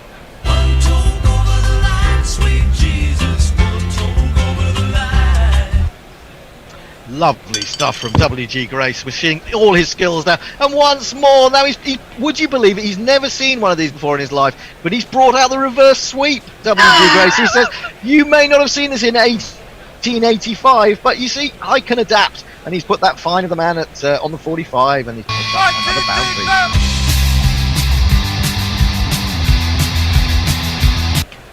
Had WG been born 130 years later, there's no doubt he would have been dill scooping. One to come. Absolutely. Anyway, wait for the next delivery from Valentine, who is into WG Grace. And this is another 4. Oh, now there it is. There is the ramp shot. He's lifted that one up. That's a very clever shot. He went down as if he was going to sweep it. And when it was straighter, he just opened the face and jabbed it away. Fine of the man on the 45 again and picks up 4 more. 2 + 2 is on man. Well, the most expensive over of the innings, that from Alf Valentine. 1 over too many, perhaps discouraged by his bad luck and his inability to control his feet, as they said about Jimmy Traore, with a 6 and 3/4s in that over. WG Grace is on 66 off 21 balls. Sumit Patel will be on strike. He's on 25 of 8. After 10 overs, the Fat Lot of Use 11, 183 for 4. And is it going to be continuing with David Steele, Tony? No, Eddie Barlow. Eddie You're going Barlow. to see a little bit of a right arm medium from Big Eddie. Hendo, presumably it would have been in your game plan to get into the change bowlers of the making a spectacle of themselves 11. Yeah, well, I mean, we don't mind a little bit of extra pace on the ball, and Eddie Barlow, very skiddy, chunky fellow. I'm quite happy with that. And you've got a jingle that goes like this. He's come to play. He's going to stay right up the crease. But to follow.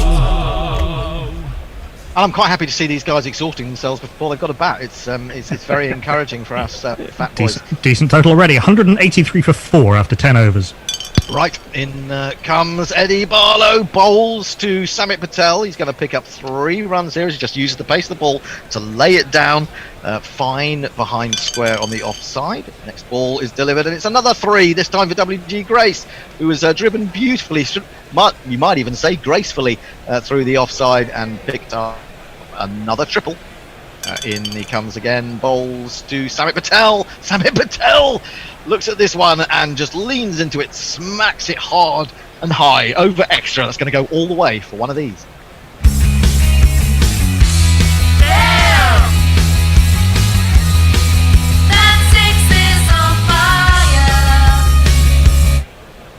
So not a great start for Eddie Barlow. He's in again, though. Bowls to Patel, and Patel this time goes back. It was slightly offline, down the leg side. He's going to flick it cleverly away towards the backward square for yet another 3. Brings WG down to face. In comes Eddie Barlow. Bowls to WG. WG's going to take another 3. This is a lot of running for these boys. They're going to need some more bounties, I would think, by the end of this little partnership.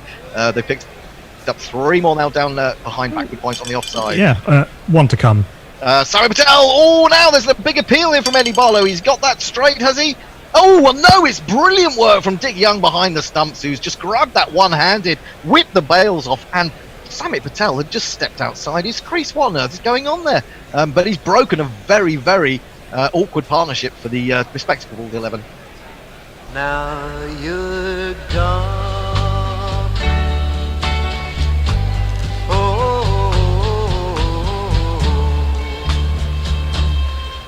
The magic hands of Dick Young doing the job again. That's his probably 4th or 5th stumping of the tournament thus far, maybe more.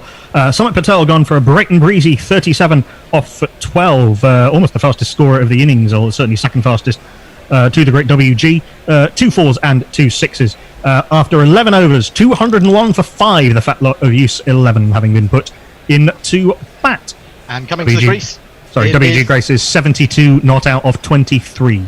I'd love to see him get 100 here at Trent Bridge. Anyway, coming to the crease is post-1984 Sir Ian Terry Botham. He's going to face Devon Malcolm. That's right. In Alpha Blow. Be fair, Beefy has got boring.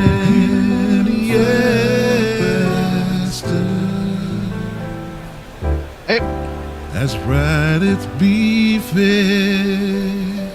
Well, I have to say, he's not going to face just yet. He's not going to face straight away, but I must say to Tony, I mean, fat lot of Use boys gone past 200, and then you see WG Grace out there on 72, and you see Ian Botham striding the crease. It's ominous for your boys, isn't it? You never know. It's all down to the roll of the dice, whichever way they fall for the founder and leader of Guerrilla Cricket. Oh, mind you. Oh, and there's a big appeal again! Oh my word, what is going on here? Another stumping! Oh, it's unbelievable. WG Grace goes in successive balls to Samit Patel. Sorry, not WG Grace. Ian Botham has gone First No, ball. WG. WG is gone. Who's bowling, by the way? We didn't even Both know. Devon Malcolm. Devon Malcolm. Magnificent stuff from Young. Successive stumpings off, well, the medium pace of Eddie Barlow, then the ferocious pace of Devon Malcolm. It's amazing what you can do in dice cricket. And would you believe it? I'm afraid that WG is gone.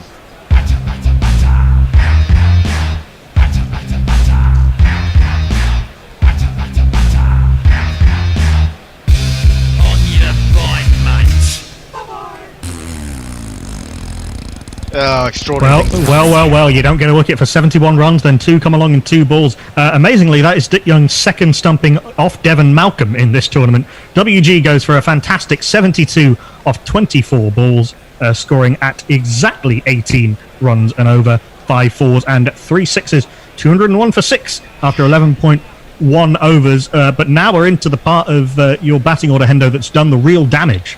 Well, it has, and it just needs to come good. It just need to sort of consolidate after those 2 rapid stumpings from Dick Young. Extraordinary cricket we're seeing here. It is Rakeem Cornwall coming to the middle.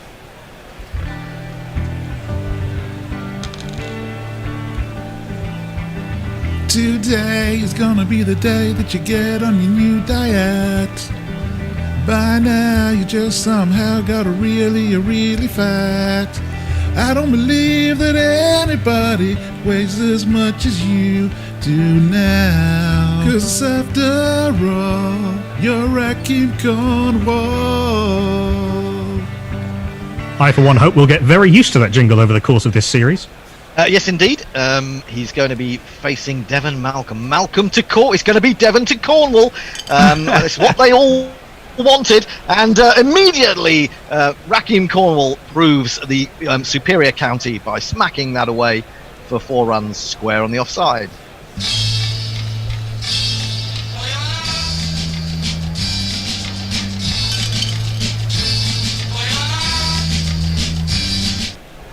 And he's onto the back foot again, a little bit too short from Malcolm, a little bit too wide. He's cut that away. The top of the bounce, he's going to pick up 3 more, brings Ian Botham down to face his first ball. In comes Malcolm, bowls, and well, he went after that. He got a thick inside edge. He was playing it all round it, really, and it's gone very fine for a rather fortunate 4.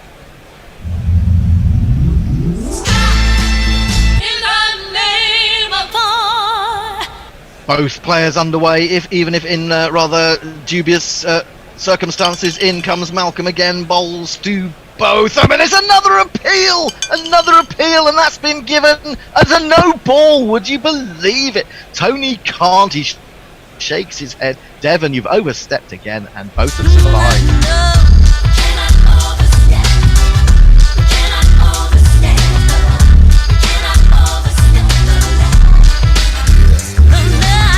2 no balls apiece for Devon Malcolm and Alf Valentine.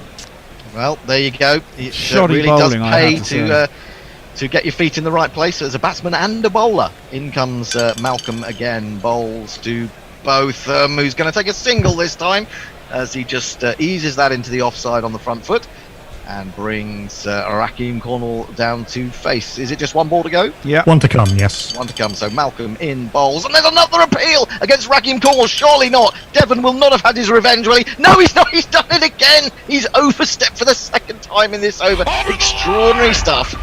Huh? I'm sorry, Smokey. You were over the line. That's a foul. Tone, it's all going wrong, mate. Well, he's speechless at the moment. There's going to be a new over there. There's a replay. Someone pressed the wrong button. Can we find out who's bowling before you throw the dice? No, it's no ball, isn't it? The ball's come. Oh, it's no ball. Sorry, Devon in again, bowls, and that's injury to insult as Rakeem Cornwall carves that over the offside. A couple of bounces as it runs into the boundary edge. 1, 2, 3, 4. End of the over. End of the 12th over. 18 runs off it with those 2 no balls and those 3 fours. Ian Botham will face. He's on 5 off 3. Rakeem Cornwall is on 11 off 4. Devon to Cornwall here today. Scone tomorrow. 219 for 6 after 12. And Linux Thea says, Bounty, what are you talking about, Hendo? It was a Snickers on a good length. No, coconut abomination, which I think is an excellent way of describing a bounty. And WG also looks like more like he needs a bucket of lard. And there's some chat amongst some people which has somehow found its way to us. Oh, okay. So it's going to be who's going to be bowling? Tony, did we find out? Eddie Barlow's going to carry on. He's going to be bowling to Ian Botham, and in he comes, bowls to Botham. Botham will just play that gently through the offside, but cleverly he's taking the weight off the ball, and the man's coming in from the boundary. They're going to pick up 2. Brings him back to face. Next delivery is going to be 3 more runs to Botham. He got inside that one and whipped it away, but didn't really get all of it. Maybe a bit of inside edge onto hip, and that is going to allow them to come back for the 3rd. Bringing Raheem Cornwall down to face, and there's 3 more. I think we saw this in one of the warm-up games. Raheem Cornwall, Ian Botham getting together, running the 3s because they are possibly the fittest in the camp of the Fat Boys. Just word in, that was a typo. Anyway, 2 more to Botham this time as it's played through mid-wicket. Just gently getting into their stride here. He's in again. Bowls, and there's 3 more. How many 3s in this over already? I think that's 3. 3, yes. So it's been 2, 3, 3, 2, 3, and 1 to come. And who's facing? Cornwall. Cornwall to face. Final ball of the over from Eddie Barlow, but he struck with the final ball of his last over. What can he do here? Hey! Not a lot. This is another 3. It's another 3 for Raheem Cornwall, who's looking good. Nick got 36 in the semi-final, and he's contributing already to this game. Certainly is. He's on 17 off 5. Ian Botham 15 off 6. 235 for 6 after 13 overs. Lovely symmetrical over. 2-3-3, 2-3-3. 16 runs off it from Eddie Bunter Barlow. Right, so back to Devon Malcolm, who's trying to finish off this Fat Boys lower order, but they're providing good resistance at the moment. It's going to be Ian Botham to face, I believe. Well, is it Devon Malcolm? Yes, it is. I just wanted to hear you say it. Defeated already, Tone. He's in, he bowls, and Botham crunches that. Sorry, Cornwall lifts it up and over mid-wicket, and that's no doubt going to the boundary.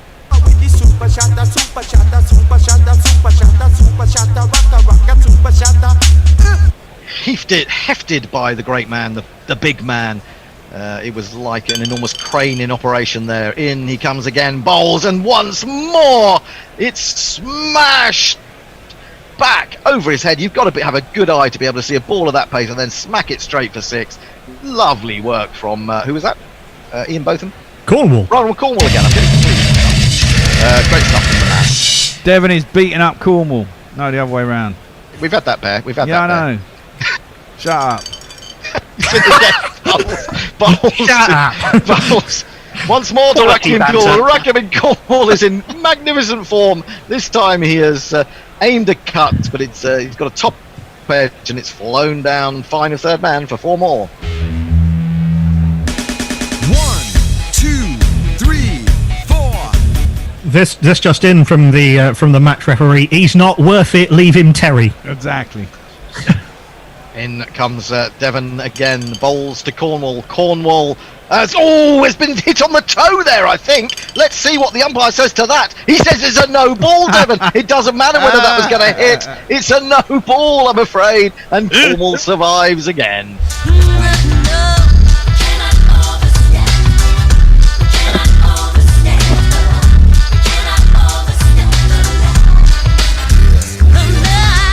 And Devon Malcolm's 4th no ball in 31 actual deliveries brings up the 250 for 6. And I see Tony tearing out what remains of his hair. He can't believe it. He can't believe the number of potential wickets that have gone begging. There trying to find out. He's in again. Bowls to Cornwall. Cornwall swivels, pulls. Doesn't really get all of it, but it's going to be chased by Clive Lloyd, who swoops on it eventually.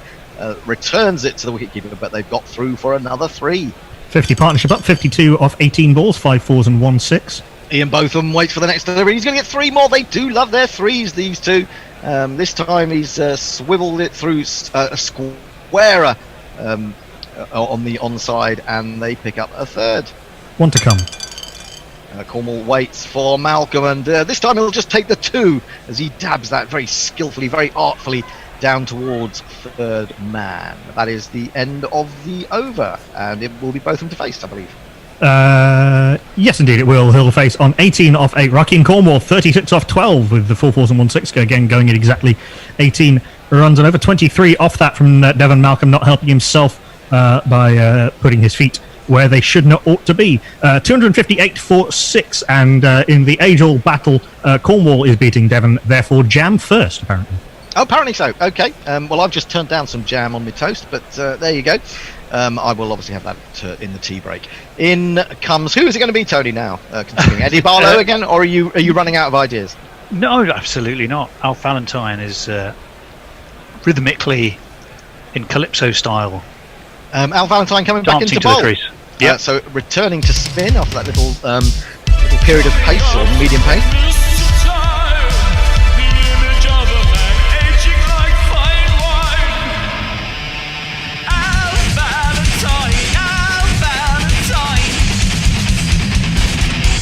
Coming back into the attack, 3 overs, 254 with 2 no balls. Well, that has been the Achilles heel, hasn't it, for the bespectacled boys today? But it's going to be Valentine bowling to Botham. He's coming left arm around the wicket, couple of strides in bowls. Botham smack that one. He leant into it. It's gone high. Is it going to reach the boundary? He's got enough legs on it. Yes, it has got several legs. It's got a centipede's legs, and it's gone all the way for 6.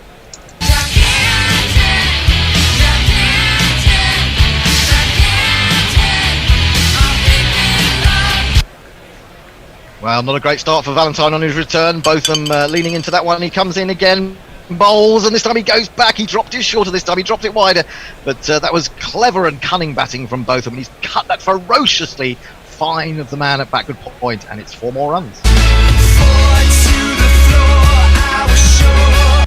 It's amazing how this particular era of Botham has performed in this tournament. He waits for the next delivery. There's an appeal this time. What's it going to be? Is it going to be another no ball? No, he's going to be given out LBW. And Valentine struck Botham just as he was looking really good, really strong. Has got to go. I'm a loser. Yeah, I'm a loser, babe. I'm just a loser.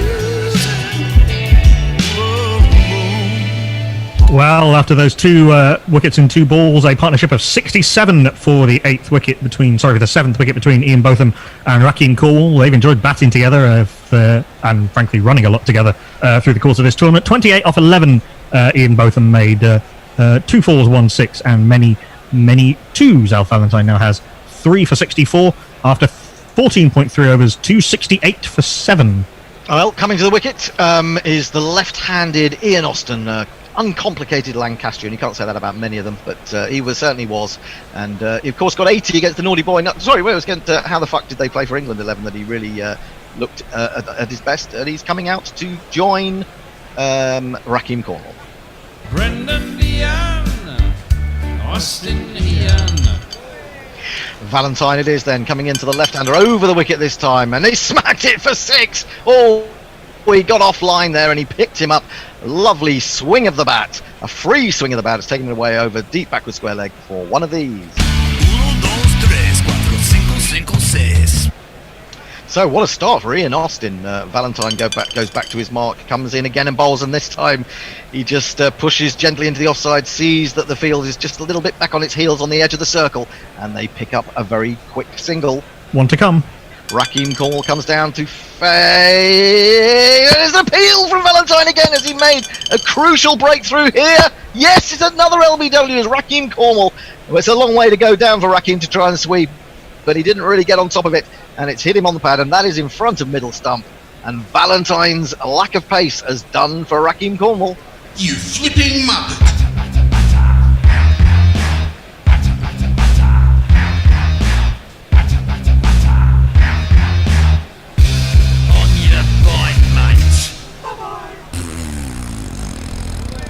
Been very much feast or famine for the fat lot of use middle order.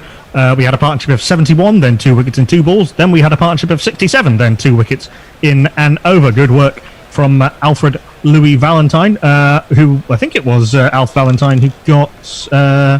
It was indeed Alf Valentine who got the breakthrough earlier. The double. Oh no, the double breakthrough was across 2 overs. I'm thinking about it. But Alf Valentine, 4 overs, 4 for 71. Really hasn't helped himself with the 2 no balls. Doing his best to keep the fat lot in check, but they are 275 for 8 after 15 overs. Ian Austin on 7 off 2, and a new man yet to face. It's this man from Bermuda. A hero. You feel the earth move under your feet when Dwayne comes tumbling down, tumbling down. You feel the stand start a trembling when Dwayne Leverrock goes down. Well, he may be coming in at number 10, but there's a lot of expectation on this man after his amazing semi-final performance in which he scored 53 and took 8 for 34. He's coming out now to bat against Al Valentine, who's that was the end of the over. Oh, he's not going to face. So it's going to be Ian Austin to face up to who? Declaration bowling time, Hendo. Jeffrey Boycott's going to be bowling with his hat on. Oh God, Jeffrey Boycott to bowl. They'd love to see it. Before we come to Jeffrey Boycott, the dubious pleasure of Jeffrey Boycott Jingle's playing right now. Bowling. My mum could have caught that in a penny. Boix. He's no more brains than a pork pie. Boix. Add 2 wickets to the score. A lot of talk about bounties and mutinies. Pirate Barshar at large says bounties are fantastic. I will hear no calumnies against them. Mutiny, very much building on the joke I made earlier. Linux Lear says, you know what became of the mutinies of the bounty, don't you? Pirate Barshar says, I'll take the gallows. And then, apparently they settled a small uninhabited island now known as the Pitcairn Islands and did very unpleasant things to the native children. Oh yes, I've read a book about that. Yes, many years ago. Yeah, it's a curious case, that I'm afraid to say. There are a couple of books about it that are quite interesting. Captain Bligh went on to be onto the Root of the Ashes story in the end, wasn't he? Or was it a relation of Captain Bligh? Different Captain Bligh. Different Bligh. Ivo Bligh, yes, who had some stumps burned in his dishonour. Diana Patterson says, here is that dubious plague of no balls again. Yes, there have been a number of them. There have been, I think, 6 in the innings thus far. Yeah, there have been. So a whole extra over of no balls. Yes. 275 for 8 after 15. Boycott bowling to Ian Austin. Well, this is a Rose's battle, isn't it? Ian Austin from Lancashire against the greatest living Yorkshireman. And his first ball is just dabbed away. There's a little bit of in-swing. That's what you do get with Boycott. You do get the ball swinging, but it is at a rather sedate pace. And Ian Austin picks up 2 through extra cover.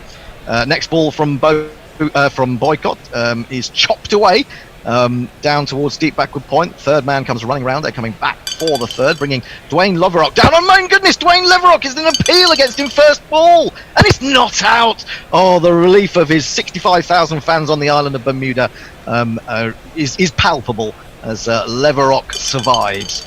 Next delivery is bowled to him, and he takes full toll of Boycott this time. As the swing comes into him, he just goes with that, lifts it over deep square leg, and picks up a wonderful maximum.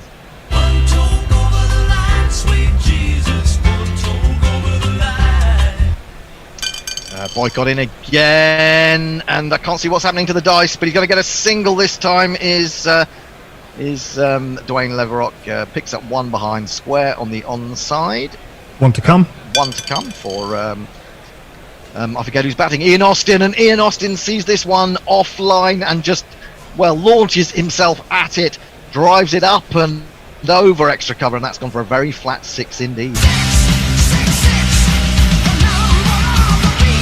Oh, it started so well for Jeffrey Boycott. 5 runs only off the first 3 balls of the over, but then 6-1-6. Dwayne Leverrock is on 7 off 3. Ian Austin 18 off 5. 16 overs gone, having been put into bat. The Flat Rule of Use 11, 293 for 8.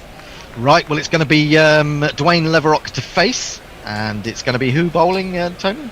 Alf's going to carry on. Alf's continuing. Well, he has performed manfully today. He's coming in left arm over the wicket, round the wicket to Dwayne Leverrock. He's in, he bowls, and the big men, they love their running, and they're trying to lose a couple of stone each during this tournament, and they're going to come back for the third. It's not very fat of them, is it? Not very fat of them at all. And there's going to be 3 more this time as Ian Austin clobbers that away on the onside through square leg. Didn't really get all of it. A little bit of a shank, but it's 3 more healthy runs. Is that the 300 up? 299 for 8. 299 for 8, and it's ended on its end. The dice has Dead ended ball. on its end. Dead ball. Dead ball. In again, bowls, smacked by Leverrock, This time back over his head. 4 more runs. There's not one boy for me, I must have 2 or 3, I need 4. And I do believe that's only the second 300 of the tournament. Yeah, both by you. Actually, the fourth. The fourth? Actually, the fourth. Oh. The Gingerbread Man and the One Test Wonders both made 300 in their group game. But yes, for the second time, you have passed 300. Okay, so Valentine continues bowling to Leverock, and Leverock is going to pick up another 3. They're going to be exhausted, these poor fat boys. They come back as that way goes away through mid-wicket, and it brings Ian Austin, the left-hander, down to face Valentine, back over the wicket to the left-hander, and he's going to be 3 more as he chops that fine. A lot of chopping going on out there, but David Steele's not involved in it, and they've picked up another 3. One to come in this over of lumberjackery. And this is going to be 4 this time. That was Dwayne Leverock this time, smearing it away rather agriculturally over mid-wicket, and it's gone to the boundary. 1, 2, 3, 4. Well, that collection of good running and mighty smiting, 334, 334, 20 runs off that over, 313 for 8 after 17 overs. Leverock is 21 off 7. Ian Austin is 24 off 7. And it's going to be Ian Austin to face up to... Clive Lloyd, captain. Clive He's Lloyd, had enough. He's seen enough. Too little, too late, but he's bringing himself on. So Boycott's cap didn't do the work.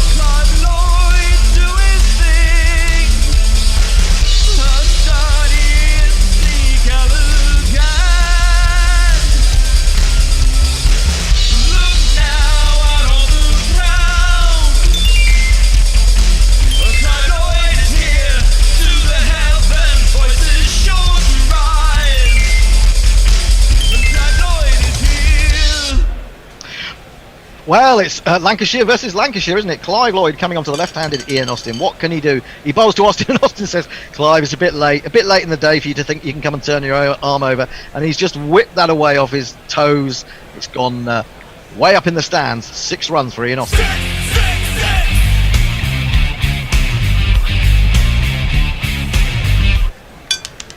I don't know what happened there. The dice seems to have come off the plate. And the next delivery is... cut away by Austin for 3 runs through extra cover. He's looking in good nick. This is a worrying little stand developing. In he comes, bowls to Leverock, and Leverock uses all his leverage to take that up and over extra cover. 4 more runs. It's a very glum looking Tony now. Yeah, that stand has worried its way to 51 off 15 balls. Wow, what a performance by this lower order from the fat boys. They've got runs in them everywhere. And that's, well, I won't go into that. Oh, now there's a big appeal against Ian Austin, and he's bowled. I think Leverock, I'm afraid it is, who's gone. He's been castled by Clive Lloyd, and that is a big relief to the huge West Indian.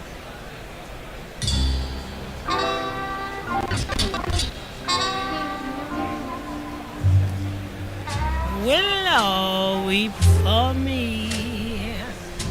Willow, weep for me. Bend your branches. Antigua and Barbuda does for Bermuda. 25 off 9 balls, 3 fours and 1 6 by Dwayne Leverock, bowled by Clive Lloyd. 326 for 9 off 17.4 overs. The record score in this tournament, which the Fat Lot put on against the How the Fuckers, is 334. So records, what a time that would be to break that record in the final. Yeah, and can it be this man to do it? It's going to be the man all the way from Euroa in Victoria. We know him well as the man known as Merv Hughes. Mr. Hughes, thanks for joining us. Can you tell me what you think of Mike Atherton? Arsewine. Eddie Hemmings? Arsewine. Martin Moxon? Who? Ian Botham. Fucking arsewine. Devon Malcolm. Pretty good bloke, actually.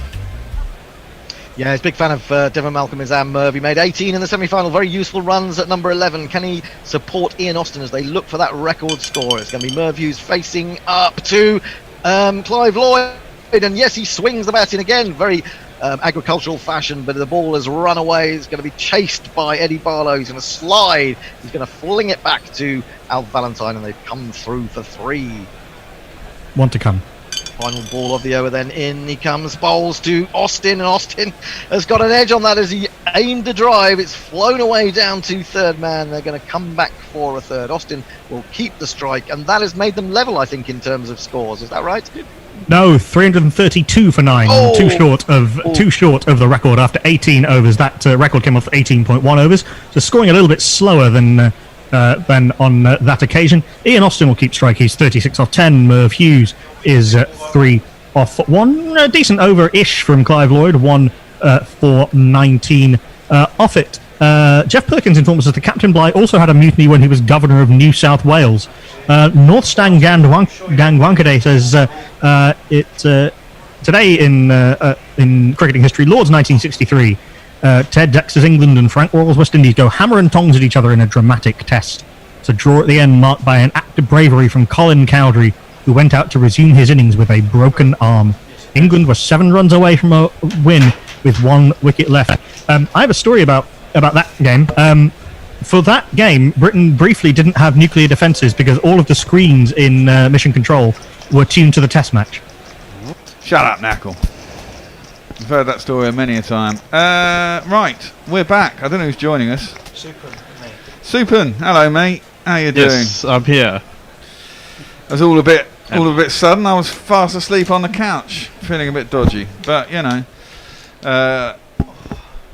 instead we've got to get to that. For crying out now, get my shit together. Right, there we go. First ball was just defended out to the onside, and there was no run. No, there was a run because Crawley hit it. And that must have been the last ball of the last over as well. No, in which case there wasn't a run. Was that correct? You look like Ducks on strike, bowlers prepping the ball. Okay. You're wearing your nightgown there. You're looking very comfy. This is called an hoodie. It's required for Melbourne winter. It's essentially a giant hoodie made out of a blanket. Aha. And it's very, very warm. It's a nice cold 10 degrees and raining outside. Okay, well, it's only about 10 degrees warmer here, actually. Oh, no, that was a bit aerial. Hit out square through point. Down to Nathan Lyon, who's back there on the boundary, and there ain't no run. Should we have some jingles? Might as well. Go for it. We've got this guy. Wow, that looks dark. He arrived with a smile, and he's going places. He's looking good now, he's in with the aces. He was up at Stowe School playing T20. He might play for England, but he'll still be Ben Duckett to me. Boland, Boland, Boland, here comes Scotty Boland. Boland, Boland, Boland, Boland. Well, immediately comes in, and a big drive is essayed by Crawley, and it beats his outside edge. It goes through the keeper, and there's no run. Probably a good. If you're going to get anything out of the atmosphere, it's going to be now, isn't it? Yeah, I would expect it's going to be Boland and then Lyon on the other end. Yeah, I mean, if you're going to get something out of the atmosphere, they just had a wide shot. It is very dark, very dark indeed, and it could piss down rain any minute again. So they've gone to Boland, the man for exactly these conditions. And second ball up, Crawley defends it up to mid-on, and there's no run. And it has to be said that NASA was showing earlier how Crawley may, and you can never be quite sure of these things, but Crawley may have changed his technique slightly. Not pushing forward so much at the ball. Maybe that's why he's not been out so quickly. Remember, he hasn't even offered a chance before he was out, was he? In first innings? I don't think No chances yet this innings. And only the one where he actually got out in the first one. Anyway, we shall see. Boland is in. Oh, that's a big appeal for LBW. Is it going down? It's down leg, I'd say. Down and a bit high. He gone across. Height's going to be an issue.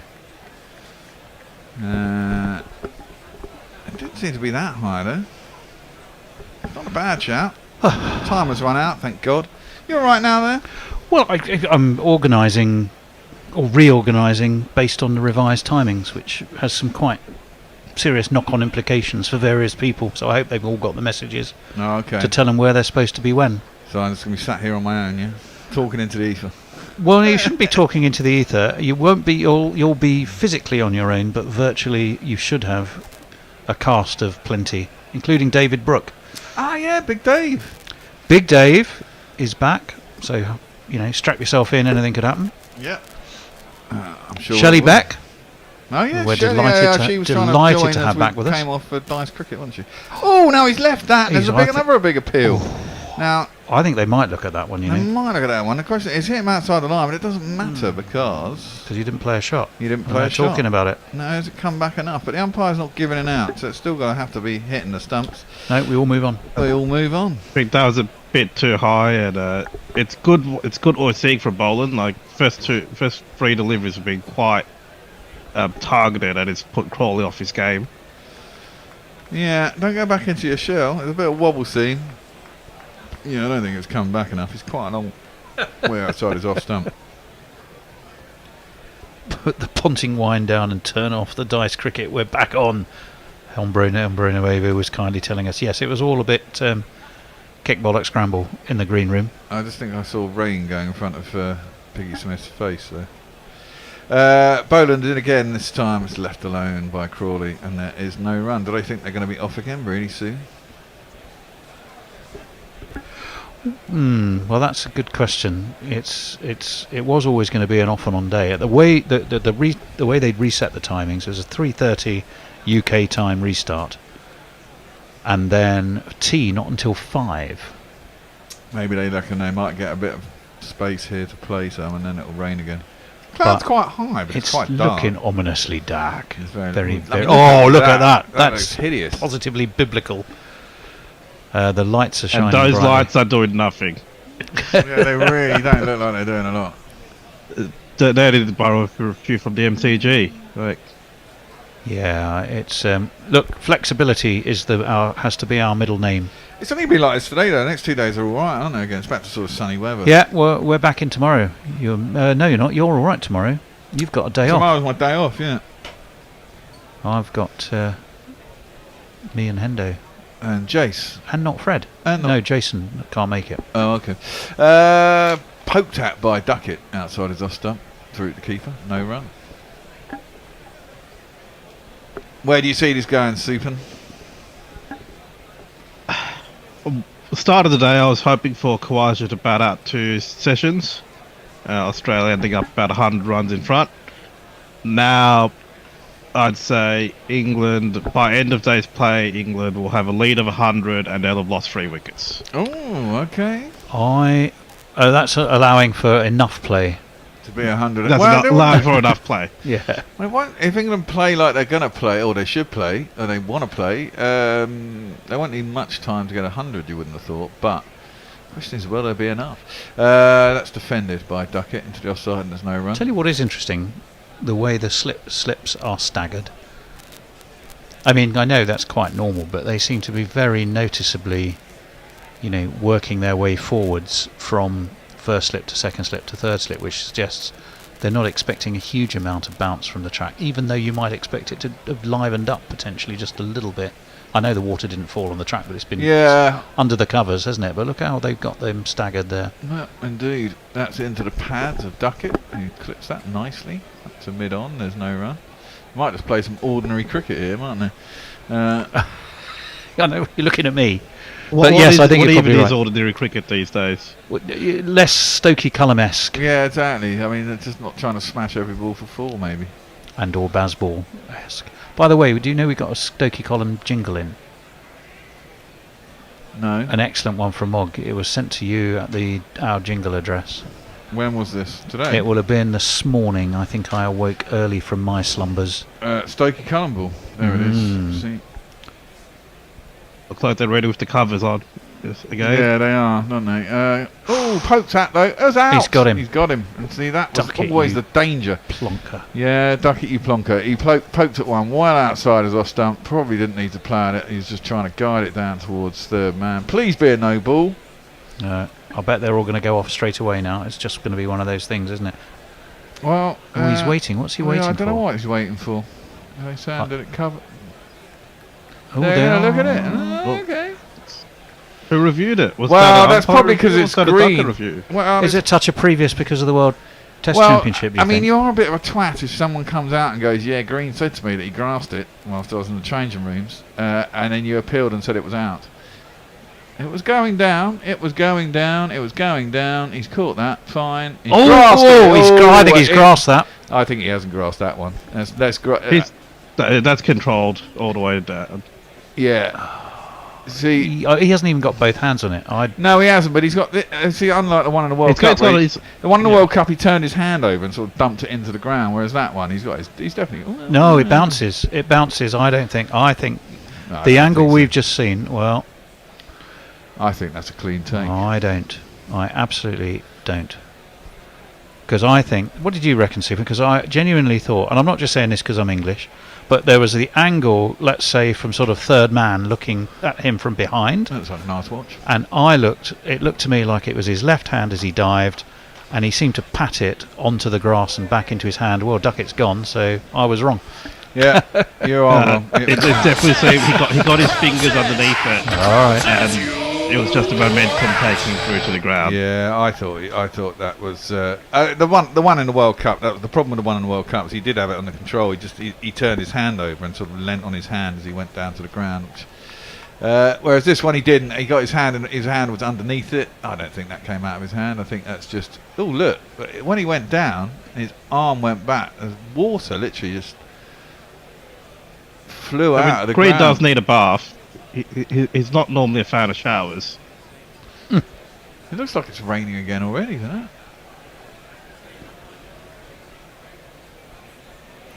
This will be the interesting angle. Here we go. Oh, I don't think it will be. I'm not sure. We'll see. He caught that. I think that's a definite catch. So academic now. Should we make every player wear a GoPro? So we get a bird. So we get a. Well, I'm not even sure that would help. The thing is, it wouldn't help. It'd be almost impossible to see. You need a sort of a grass cam. You got stump cam. You got spider cam. I genuinely think you need sort of grass cams. Well, worm's eye view shots of right at grass level. This man is going to. Oh, I'll give you his jingle after this ball. The first ball is down the leg side. He tries to smash it down to one leg. Doesn't get it down there. No run.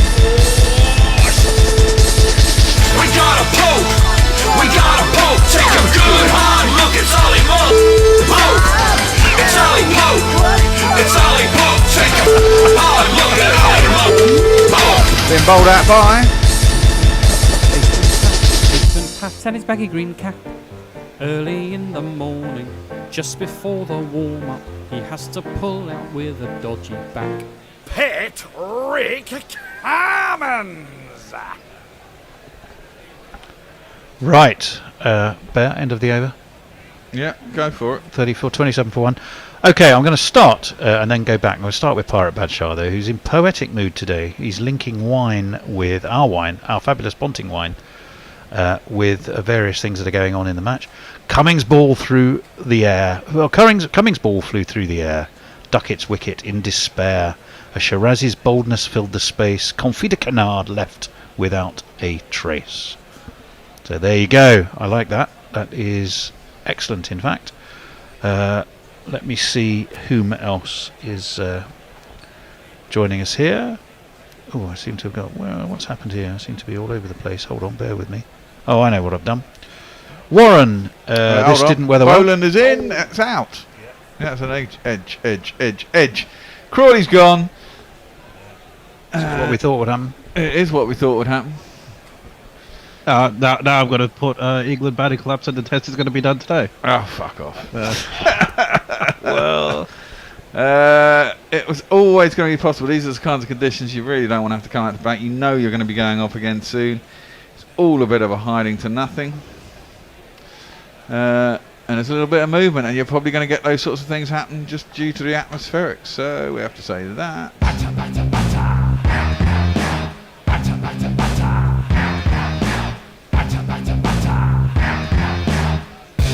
On your bike, mate.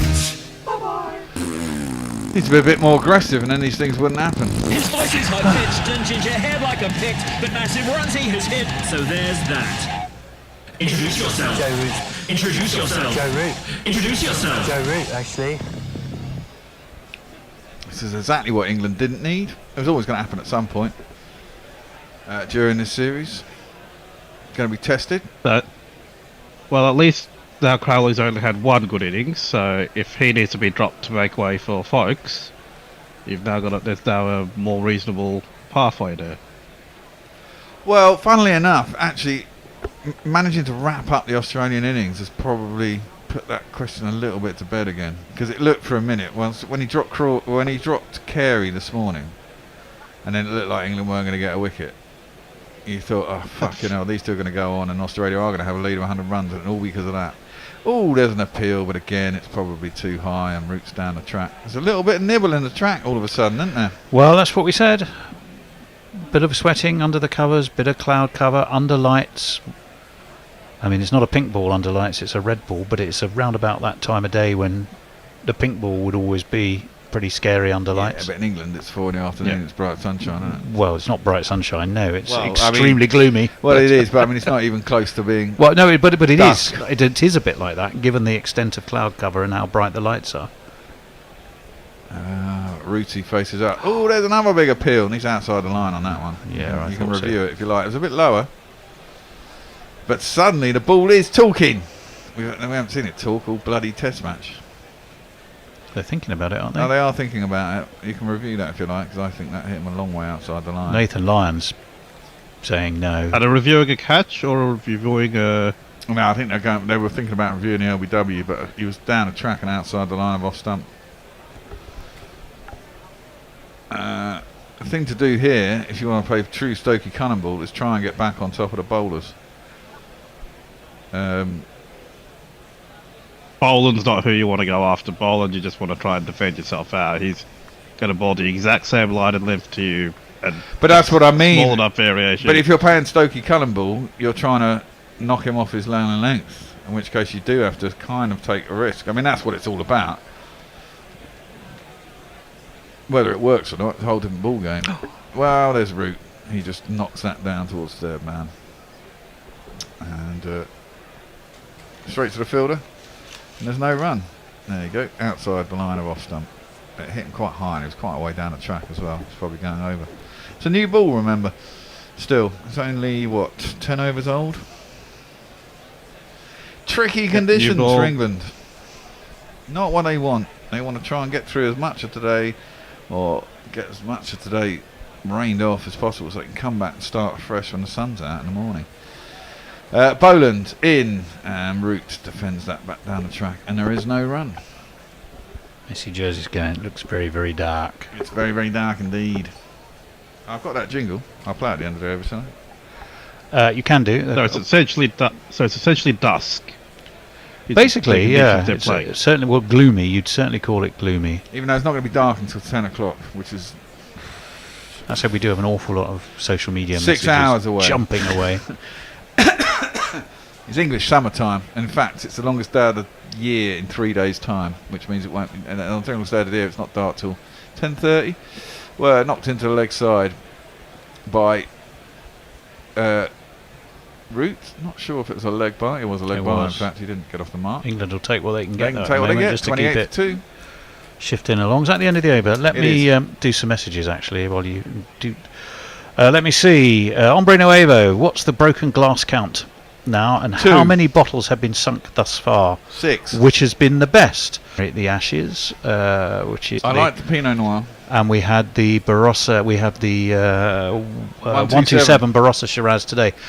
Probably of the 3, personally, the Barossa Shiraz. That personally, has got I think some yesterday's real depth to it. The Mowbray Boy, I quite liked. But the Bears are more of a Mowbray boy, by the sounds of it.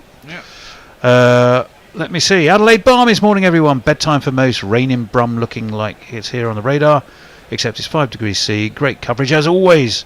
No one in hospital tonight. Winning. Cummins in, and Root is forward, and he defends it out to cover, and there ain't no run. So big hello to our friends at the Adelaide Barmies. Muttley, woof, welcome back, primates. Let's hope the rain holds off. Fuck, wicket, mid-tweet. Yeah, sadly. Yeah. There's 3 slips at a gully for Root, or Cummins' bowling, so Australia retaining their orthodox playing style for this session? They are indeed. Leah says English should drop ducket, unlike green. Wow. Oh! Has he got him? There's an appeal. No, the umpire hasn't given it out. Smith's convinced. Ash and Raza. They didn't look absolutely convinced, did they? I heard it says they're going to review it. And it seemed to go in the air for a start. Root's not sure. Maybe he looks like he got an edge. I don't know. This could be a fucking disaster. Labuschagne's face. Well, yeah, that's true. If Labuschagne was up for it, then it's not a wicket.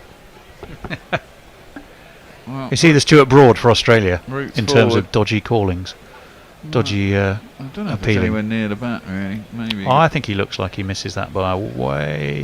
He must do that. Yeah, he's missed that by a long way. Daylight and some more daylight on top of extra daylight there. Yeah. Okay, well, that's a review down. That's handy. Certainly testing conditions to be a batsman in, though.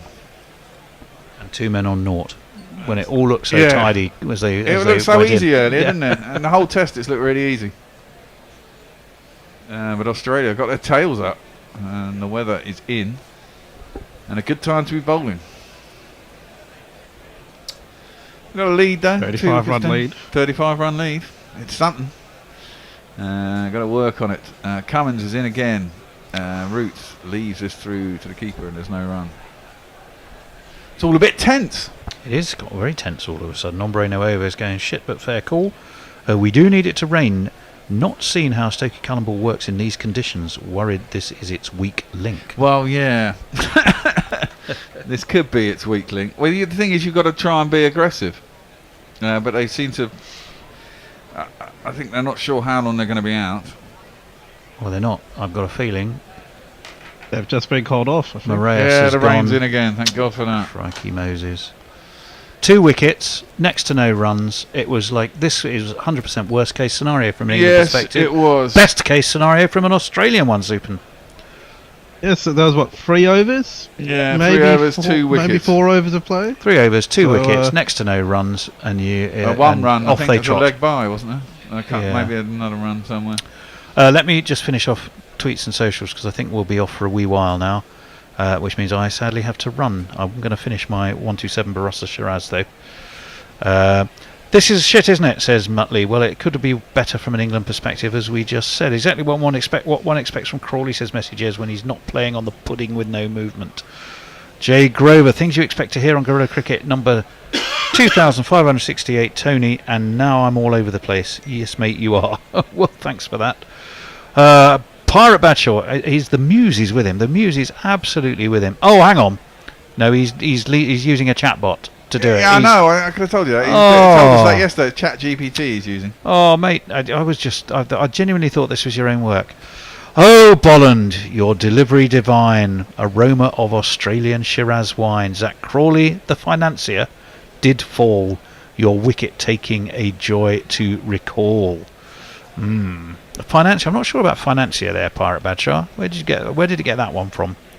Or is that just ChatGPT not knowing as much about cricket as it likes to think it does? Probably. Leah, look at the positives. At least Crawley didn't nick it into the slips like he normally does. Well, no, he just nicked it to the keeper. It was a good ball, actually, from Cummins, you have to say. It was on a length, it just nibbled away, and he played it. GB says this is the real Crawley. The fact that there are those in the England setup who say otherwise speak to their arrogance. Or possibly harsh, but fair point of view. Jay Grover, I want it to rain blood and ashes. Well, okay. Okay, so that's on Twitter. I'm going to just quickly see what's the state of play over on YouTube, because I assume plenty of people have dropped back. Yes, come back. It's absolutely shitting it down. There's someone who's called Phil Schofield. I'm saying I literally am saying even someone in Australia is chuckling, which is harsh, but I'm going to say nothing, Phil. But are you okay? You won't see any more play today. It's a monsoon, is what Phil's telling us. And that's 10 minutes from the ground. Well, thank you for that. Suitor who? Fuck, it's back on and I missed the 2 wickets. Yes, it is. Sam Nick is saying, Live and die by the baseball sword. If they get bowled out for 80 doing it, so be it. I just don't think Crawley should be there, irrelevant of the philosophy. And I think that's a fair point of view. And I suspect, Sam Nick, you're not the only one. Oink South Africa, says Damp Squib. What you get from asking for flat pitches. Cricket is a two-way street. Shouldn't have to depend on the weather to get wickets. Well, I go along with that. George McPherson, for fuck's sake, same old England top order. They need dropping. I think it's a bit premature, but yes, the changing conditions has certainly made a huge difference. But thank you for your point of view there, George, where it's a particularly good one. Don Diego, grass, exclamation mark. I don't know if that's an order for some supplies or if it's the fact that the ball hit the grass off green. It could, of course, be I think either. that was a clean catch. I think. But then George McPherson went out, so there's sort of a bit of a debate going on there. Emily Elizabeth, hello, welcome to you. Lovely to have you back again. Apparently it's 85 degrees, 30 degrees C where she is, and I don't like it. I'm an autumn-winter stroke person. Well, Emily, we're just glad you're back with us, so welcome back to you. Scott Bates, hi to you. That's probably it. And then I saw some more incomings over on Twitter. Zach Crawley Star is a financier. Says Jay Grover. Yeah, he's a millionaire, isn't he, Jack Crawley? Of course he is. Yes, of course he is. Good spot, Jay. Oh, is that how he got on the team? Well, it could be. Yes, it's a bit like being a member of the Conservative Party. You know, your dad's got heaps of money, in you come. Providing he gives it to you. Pirate Badshah replying, if you'll recall the Lyonnaise cuisine last test, I gave Crawley the moniker financier, which is a French cake. Oh, financière, the French gâteau. Well, how lovely. Oh, then there we're looking at the man whose wine we are happily drinking. I will tell you, but just before I depart, although we might stay and chat for 5 more minutes, but we do have this fabulous deal with Ponting Wines. So far we've worked through the Pinnacle Shiraz, the Mowbray Boy Pinot Noir, and today we have been enjoying the 127 Ponting, which is the Barossa Shiraz, which is got a bit more heft to it than perhaps the Pinnacle does. It's priced slightly higher, but whatever the price, you do get a 15% discount if you go to pontingwines.com.au/Guerrilla Cricket and use the code GCAshes2023. If you just go to our website, big article, right in front, smacks you between the chops, and there is a link also to where you can get that discount if you use the code. Exciting stuff. Yes, exactly, and the code is there too. And we're also, just to give you a little warning or wet your whistle, we have the man himself that Hendo and I are going to be chatting to on Thursday, so watch out for that. Ricky will be drinking some of Ricky's wine and asking him how he came to get into the wine business. We'll be talking about his cricket career. We probably may or may not mention Gary Pratt. I think it's going to depend how brave or indeed pissed Hendo and I are when we're interviewing him. Wow. We'll see how that goes. Okay. Any last thoughts, Supin? He's gone. Hopefully there's some game. I can't hear him. Hopefully there's still some cricket still to come today, and if not, I'll see everyone at the Women's Ashes, which we'll be leading the coverage from the Mooney Pond studio. Yes, indeed. You are leading the coverage from Mooney Ponds. I've got things to do between tests. Oh, for the Women's Ashes, absolutely. Yeah. Now, that is, we're very, very excited about that. So if you do want to follow the Women's Ashes with Guerrilla Cricket, then you absolutely can with our friends at... it's going to be Guerrilla Cricket featuring White Line Wireless, but they are taking the lead in the Mooney Pond studio for all of that Women's Ashes series. Bit of an experiment on our side. Yep. But nothing ventured, nothing gained. Indeed. Nothing ventured, nothing gained. So, fortune, we hope, will favour the brave. And we hope you will join us. With that said, what are we going to put on there? I can see you got some more dice cricket lined up. Yeah, well, we're going to go back to the dice cricket final. The final? Oh, I bloody lost that. Yeah. I was robbed in that. It was clearly dodgy. Of course. Even you admit it was dodgy, yeah, and you were rolling the dice. I was rolling the dice, and Hendo was just cheating. He was. I'll tell you one other small anecdote about him. He's a bad loser. The question about how many broken glasses from Hombre Nuevo, the answer is 2. One of them, Hendo just reaches out his foot as I happen to be walking, probably a good 3 feet past the table that the wine glass was on. Hendo kicks the wine glass over, screams and says it was my fault, and the bear is the one who ends up clearing it up. Yeah, exactly. Well, Hendo's sitting there going, it's nothing to do with me. Yeah. No, he admitted it was his fault, and then just eventually, and then just under duress. Exactly, but just sort of flapped about, being completely unhelpful. Anyway, that's we love him for sure. We're seeing that. Is that the green catch again? It's clean Seen catch. from that angle, It's a it proper was a catch. clean catch. It's a proper catch. It's a dirty clean catch. I don't know why everyone's looking at it. Everyone's only looking at it because Green admitted that he grassed the one in the World Cup final. But bygones are bygones. Time has passed and that was done. Right, we're going to move on back to highlights because it's going to be raining for the next 2 hours. So I'll hopefully won't fall asleep this time. And we'll see what happens. If there's any more play today, we shall be back, and I guess I'll be manually doing rotas with whoever's about.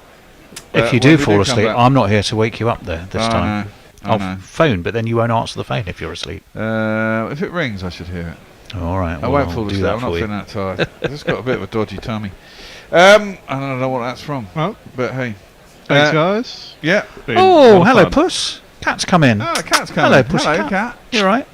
You missed it. Staring at us. 2 wickets down. England dead unlucky. Rotten luck with the weather, Puss. Indeed. Next door neighbour's come in. Cat's come in and he's walked out again. Alrighty, we'll see you all in a bit. No cricket. And until then, goodbye. Well, I think you've got to get your priorities right, haven't you? And absolutely right. This one is and good for them. So it's going to be Valentine to continue to. Yes, it is, Hendo. Yep. Valentine's going to be bowling to Ian Austin. Left arm over the wicket. He bowls to Austin, and Austin has cut him again. He's been playing these cross-bat shots extremely well. It's got away between backward point and cover, and it's 4 more runs. Record breakers. In to bowl to Austin, that comes off the plate, and so we go back to bowl again. In comes Alf Valentine, bowls, and Austin whips that away over mid-wicket. He played it with the turn, and he's absolutely clobbered that. He's launched it, and it's 6 more runs. Alf Valentine raised the ball, 100 up for him, 5.2 overs, 4 for 101. Wow! Interesting stuff. He's bowled quite well, but a couple of no balls have let him down. He's in again to bowl to Austin. He bowls, and there's going to be no declaration here as he's once more offered up too much for Ian Austin, and he swung that away over mid-wicket. It's 6 more, would you believe? And 50. Hey! 52 off 13 balls, 1 4 and 5 sixes. What a knock from Ian Austin. My goodness me, no wonder he was one of Wisden's Cricketers of the Year in 1999. Scoring at exactly 24 runs and over, 4 runs a ball. In comes Valentine again, the very expensive Valentine, even though he has picked up wickets. And this is, well, that's just clever from Austin. As everyone went back to the edge in the deep, he just dropped that into the onside and ran through for 1, exposing Merv Hughes. And no one wants to expose Merv Hughes.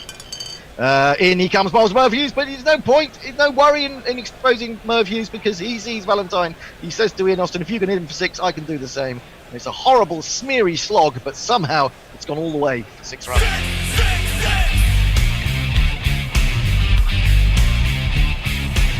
.350 is breached for the first time in the tournament. 355 for 9, 1 ball left. And 3 more runs for Merv Hughes. Again, it was a horrible slog. He got a horrible inside edge, but it's going to run away from the fielders. It's just some momentum with the fat boys at the moment. 3 more. 3 more. Ends the 19th over. 358 for 9. Merv Hughes is 12 off 3. Ian Austin, 53 off 14. 1 4 and 5 sixes. I think this is... Yes, it is the longest innings of the tournament. Thus far at 19 overs. Durban Oak says Hendo grinding out an unnecessarily high total and spoiling the game. Yes, no bonus points on offer in the final. Well, no, I'm just quite enjoying the fact that the longer this innings goes on, the harder it is for Tony to get to see Watford tonight. Well, I'll declare, so you'll win anyway. Oh, you can't declare. No declarations no declarations in the second innings. That's pathetic. That tells you all about the attitude of the unbeaten, bespectacled 11. Really shocking. It's shocking. Next victim, sorry, bowler. Clive Lloyd. Well, disgrace to cricket, Tony, I'm afraid. Anyway, here comes Clive Lloyd to bowl to Merv Hughes, and Merv Hughes has smacked him off the back foot for 4. Wonderful stuff. The 400 is in sight.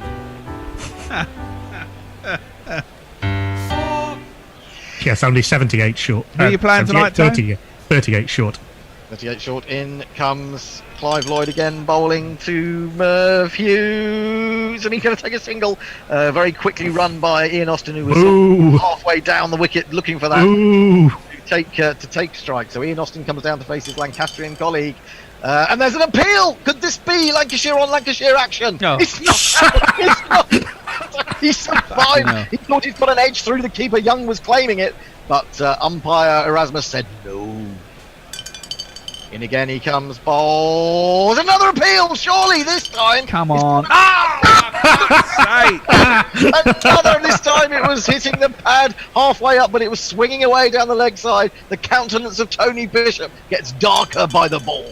Now he's in again, he bowls. Is it going to be a third house out in a row? No, it's going to be 4 runs for Ian Austin, smacked away off the back. My name is Lakhan. My name is Lakhan. One to come. Ball of the over.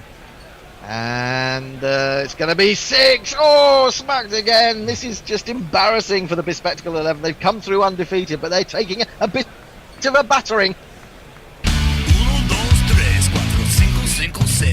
Well. 20 overs gone for the first time in the tournament. 373 for 9. Merv Hughes will be on strike on 17 off 5. Ian Austin 63 off 18 balls, 2 fours and and 6 sixes. Clive Lloyd hasn't been this miserable since he was stuck in a traffic jam on the Manchester Ring Road in the summer with the bear. Now, to be able to be stuck in very happy then. He would be very happy when he's stuck in a traffic jam because he won't be going at 300 miles an hour. Anyway, well, hang on. I've just seen Warwick Armstrong come out onto the balcony, and it looked for a moment as if he was thinking about declaring, but he's seen Tony's countenance and he's thought, no, this is quite good fun. I'm going to continue. You're evil. I am very evil. So, in he comes. Bowling. Bowls. Who is bowling? Who comes? Doesn't matter. It's an appeal. It's an appeal. Could it be out? Paul Allen's back. And it's... Oh, what's happened there? Didn't see it. Went flying off. That's surely not... It's not out. It's not out! This is wonderful, wonderful entertainment for everyone apart from Tony. In comes Paul Allen again. And it's going to be 3 runs this time too. I don't know who. Merv Hughes, probably. Hughes. Yes, indeed. It brings Ian Austin down to face. In he comes again. Paul Allen again. It is a Lancastrian battle. It's 2 more for Austin. So it's guided away into the offside. He's in again. Bowls. And another appeal. What's going to happen this time? Surely it's all over now for the Fat Boys. Let's have a look. What's going to happen? Is it out? Can't see. He's gone off the plate. He's in again. Yes! Finally, the agony for Tony is over. Well, partly over. He's still got a bat, of course. Hopefully, this time he's going to get a 200 last wicket stand. 200 run last wicket stand. Well, we know what he did. He's going to. I mean, it would be terrible for his fans if he was to leave early to go to watch Watford when we know what they can do low down in the order of the Bespectacled 11. But bring us up to date on that innings at the end there, Apple. Yeah, Paul Allett bowling a punishment over, really, but gets a wicket, gets his first wicket of the innings. Last man out was Ian Austin, gone for a fantastic 65 off 20 balls, 2 fours and 6 sixes. So I will run you through the scorecard very quickly. Mark Cosgrove, LBW to Devon Markham, 15 off 7. Mohammad Shahzad, bowled by Devon Markham, his highest score of the tournament, 32 off 12. Warwick Armstrong, the skipper, caught by Dick Young at the bowling of Alf Valentine for 20 off 7. Arjuna Ranatunga was LBW to Alf Valentine for 22 off 8. Then Summit Patel, after putting on a good stand with WG Grace, was stumped by Dick Young at the bowling of Eddie Barlow for 37 off 12. Then WG Grace was remarkably stumped the very next ball in the next over by Dick Young at the bowling of Devon, of Devon Malcolm. Innings top score 72 off 24. At that point, it was 201 for 6. But then Messrs. Botham and Cornwall put on another fantastic partnership. Ian Botham, 1985 to 1992, was LBW to Alf Valentine for 28 off 11. Rakim Cornwall doing fine work again LBW to Valentine, also 36 off 13. Dwayne Leverock gave it a smash and then was bowled by the skipper Clive Lloyd for 25 off 9. The last man out, as I said, Ian Austin, bowled by Paul Allett for 65 off 20. There was a partnership of 52 for that last wicket. Merv Hughes ending 20 not out off 7. 6 no balls, bringing the total up to 378 all out in 20.4 overs. The bowling figures. Devon Malcolm, 5 overs, 4 no balls, 3 for 90. Paul Allett, 2.4 overs, 1 for 43. Alf Valentine, 6 overs, 2 no balls, 4 for 117. Percy Fender, 1 over for 22. David Steele, 1 over for 20. Eddie Barlow, 2 overs, 1 for 34. Geoffrey Boycott, 1 over for 18. Clive Lloyd, 2 overs for 34. 379 for the making a spectacle of themselves 11 to keep up their unbeaten record and win this final. Tony, putting the fat lot in didn't go as planned. No, it didn't. Very abrupt from Tony. Well, you know, I think they've still got a chance. We've got Devon Malcolm, who scored 80 low down in the fantastic last wicket stand. We might be here till about 8 o'clock if that's going to happen, but we might there might be an empty space. Tom Kerson says this is just cruel at this point on YouTube. Dibon Oak says, why would you want to watch Watford getting smacked by Burnley? The championship beckons. And Lennox Lear says, wearing glasses myself, of course my heart is with Tony's vaguely academic looking boys. Right, well, let's see if the academic boys can pull it back. If they can remain undefeated. Let's get on with the second innings as quickly as we can. Okay. It looks like the bear disappeared somewhere to have a little. I'm still here. The fat fingers of doom are still, you know. So chasing 379. Of course, it's Boycott and Barlow you'd want opening. It is indeed. And who are they going to face, Hendo? Boix. Could have hit that with a stick of rhubarb. Boix. My mum could have caught that in a penny. Boix. He's no more brains than a pork pie. Boix. Add 2 wickets to the score.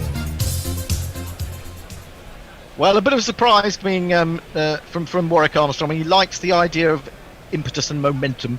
And the man who has momentum is Ian Austin. Hasn't bowled a lot in this tournament, but he's going to open the bowling to Geoffrey Boycott on this occasion. Well, it is. So we've got a Lancashire-Yorkshire Roses battle. Indeed. And Derbyshire, is that who Eddie Barlow played for a lot? Yep. He did indeed. But he's going to be facing Boycott up first. Going to be facing Ian Austin. Austin is in. There's a big shout. First ball, or a shout. We don't know how big it was. And immediately... his fat is round, his arse is on the ground. Mohammed Shahzad has caught that, whipped off the bails, and the bespectacled 11 are none for 1.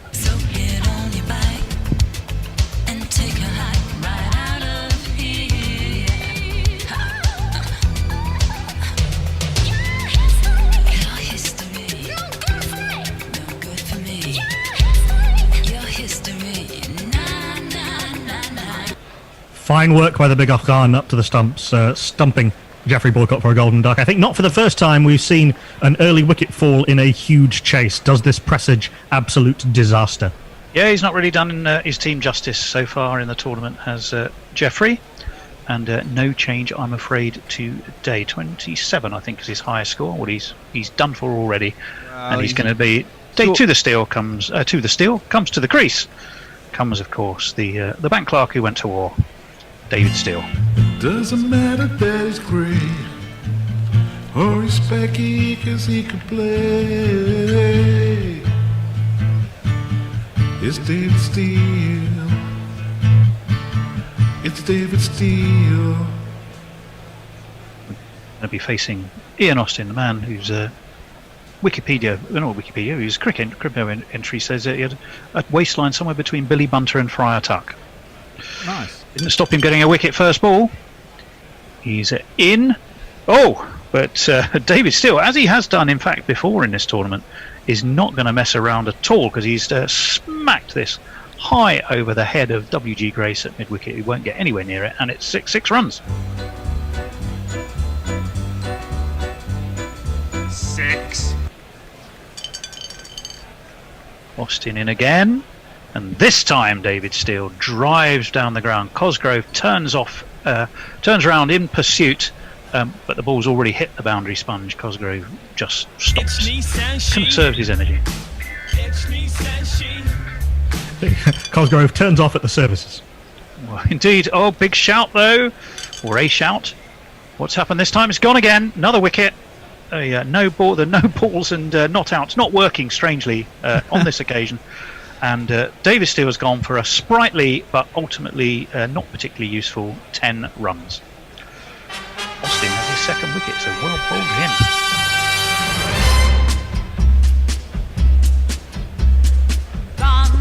Yeah, I think that's the first time Austin's taken more than one wicket in the innings. Quality beach cricket innings from David Steele. 6-4 out. 10 for 2. Not as many lamb chops as he would have liked. So coming to the crease, the wonderful man of Gloucestershire, a one-county man, Zahir Abbas.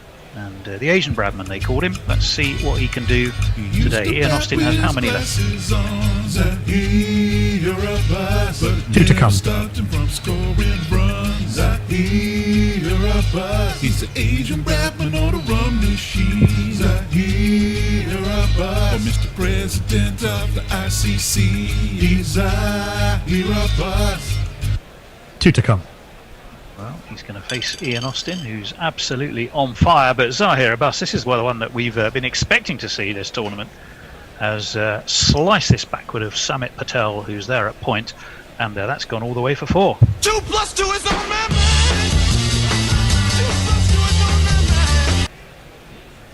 Last ball of the over. Austin in, and 4 more for Abbas. Same ball, same shot, same result. He's on to 8 off 2. And if you kids can't listen, then you bound to see the way you get shot for crossing a boundary, Feast or famine for the making a spectacle of themselves 11, who, if you're just joining us, put the fat lot of Youth 11 into bat in this final, only for the fat lot to make 378, the highest score of the tournament thus far by a mile. Wicket 6-4, wicket 4-4, 18 for 2 off the first over. Zahir Abbas is indeed 8 off 2, and Eddie Barlow, who will be facing now, has yet indeed to face. No, indeed he has not, but he's ready now. Is Bunter Barlow, the man of Derbyshire, obviously originally from Pretoria. Who's bowling, Hendo? Well, it's this outlook from Warwick Armstrong. He wants someone who's already feeling confident after a good little knockout there in the middle, and he's going to turn to Rakeem Cornwall. Okay. Rakeem Cornwall, righto. Today is gonna be the day that you get on your new diet. By now you just somehow got really fat. I don't believe that anybody weighs as much as you do now. 'Cause after all, you're Rakeem Cornwall. Few tweets before we get the welcome side to Big Rakeem bowling. Pirate Bardshire at large says a few more of those Shazad stumpings and I'll be happy. Nestle Boy says Tony's notes make a welcome appearance. And Turbo Note says you could at least make the match fixing less obvious. Where's the fun? Thank you for that. He's yet to take a wicket. Sorry, Etiek on YouTube says how many needed to avoid the follow-on. It's a one innings game, unfortunately. It is. He's bowling over the wicket, and Eddie Barlow says thank you very much. He just clips this off his toes. It's going to go down to long leg, where Ian Austin was expecting to be having a bit of a blow after his heroics, but he's going to be called in. They won't quite come back for. Well, they'll take 3. They won't go for 4. That one, however, is thumped away by Zahir Abbas, who's dealt purely in boundaries so far. This one is pulled between mid-wicket and mid-on for 4 more. Now my innings going, great guns, I hit the ball, 4 runs, I hit the ball and it went for 4 runs. And again comes Rakeem Cornwall, and Zahir Abbas, having hit 12 exclusively in boundaries, has just dropped the bat on this. He's called through for a quick single by the sprightly Eddie Barlow, and 1 more is added to the total. And this one, Rock Keeping already dropped that. He rather dragged that one down. And Eddie Barlow could just stand there and wait and hoik it mightily way over the head of Ranatunga, who's not, I think, that tall. But no matter anyway, it's over deep mid-wicket for 6 runs.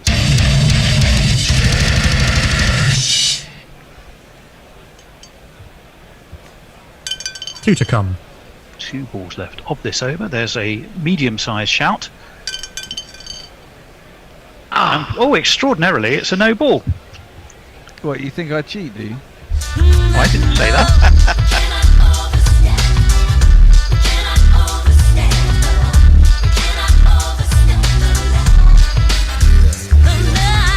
Must have been a back foot no ball. Been watching a little bit of Rakeem Cornwall. Doesn't have a big stride. Well, you may say it there. I couldn't possibly comment. Cornwall in again. And he's going to take his luck, is Barlow, because this is spanked back over Rakeem Cornwall's head into the pavilion for 6 runs. The number of the day really hops and kicks. The number of the day is 666. 1 to come. All in. And again, Eddie Barlow's enjoying this. This one, glorious cover drive. Merv Hughes and Cosgrove almost collide as it bisects them. Neither can stop it. And it makes its sweet, wonderful way to that extra cover boundary for 4 more.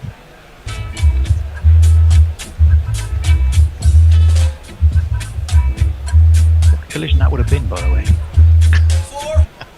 They're making a spectacle of Cosgrove. Wow.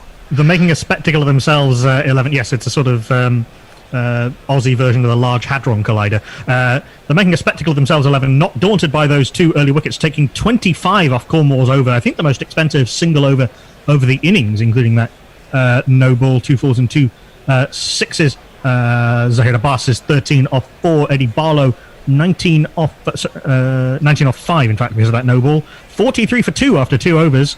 Have taken a big chunk out of this target, but still need 336 more to win. Brian 001. Sorry, just hang on. Brian 001 says it must be getting close to cricket resuming. Every time I drive my bus, you're a bus driver, Brian. Excellent.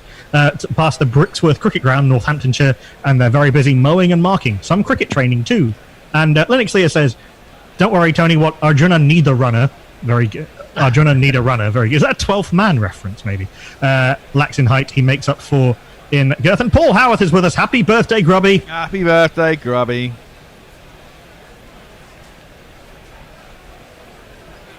What? It's all gone quiet. Why are we all not saying nothing? All right. Okay. I I wasn't sure we were being teed up. Anyway, who's bowling, Hendo? Ian Austin's going to continue. The man from Haslingden in Lancashire. Hendo's eating his toast in the quiet in the dark, aren't you? 2 for 18 off the first over. A little bit early to be toasting victory, but nonetheless, Zahir Abbas, the man on strike. Ian Austin in. Zahir Abbas clips this again off his toes. He's very partial to that shot. WG Grace will slide, having learnt that both showed today the ramp shot and the reverse sweep. He's not averse to sliding across, making 3 there. But the next ball could cause problems for Eddie Barlow. Indeed, it does. He's been absolutely castled by Ian Austin. It's another wicket for Austin. It's another wicket down for the bespectacled 11. And Hendo's nostrils are twitching with the sniff. Not just a toast, but a victory. This is really fucking bad.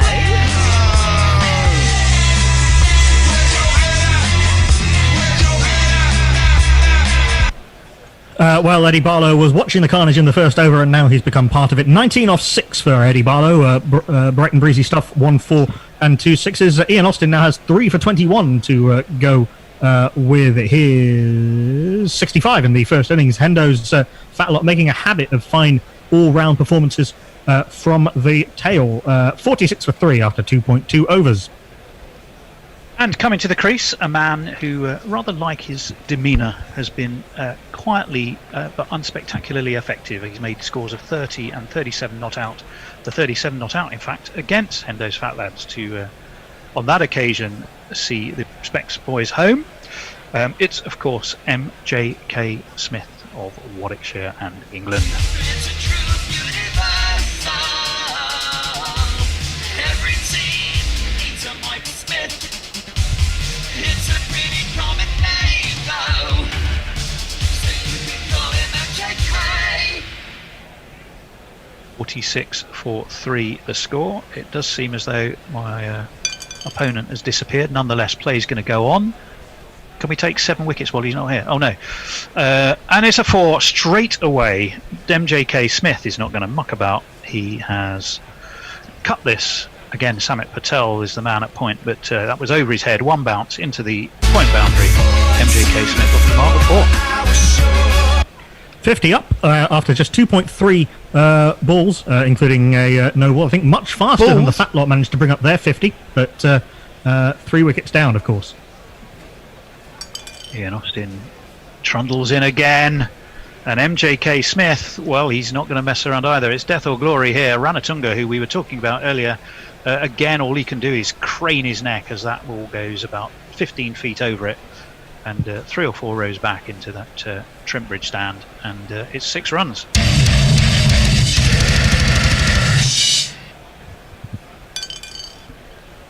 Austin is in.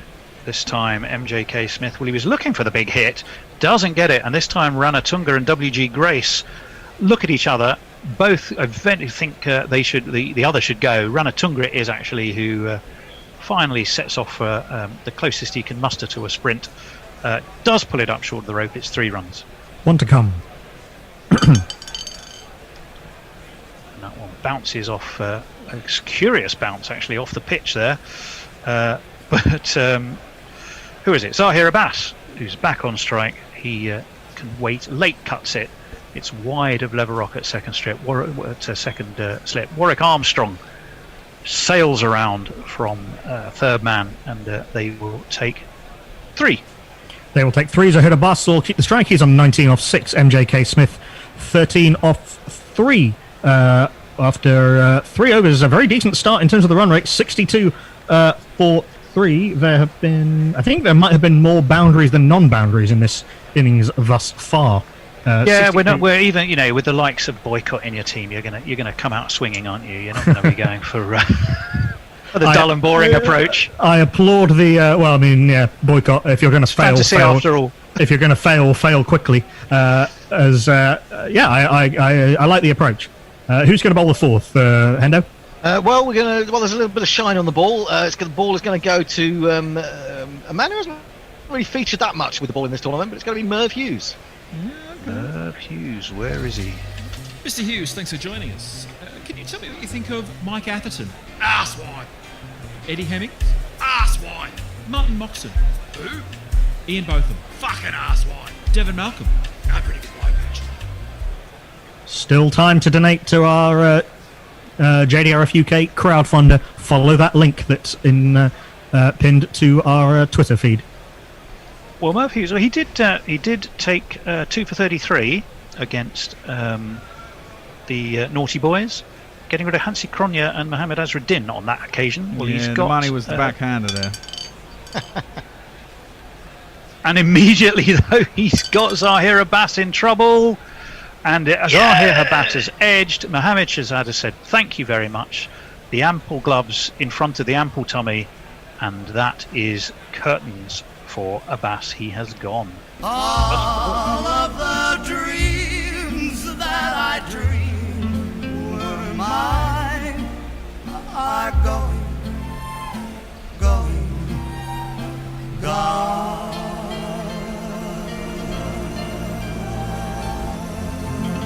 62 for 4. Merv Hughes strikes with his very first ball, bristling moustache, bristling. Yeah, he does. Intent.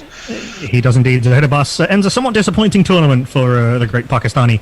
19 off 7 in the final with 3 fours. Yeah, fine work by Mohamed Shahzad, the very safe wicketkeeper indeed. Yet to get past 20. It's too late now. He's not going to. Not in this tournament. Maybe in another tournament, in another life, but not in this one. And to the crease. Maybe not today. Maybe not tomorrow. Still shaking. Still probably needing 20 gin and tonics a day to recover from the trauma of being the Bears' passenger. It is the leg end in his own lunchtime. That is Clive Lloyd.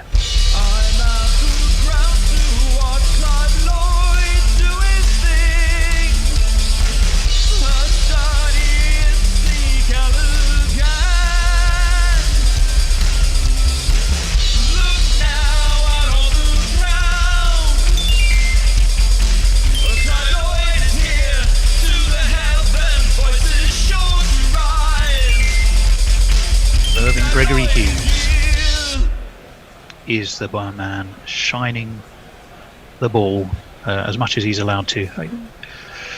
Big red mark on his trousers, even though he's only bowled one ball.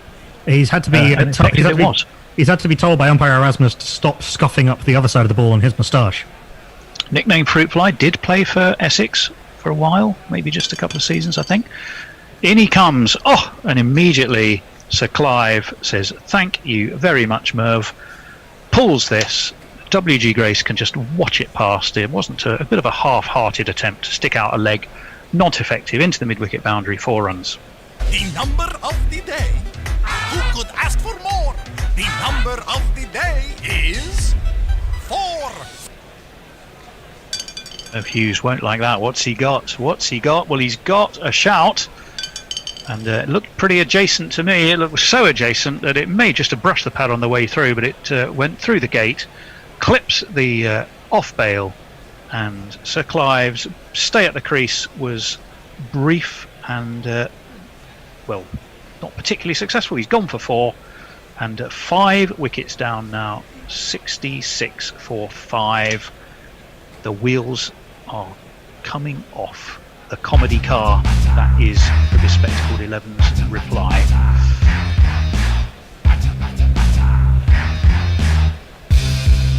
There it is. Well, yes. Goodness me, well, a man. Sorry, go on. Yes, another innings that was the time can be described as good rather than long. So we say Clive Lloyd gone 4 and out to Merv Hughes, as you say, 66 for 5. Halfway through the 4th over, Mervyn Gregory Hughes has the amazing figures of 3 balls, 2 for 4. Yep, extraordinary effort by Merv Hughes. Wicket for wicket, and very useful wickets they were indeed. He'll have something to tell those poor yellow-jacketed tourists that sit with him and hear his many tales of daring bloody do. But to the crease comes 135 years young Dick Young.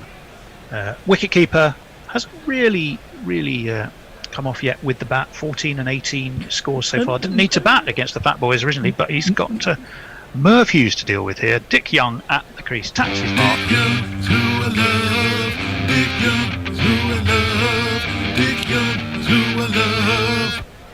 Not much of a batter in his day, very much a wicketkeeper first. He was indeed. Only played 2 tests, which of course is very sad because he's been magnificent in this tournament. But thank you very much, he says, and this one he just waits for and guides again past those 2 slips still in place. You've got Botham and Leverock, and it's down towards the big ship, but he's not going to move. He can't be bothered, doesn't really see the need, and it's through for 4. It's Nissan She. It's Nissan She. So a curate's egg, this, of an over from Merv the Swerve. In he comes again. And edged again, and I'm not sure Dick Young knew much about that. And once again, Warwick Armstrong just waves it through. Clearly thinks that the lead is so enormous, it's really not worth doing anything with. And Dick Young moves very swiftly on to 8. Rather edgily on that occasion. 1, 2, 3, 4. 1 to come. And Dick, this time, our Dick is in belligerent mood. He's pulled this high and handsome up over our friend Ranatunga, who can simply arch his neck and wonder where it's gone. Well, it's gone about 10 rows back for 6.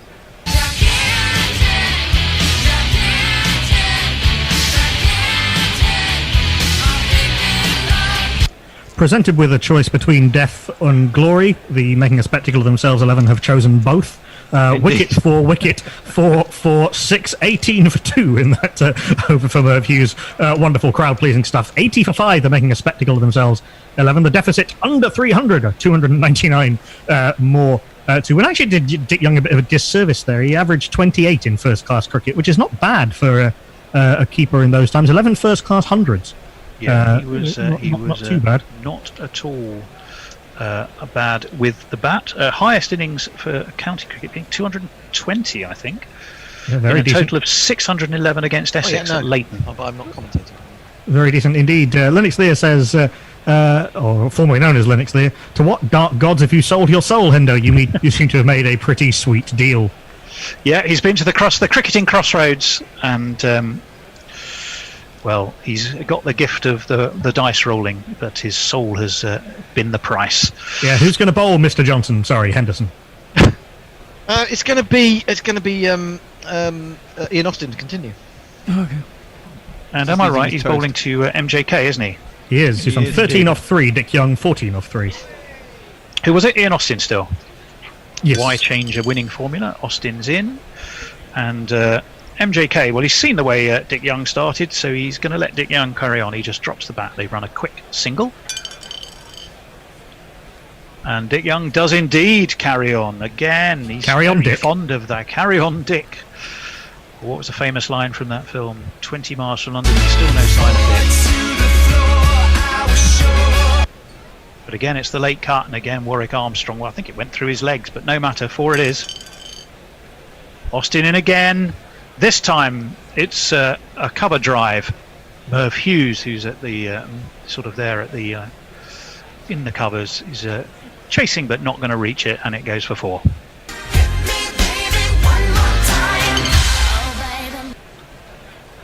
Bit of a force ball there, and clipped off his toes just for 2 this time for Dick. First time that Dick Young hasn't actually reached the boundary in his innings so far, but he will come back for 2. He's got a taste for the strike. He's got a taste for Ian Austin, and Austin's in. Cut again, but this time Merv Hughes and Samit Patel both look at each other, closer to Hughes. Hughes happy to take it, just short of the backward point boundary, and it will go for 3, and it'll bring MJK back onto strike. For the final ball of the over. Final ball indeed of this Ian Austin over. There is a medium size appeal, and it's extraordinarily a no ball. Well, MJK survives. I'm sorry, Smokey, you were over the line. That's a foul. First no ball for Ian Austin to go with the one from Rakim Cornwall. That is the 8th of the match so far. And the extra ball, well, that's the way it goes. This time MJK Smith just guides this gloriously wide of mid-wicket. WG Grace plods disconsolately in its general direction, but it's away for 4 more. There's not one boy for me, I must have 2 or 3, I need 4. They're all very consistent stuff, if nothing else, from Ian Austin. His first over, 2 for 18. His second over, 1 for 19. His third over, none for 19, including a no ball. 99 for 5, they're making a spectacle of themselves, 11 in chase of 379, so 280 more to win. Dick Young is on 27 off 7 with 4 4s and 1 6. MJK Smith 18 off 6 with 2 4s and 1 6. Yeah, you feel a lot rests on these two. Dick Young going very nicely. MJK solid, dependable, doughty. Hendo, who have you got up next? Well, cometh the time, cometh the man. It's time for a little bit of Dwayne, bit of Dwayno. Oh, Dwayno. What did he get? 8 for 31 or something, wasn't it? 34. Right. You feel the earth move under your feet when Dwayne comes tumbling down, tumbling down. You feel the stand start a trembling when Dwayne level rock goes down. Well, what a 8 for performance. 34, including I think 4 in 4 balls. He did. He got rid of Brearley, Ali, Youssef, Sterling, Botham, Bonner, Gillespie and Hendrick to absolutely steamroller the Beardy boys. At least the Specs are putting up a little bit more of a fight, but Can lightning Leverock strike twice? Let us find out. And not on this occasion, because who's facing? Dick Young. Dick Young has worked this off his legs. Ranatunga pulls it up short of that deep mid-wicket boundary, and they are able to take 3.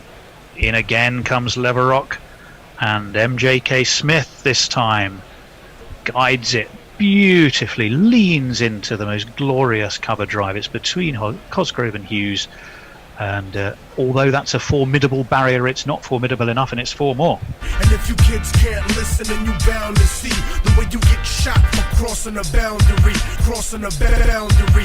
100 came up with that 3, by the way. It's 106 for 5 now. In comes Big Dwayne.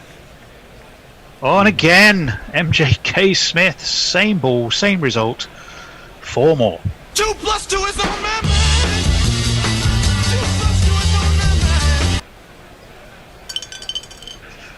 In he comes, and this one, MJK Smith just steers between Patel and Hughes. Patel at cover, Hughes Patel at point, Hughes at cover, and Patel it is who can just jog around and casually throw the ball back, and it's 2 runs. Leverock again. He comes, and this one is guided again. It's turned around down to Ian Austin at long leg. They will take fairly comfortable 3. You have a feeling that if they'd really bothered to put a shift on, they could have turned that into 4, because Ian Austin was not moving quickly. However, there's a big shout. Hendo's arm goes up. He looked pretty cast iron to me, and I'm afraid the 3 means that Dick Young, who was going very nicely, has played around the straight one, didn't do much except knock back his middle stump, and it's another nail. I mean, another stump knocked over, another wicket down, another nail in the bespectacled coffin. What's a bespectacled coffin? I think in Nigeria they sometimes make coffins in the shape of objects, so you can have something in the shape of a glasses case. Presumably you'd have dead eyes left. And so on. 115 for 6. 115 for 6. That was actually the least expensive over of the innings from the Fat Lot of Use 11, making a spectacle of themselves 11, going for it in the spirit in which the game was intended. I'm like, well, I won't finish that sentence. Dick Young was bowled by the non-turner from Dwayne Leverock for 30 off 9. Very good and enterprising stuff from the wicketkeeper. 4 fours and 1 6. 115 for 6 after 6 overs. 264 more to win. Who was going to bowl the 7th over? Well, do you want to know who the new batsman is as well? He won't be facing yet. Okay. It's going to be Ian Austin to continue. And no surprises there. Why change a winning formula? Yeah. Well, though he didn't take a wicket in his last over. 3 overs, 3 for 56. He's going to be bowling to MJK Smith, who immediately just tickles him around the corner. They will take a comfortable single. And the new man, tall, angular, beaky, balding, surprisingly reminiscent in appearance of Groucho Marx. His large horn-rimmed spectacles that he only started wearing because his cartoonist drew him wearing them, or a cartoonist. It is, of course, the Maverick of Surrey, destroyer of other D-bot teams. Let's see what he can do today. Percy Fender. No surrender. All right. Percy Fender. Well, he is going to be facing, and he's immediately off the mark with a 3, actually. Doesn't quite reach that cover boundary. Merv Hughes swoops on it like a giant mustachioed eagle, and it will only be 3 runs for Percy and bring MJK back onto strike. Oh, immediately gets a single. Thank you, Bear. Tucked away. Back on strike comes Percy Fender. Well, he's got his iron now. He's 2 skips down the wickets, back over Austin's head, and the worst of football is her book Hendo is holding up. Is it picture of Watford on the? Is that Watford you've got there? No. Why are you showing it to me then? Oh, it's you. It's you. Yeah. Hendo is in an unscheduled Hendo's advertising his own book. self-advertisement. Hendo is advertising his own book. It's available at a discount in all good bookstores.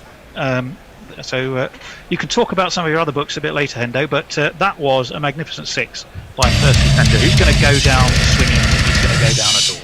What was that book, Hendo? Worst of Football. It just happens to be on my shelf here. Shameless. And Percy Fender gorgeously strokes this away through extra cover. Mark Cosgrove huffs, puffs, pants and waddles, but he won't cut it off, and it's 4 runs. Now my innings going, great guns, I hit the ball, 4 runs, I hit the ball, and it went for 4 runs. 1 to come, target under 250 now. One indeed it is. In comes Austin, and thank you very much indeed, says Percy, as he pulls this. That went this like time. a tracer bullet. Pulls it through square leg. WG barely sees it. 4 runs it is. End of the over.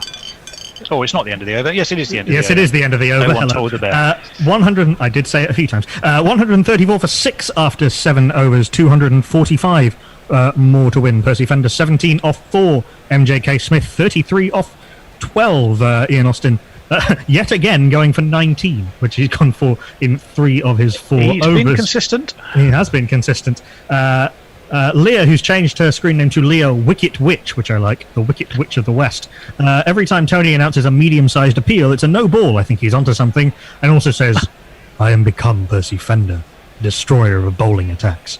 And the ghost of Zoob says, I was cremated in a bespectacled coffin. There you go.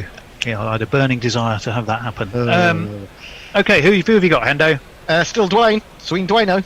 Finish this off. It's going to be the big Bermudan, Russell Dwayne, Mark Leverock. I've lost the ball. The nerves are clearly he's gone to look for another book to advertise or promote. What's he going to bring back this time? The worst of cricket. Something like that. He's got 2 books. I've got a copy of that on my shelf, actually. Yeah. The Kama Sutra. No, what have we got, Hendo? You might as well do your advertising now, because I saw We've you got a ball, Tony. There's a 3. Hang on, let's have a look. We're going to look at. It's the worst of cricket 2. Yep. More malice and misfortune. For the world's cruelest strangers. Andrew Simon's clotheslining us pitch invader. Indeed. And well, goodness me, it's a big arse on the front, not behind it, I hasten to add. And that's worked away for. Hang on, there's some cricket going on here, Hendo. Can we we'll advertise your next your work in a couple of balls' time. And as people have been waiting, that ball was clipped away for 3. They've taken those 3. It will bring who's on strike? MJK Smith just clipped that 3, so it's Percy Fender on strike on 17 off 4. 137 for 6, 242 more to win. Facing the big Bermudan. Percy Fender again just pulls this. It's between Austin and WG. Not Austin, because he's bowling, isn't he? No, he's not. Leverock's bowling. Between Austin and WG, way for 4. Fine effort. Going well. My name is Lakhan. My name is Lakhan. In comes Leverock again. This time, Percy Fender just guides this away through the covers. Merv Hughes will just pull it up short of the rope.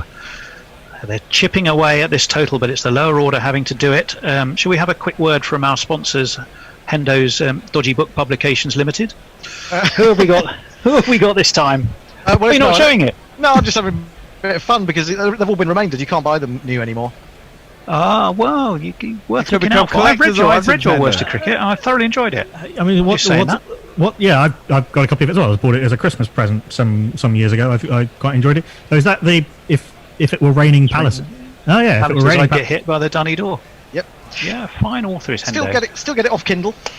The flattery is genuine because it's going to make absolutely no fucking difference to this game, which is going south at a rapid rate for the bespectacled lads. What have we got this time? But it's another 3 from MJK Smith.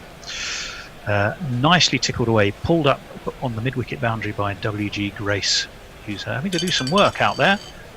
In again comes Leverock, another medium-sized appeal, and another no ball. Lennox Lear, are you listening? the wicket. Extraordinary. Who's facing it? That was Fender. That was Fender who survived that no ball. Leverrock's first of the innings. Third, 3 from the making a spectacle of themselves 11 to go with the 6 in the fat lot innings. Still 2 to come in this over. Indeed, there are. Dwayne Leverrock to bowl them. Oh, what a superb shot by Percy Fender. Late cut past Samit Patel all the way to the backward point boundary for runs.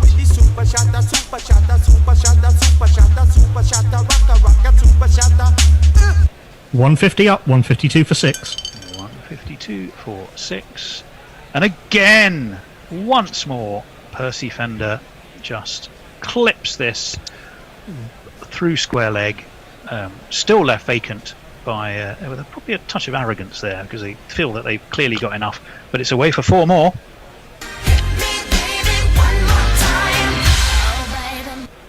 That brings to an end Dwayne Leverrock's second over. He's taken 1 for 38 off his 2 overs, including a no ball.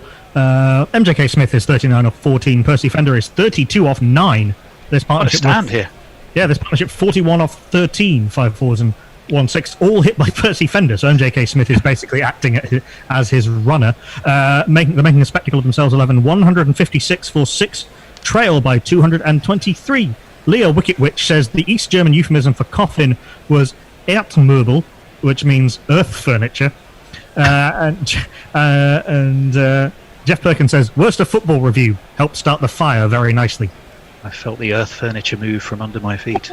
Was that off Amazon? No. Anyway, 156 for 6, 8 overs gone. Who's bowling the 9th? Surely Ian Austin's got to get a break.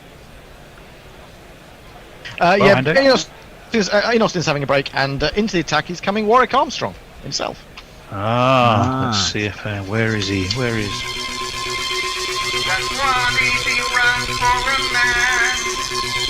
But a bloody marathon for a Well, he's bowling to MJK Smith. The big ship has another chance to sail one more time on the Ali Ali-O.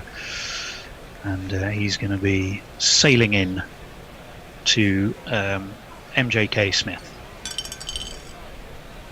And immediately, there's a modest, quiet appeal, which is met with, once again, a stern refusal by the umpire. In comes Armstrong again. MJK Smith, he doesn't like that kind of tormenting, so he just takes a quick single. They run through, brings the more aggressive Percy Fender onto the attack, and immediately he looks to find the cover boundary. It won't get there. It's pulled up there by Merv Hughes. They take 3, and back onto strike will come MJK Smith. Comes Warwick Armstrong again. A modest, polite appeal, and this time he has breached the defences of MJK. What a bowling change! The big ship has fired its big cannons, and they have blasted a great big hole in the defence of MJK Smith, who has gone for, don't know how many, Knuckle?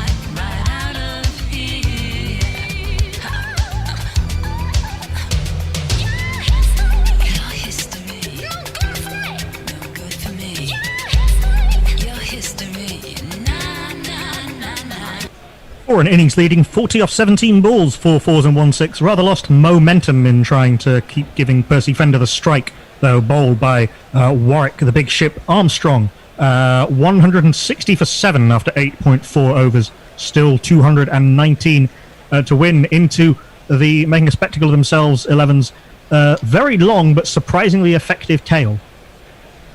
Well, and of course it is none other than Alf Valentine, immortalised by Egbert Moore, better known as Lord Beginner. Are we hearing the jingle for it? We are.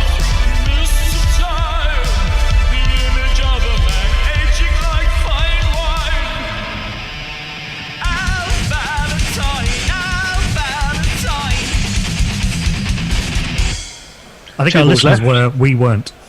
2 balls left of this Warwick Armstrong over. Sometimes Zoom doesn't seem to take the jingles to you, but they're always playing. Here he comes, right arm, fast, medium. And well, Alf Valentine. He may be bespectacled and not particularly muscular of stature, but my goodness me, he got every single pound of his weight behind that, back up over the bowler's head for 6 runs. 6. One to come. What has the big ship got? Well, he's got the taste so much that they could. Is it going to go for 4? It's not. It's pulled up by Merv Hughes on that cover boundary. They'll come back for 3. It ends the over, and it will keep Alf Valentine on strike. Yes, on 9 off 2, Percy Fender 35 off 10. The best over the innings thus far from the Making a Spectacle, the Fat Lot of Use 11 as the captain brings himself on 1 for 13 off it. Very good over, marginally ruined, or not ruined, but made marginally worse by that 6 from Alf Valentine, who's scored some runs in this tournament, if I'm correct. 169 for 7, they're making a spectacle of themselves, 11 after 9 overs, 210 more to win. Gits and Grats in reference to the photo of you with those notes says, even in today's climate, I would sleep better at night hearing Tony read the news. And Leo Wicket Witch says, I can't believe Hendo doesn't bring on that Grace lad whose all-rounder qualities I've heard so much about. Well, Hendo, who do you have coming on next? I've got WG Grace. Oh, you do have WG Grace. Well, there you are. Easily led, me. Easily led, yeah. William Gilbert Grace. Willie Jean, friend.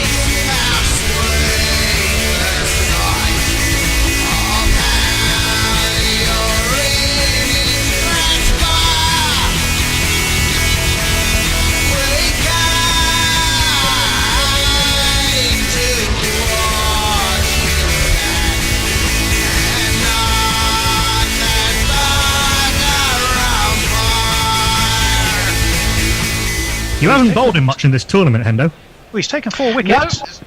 Yeah, he's had his moments, but including himself. Yes, indeed. He's but I perhaps left a little bit late to come on because he was on a bit of a high after that good innings he played today. So let's see if he's still got the adrenaline flowing. Bowling to Alf Valentine. Bowling to Alf Valentine he is, and Alf Valentine is no respecter of a man who has statues and gates and other things named after him, because he has slapped this over mid-wicket where WG Grace was patrolling. It's now Ian Botham who's gone out there, but he ain't going to stop that. That's well and truly gone. 1, 2, 3, 4, 5, 6.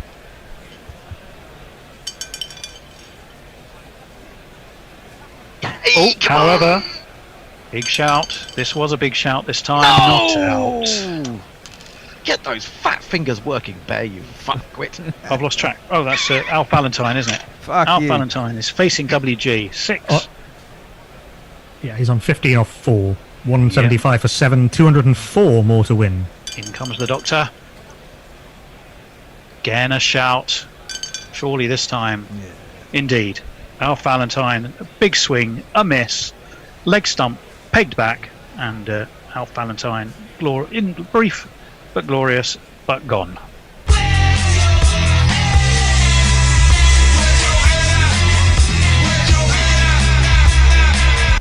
Yeah, wicket for correct approach from Alf. Sorry, good shout. Correct approach from Alf.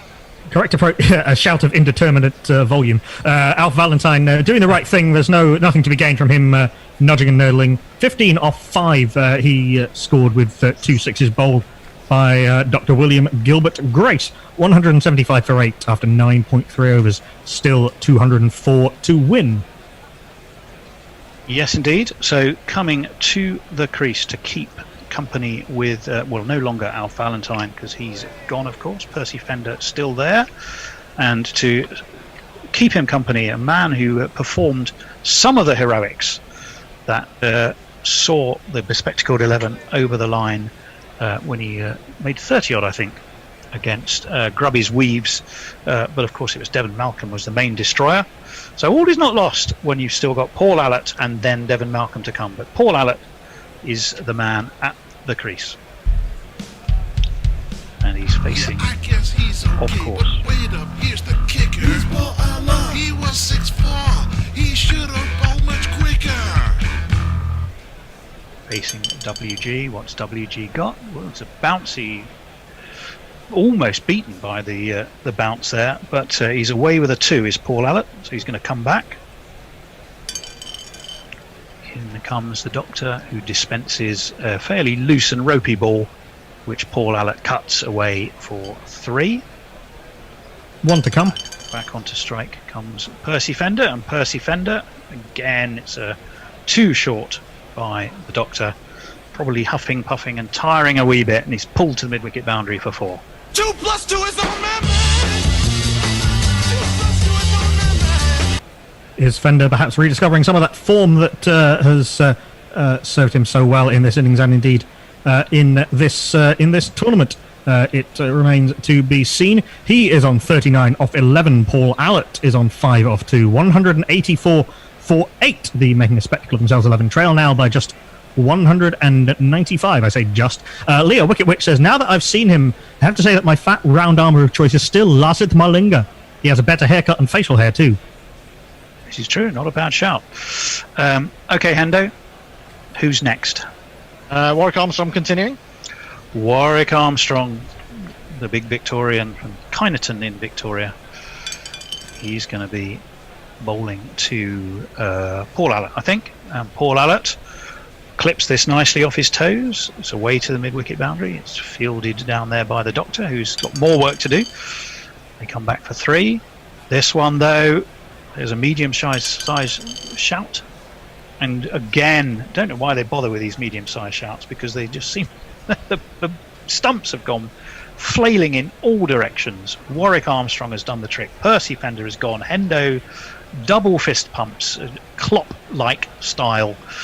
And they are 1 wicket away from a glorious cup-winning victory.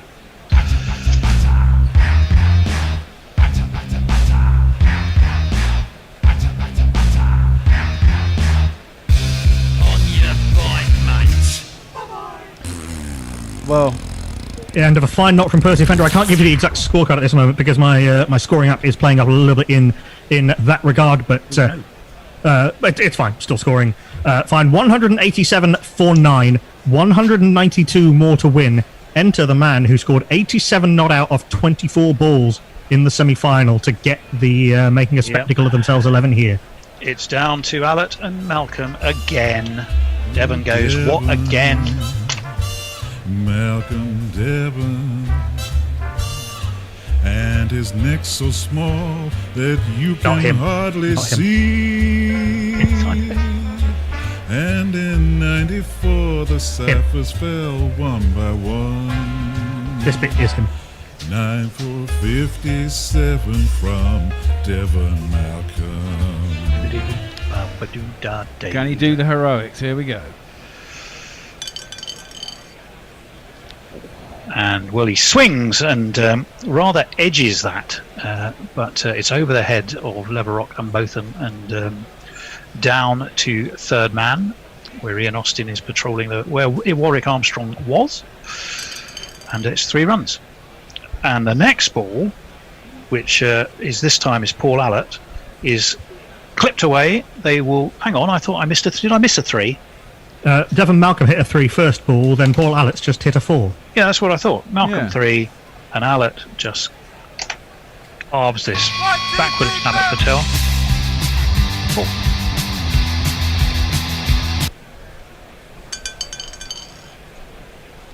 In again comes Warwick Armstrong in once again 4 runs. Fine shot from Paul Allett.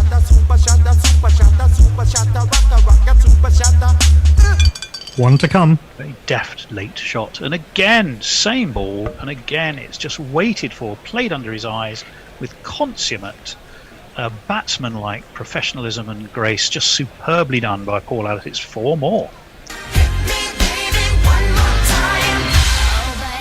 Not that grace, or that one, or indeed that one. Paul Allett 20 off 6 with that flurry of boundaries, 18 runs off that over from the big ship, who's at 2 overs 2 for 31, 200 up, 202 for 9, 200 is indeed up. 202 for 9. 177 more to win. Paul Allett on 20 off 6, and facing will be Devon Malcolm, hero of the semi-final, on 3 off 1, facing up to... It's going to be an interesting move, this, by Warwick Armstrong. He's taking himself off despite getting a wicket in his last over, and he's going to hand the ball to Ian Terence Botham. It's in fact WG who he's taken off, having got a wicket in his last over. That's what I meant. That's right, it's be fair. Beefy has got boring.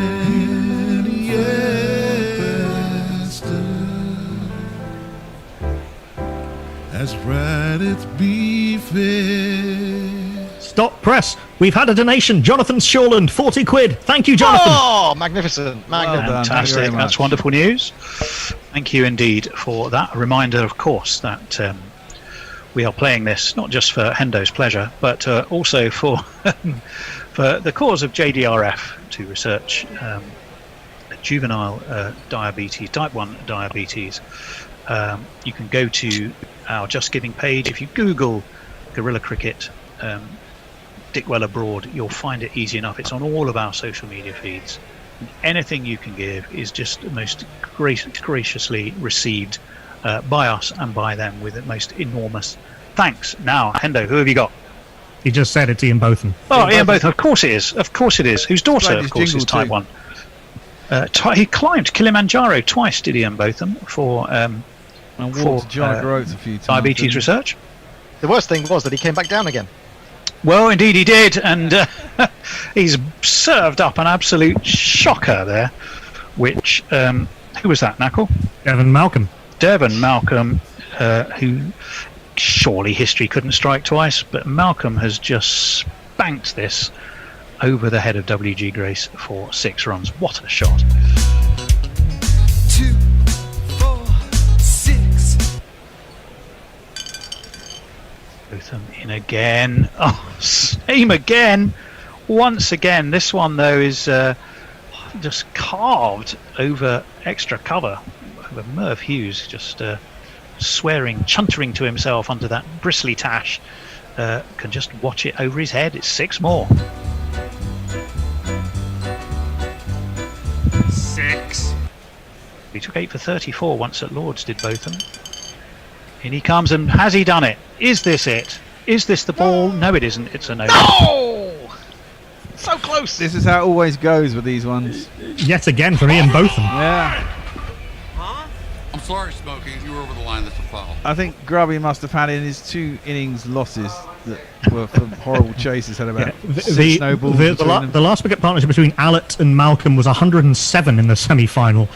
This would be that with great big bonging bells on. Still 164 more to win. Oh, you just never know. Although there's another shout. This time I'm feeling like it must be again. The middle stump has gone. Hendo has the victory he desires. I am going to make it to the match. The bear has been unscrupulously dodgy. Hey, fuck you! Unscrupulously dodgy? You How can man, you be unscrupulously listen, dodgy? all you ever fucking, you players, all you ever fucking do is blame me. Quiet! No, he's done a fine job. Hendo, quite rightly, has his arms aloft in triumph. What's the trophy look like, Hendo? The D-Bot trophy. Well, I assume you already had it. You can't see it. It's in the dark. What is it? It's a can of lemon. No. It's a can of...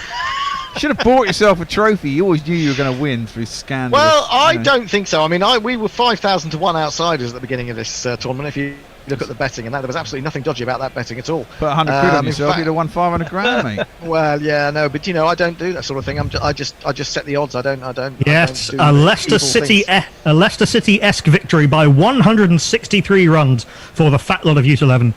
They made 378 in their innings. The record score in the Dick Well Abroad Alzat Trophy with 72 from WG Grace, 65 from Ian Austin, gainsaying Al Valentine's 4 for 117. For the making a spectacle of themselves 11, well, it started very badly, or very well, depending on how you're looking at it, with Jeffrey Boycott being stumped by Mohammad Shahzad off Ian Austin for a golden duck, a diamond duck indeed, first ball of the innings. And then David Steele, 6-4 and out, LBW to Austin, 10 off 3. Then there was a bit of, but credit to the Making a Spectacle of Themselves 11 for keeping up the boundary hitting, scoring at a much faster rate actually than the Fat Lot of Use 11.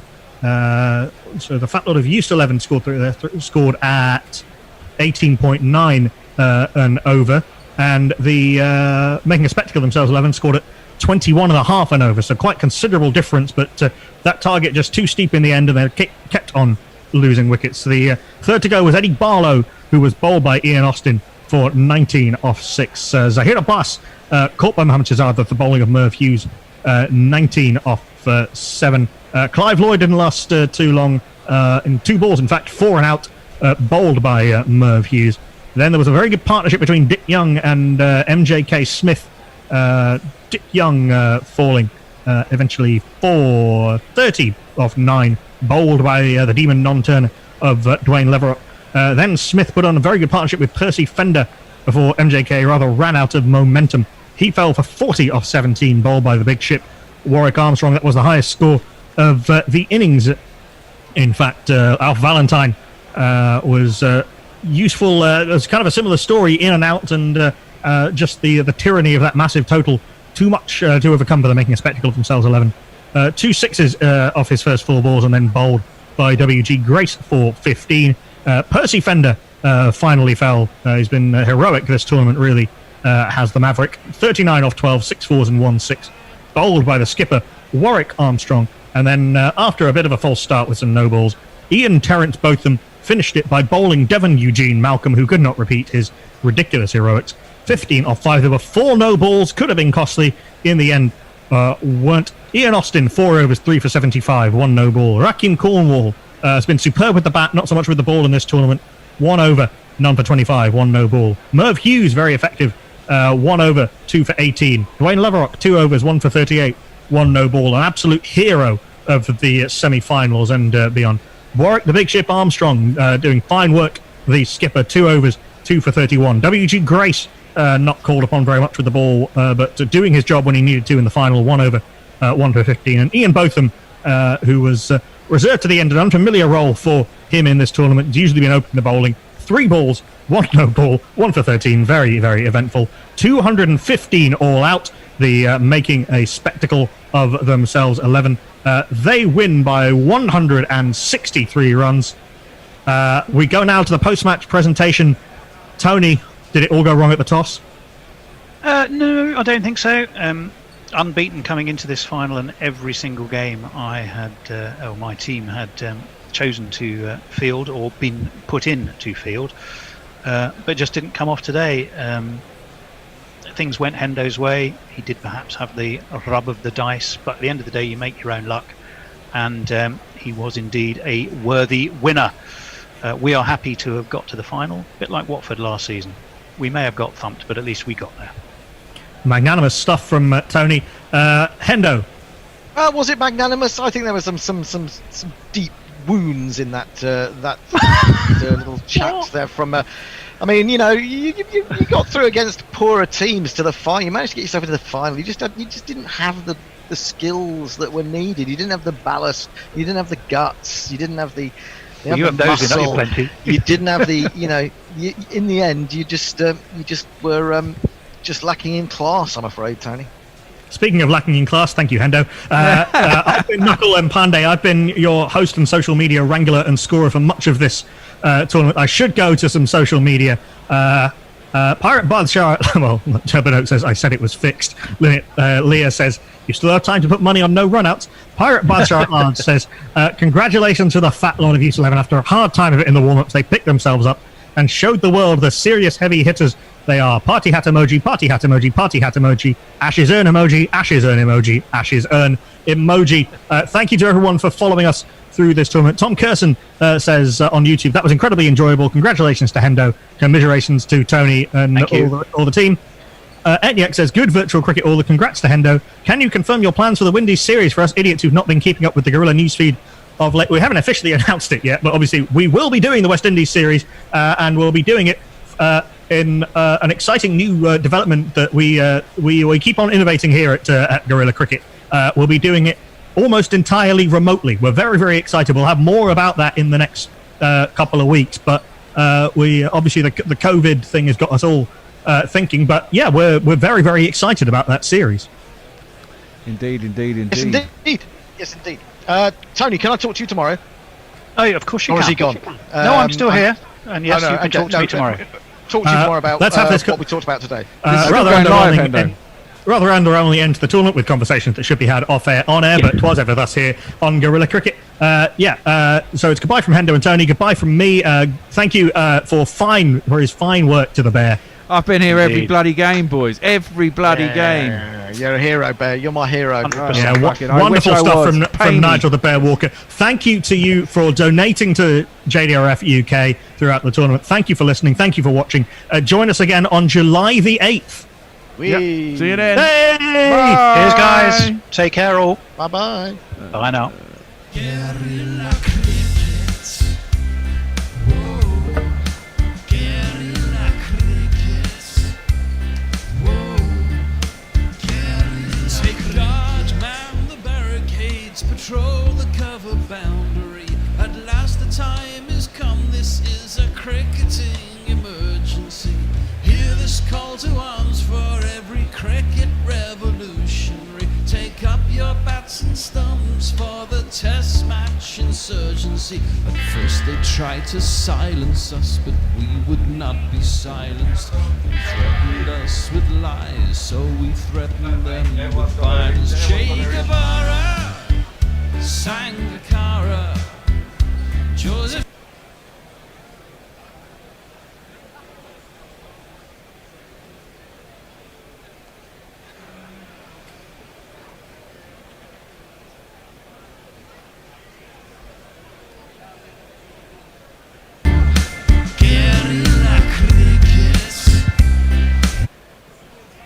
Take up your bats and stumps for the test match insurgency. At first they tried to silence us, but we would not be silenced. They threatened us with lies, so we threatened them with violence. Che Guevara, Sangakkara, Joseph Stalin, Douglas Jardine, Robespierre, Darrell Hare, Vladimir Lenin, O'Brien Kevin, guerrilla cricket.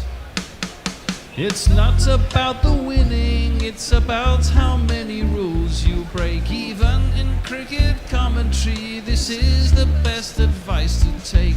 Pick guerrilla cricket, it's the finest choice you'll ever make. There's so much more to cricket than rev counters and a slice of cake. At first they tried to sanitize us and clean up our act, but people like it filthy, and we know that for a fact. Fidel Castro, Lenny Pasco, Carlos the Jackal, Umar Akmal, Mahatma Gandhi, Grant and Andy, Brendan Behan, Austin Ian, guerrilla cricket. Stick with us, cause you know we're not the kind of thing that you see on the TV and the radio. So vive la revolution. First they tried to buy us, but we would not be bought. Okay, we were, but then we ran away, and we will not be caught. We would not give up the ghost when they left us all for dead. They decapitated us, but we just grew another head. Chairman Mao, Jamie Howe, Ho Chi Minh, Asif Din, Václav Havel, Graham Saville, No Surrender, Percy Fender, Che Guevara, Sangakkara, Joseph Stalin, Douglas Jardine, Robespierre, Darrell Hare, Vladimir Lenin, O'Brien Kevin, guerrilla cricket. Hello, good afternoon, and welcome. Trent Bridge has hosted no less than 63 Test matches since 1899. You can bet, though, it's not seen anything quite like the Guerrilla Cricket Dick Weller Broad How's That Trophy. We were all set for this match on the 17th of May, but Zoomageddon put the kibosh on that. However, today, the pantomime villains meet the Mr. Magoos as Atif Nawaz and his naughty boy Nets take on my own Tony Bishop, making a spectacle of themselves 11 in a crucial Group B encounter, both unbeaten after round 1. So something has to give. Atif, welcome. You feeling confident? I am feeling confident. You know, like the last match that my team played, it was kind of one-sided. It was a little bit, and you'd think that would be unfulfilling, just kind of dominating the team, but it wasn't. I very much enjoyed it. I would very much like to repeat that. I'm very happy to be clinical and just kind of, just damage somebody. I want to hurt people in this tournament. I want people to look away from these Zoom sessions and think about it for the rest of the day. I want them to, have to call a friend and have to, confide in them how hurt they feel. I'm really enjoying inflicting some misery on people this tournament. Well, you, for the record, of course, your naughty boys beat Hendo's Fat Lads by 4 wickets last time out. Other key persona today, our scorer and social media conduit, is the amazing Jules Farman, who, of course, in 2017 got to ring the Lord's bell as a cricket community champion. But surely, Jules, that's not a patch on today, is it? No. If there anything, scoring at the home of cricket that is Trent Bridge is massively up there. And of course, rolling and tumbling the dice for your viewing and listening pleasure, our very own shining star, Ursa Major, the Great Bear. Thank you very much. We all set and ready to go, Bear? Yeah, we are. Fantastic. Just a very quick reminder that during this whole Dick Weller Broad How's That Trophy, we are running the Dick Weller Broad How's That Very Loud Appeal, which is to help the amazing work of the Juvenile Diabetes Research Foundation in their work in prevention and cure for juvenile type 1 diabetes. There is a Just Giving page that's all over our social media. You can also, if you just Google Just Giving Dick Weller Broad, you will find it. If you give £15 or more, half of that goes immediately to support the incredible work of JDRF. So do please help us and help them out. But to business today here at Trent Bridge. Let's go to the toss. Atif, are you going to call for us? Yes, I will call. So we got a coin? We got a coin. Okay, I call heads. Oh, went out. There we go. What were we saying earlier? Tails it is. Ooh, I think I'm going to field first, I think. Going to put the naughty boys in, give them a chance to misbehave early. Oh boy, okay, it's first time batting first, let's do this. Okay, Atif, do you just want to quickly run us through your batting lineup, and then I'll do the same for my lads? Absolutely. So at the top, I've got Hansi Kronia opening the batting with Mohammad Azruddin, both lovely chaps who you'd be happy to bring along to dinner, as long as that dinner was in a prison. Yeah, in lockdown, I was going to say. Oh. Yeah, sure. Number 3, we've got someone who's who's definitely he's never short on bags. There's Alan Lamb. Then we got Lou Vincent. He's pretty cool. He's a lovely guy. He always pays for dinner. Weird. Then we got Salim Malik, who is very used to those face masks that we wear in quarantine. He's had to wear them for quite some time. We've got Umar Akmal, who's very excited to play this tournament. It might be the only cricket he has to play anymore, since his brother broke his PlayStation. Then we got Shakibul Hassan, the pride of Bangladesh. Marlon Samuels, who's looking stout as ever. Chris Lewis, fantastic, lovely guy. And Muhammad Asif, off cutters, leg cutters, whatever kind of grass cutters, he'll sell them all. And of course, you got Danish Canaria, Essex legend, and familiar with many wonderful institutions in the UK. Hendo's favourite cricketer, seeing as he's named after a pastry. Yeah, exactly. There we go. That's my lineup. Okay, well, the bespectacled lads who are going to be just about stumbling their way out, falling over themselves as they go from the Trent Bridge dressing room. Geoffrey Boycott, Eddie Barlow, doyen of Derbyshire as he once was.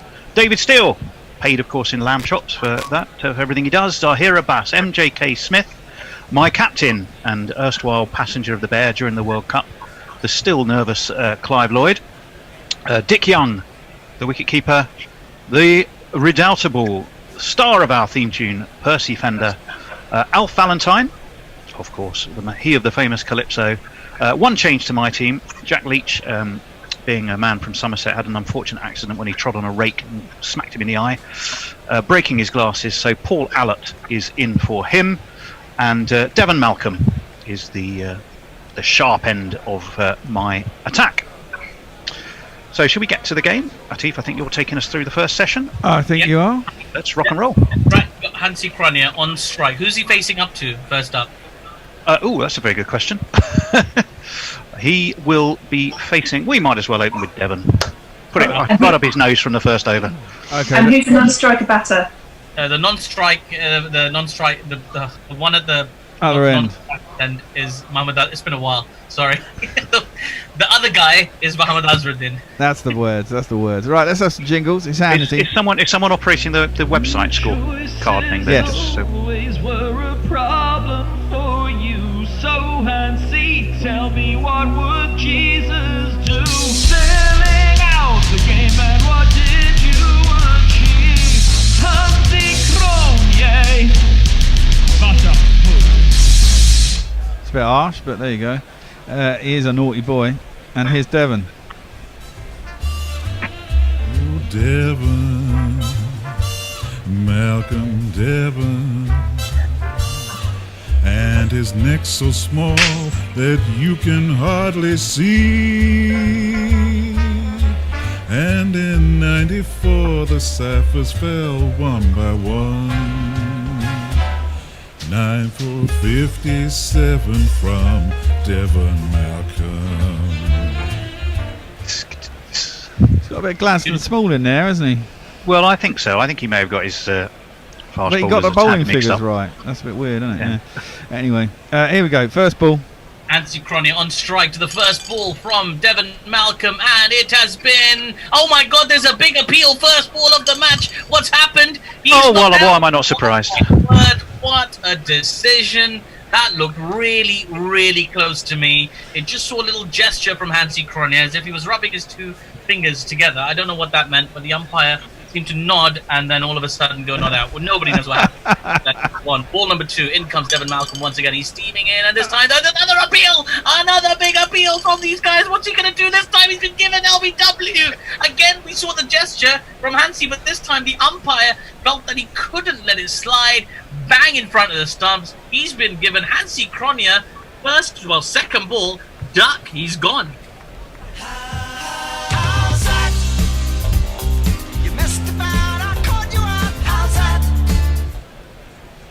Devon Malcolm, well, look at that. What a start from this young man. Anyway, it brings on to strike the new batsman, Alan Lamb. He's Alan Lamb, stand aside. He's Alan Lamb, no longer tied. Don't mistake him, the sun's not just home. He's from South Africa. He's Alan Lamb. Alan Lamb, now what can he do as the naughty boy Nets are in precarious position? In comes Devon Malcolm, a third ball in a row. There's a big appeal. What is going on here? He's been given LBW. Devon Malcolm is on a hat-trick. What a start to this game. Alan Lamb, first ball, wafts at that ball. Maybe he was trying to waft a certain fragrance right from his body that was dominating the environment. But as it happens, he has to walk off because Devon Malcolm's got him LBW. Alan Lamb is gone for a duck.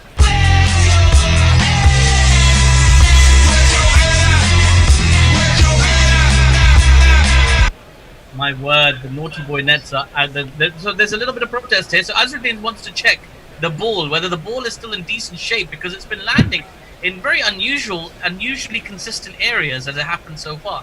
The ball, yeah, no, they checked the ball. The ball is fine. They will continue. Lou Vincent is the new batsman who's come to the crew. The fix is in. You know, what can I say? And he takes, look look at that. Look at that. Nobody told Lou Vincent that Devin Malcolm was on a roll because he smashed that ball over the covers. Huge six. 1, 2, 3, 4, 5, 5, 6. Says indeed, right. Lou Vincent looking to stamp some authority on this game. What will happen next? Gosh, you tell me. As the ball comes in, and this time he's just worked it into the gap, into the leg side for a quick single. My word, it's all happening. The crowd are on the edge of their seat. They don't know what to make of this. Azruddin on strike now for what I believe is the final ball of the first over. And this time he has just worked that. Oh, he's driven it nicely towards that mid-wicket boundary. He's going up that long, long hill. The fielder just pulls it in, gets it back in, but they run through for a quick three. Well, what an eventful over that was, I think. Is there another ball to come? We're just checking. No, final ball. That was it. That was it. That's it. That's the first over gone. It is 10 for 2 wickets. Jules, are you doing social media or am I today? Will you If get you up? can, that'd be great. Righto. Well, we are joined, of course, by a few people. Linux Leah, ASL Mercenary, says, Gorilla Cricket, say what you will about Shakib. He sacrificed a year's paydays just to be part of this team. Mog, who's with us, who says, oh, all right, I'll tweet you. So we're glad you did, Mog. Leah said, in other NBN news, I heard Umar Akmal is appealing his ban. He probably should drop the appeal. And Leah's saying this match is suspicious, even by this tournament standards. Nothing wrong with it, man. Which are checkered, to say the least, as we know. This hand is as clean can be. Right, look you've been watching it. It may look 40 a bit seconds, I expect. Bowler's name. Who's the Trouble is, he rolls with this hand. Bowler's name. The bowler's name.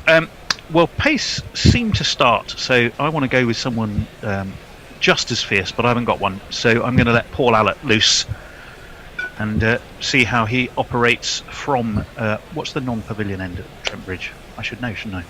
Should do, but I haven't a clue. Does you ever jingle for Paul Allett? Yeah, we do. It goes like this. Yeah, I guess he's okay. That's Cliff Road. Here's the kicker. He was 6'4". He should have bowled much quicker. Oh, I like that. Is that a Run DMC track or something like that? I don't know. No, isn't it? Funky Faith Cold No Medina More. Man. Huh? Faith No More, isn't it? Ah, okay. No more. Could be.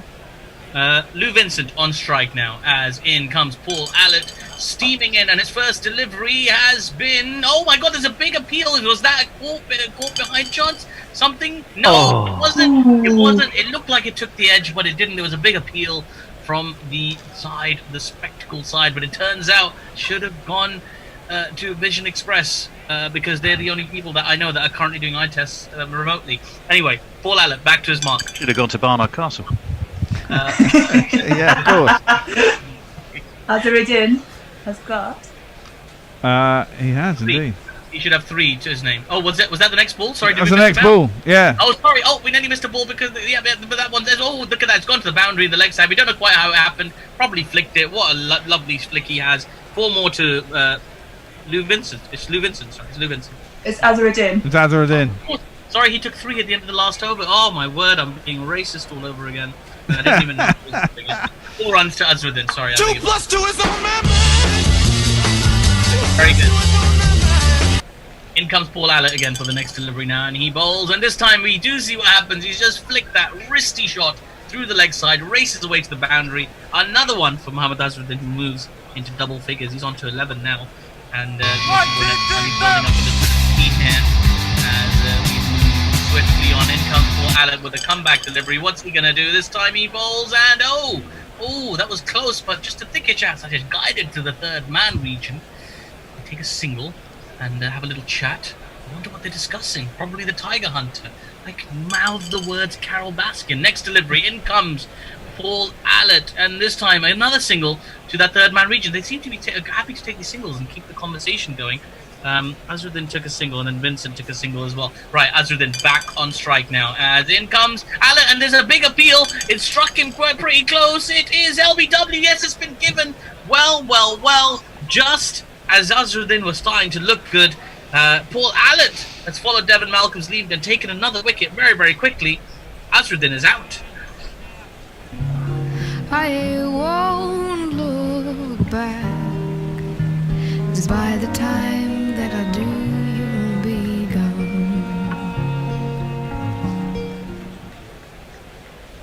I believe there is one more delivery to come in the over. The next batsman. No. End of the over. End of Oh, the that was over. end of the over. Sorry, I beg your pardon. I missed a ball somewhere there, but never mind. So You're the rubbish. total- That's why Jules is the scorer and you're Well, not. precisely. Yep. So it should be 20 for 2 at the end of 2 overs. You're free. 3. 20 for 3. Yes, of course. How could I forget? So he went for 10 as well. You're One for trying 10. to pay off the bloody match umpire now, huh? Right. Well, we have had a couple of tweets. Radcliffe Road End, Leah's kindly telling me. It did come to me when I eventually, as happens with age, my memory goes a bit peculiar. Mog, Faith No More Bear. Okay. Mog says is my favourite band, which he puts in very large capital letters. Good band. Durban Oak, hello there, wants to know why Alan Lamb is a naughty boy. That's a good question. Why is he a naughty boy, Atif? Well, allegedly he likes to visit certain people who like to sell certain things that are legal in certain parts of Colorado. Well, that's all clear. But they certainly were in the 1980s and 70s when he played. Matthew Engel, who of course is a massive Northants fan, did say that he used to strut around the county grounds like Napoleon, and he never lost his accent nor his attitude, and there was something about the colonial chancer about him, none of which make him that naughty really, but I think it's an attitude. You got him in for just an abrasive attitude, haven't you? And Who's nothing that, wrong with Alan that. Lamb? Yeah, nothing wrong with that. No, also because I just saw that Ian Botham was in one of the other teams. And, He's in several of the other teams as far as I can work out. Yeah, I know, and I was annoyed that I couldn't have both of them for mine. But I don't know. There's something just quite, he looks like the kind of guy that would pull the fire alarm and get you in trouble for it. So, I had to pick him. Fair enough. Devon Malcolm, I'd be a bit stupid to take him off after that first over. Indeed. And he's the new batter as well. Yes, the new batsman is Pakistani match fixing legend Salim Malik.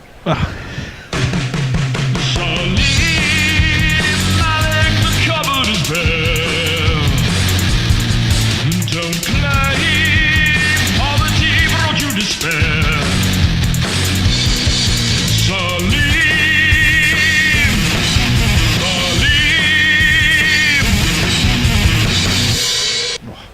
Salim Malik, here he comes to the crease with his moustache still intact after all these years as he faces up to Devon Malcolm, who's on a roll. What's going to happen? Here he comes. And oh my word, that screen has gone really small, so I can't see it. Wait, hold on a second. Yeah, three runs for Salim Malik, who's off the mark immediately. Right, if I just click on it, that shan't happen again. Very good. Lou Vincent back on strike. Devon Malcolm, what's he Malik on strike. It's Malik on strike. Oh, so Vincent took the 3. Sorry, I beg your pardon. Now Malik's got 3. Oh, there we go. It all kind of worked out, didn't it? 3 for Vincent, 3 for Malik in identical fashion. Thank you very much, Jules. I appreciate that. Vincent is now back on strike? Yes.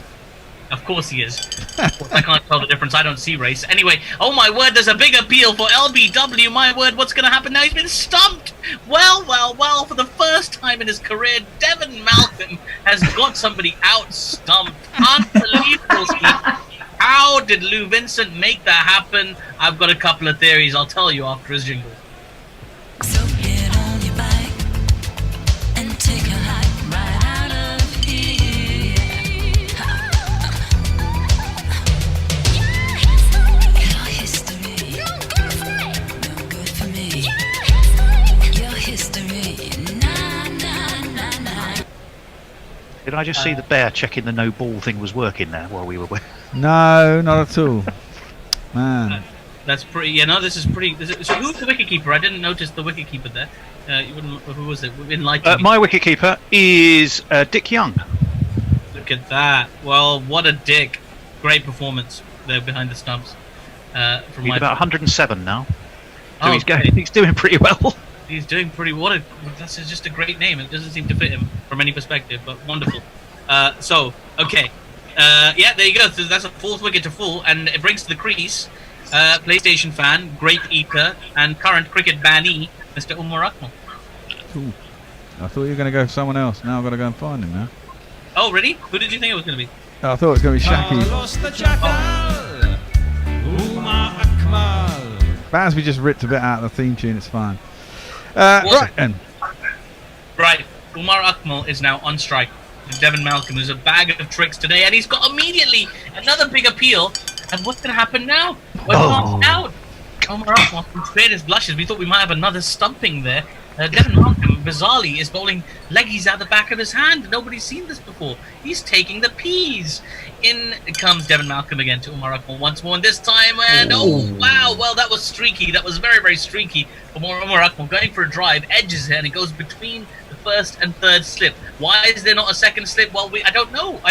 Like, why? They probably didn't see him, but I can't make jokes about spectacled people, especially when there's, I think all three of you are wearing glasses. So, okay, so we're not going to do that. So, anyway. 1, 2, 3, 4. Right. One to come. One to come. Thank you so much. One more delivery from Devin Malcolm, and Umar Akmal will retain the strike as he guides this with a little bit more control to third man. Very slowly. Oh, there's a fumble out there in the deep, and the fielder has thrown it to another fielder. Oh, they run for another one. Okay, they've got 3 in the end. And that is the end of the over, which should take the total to 10 plus 11 plus 12. 33 for 4? 33 for 4.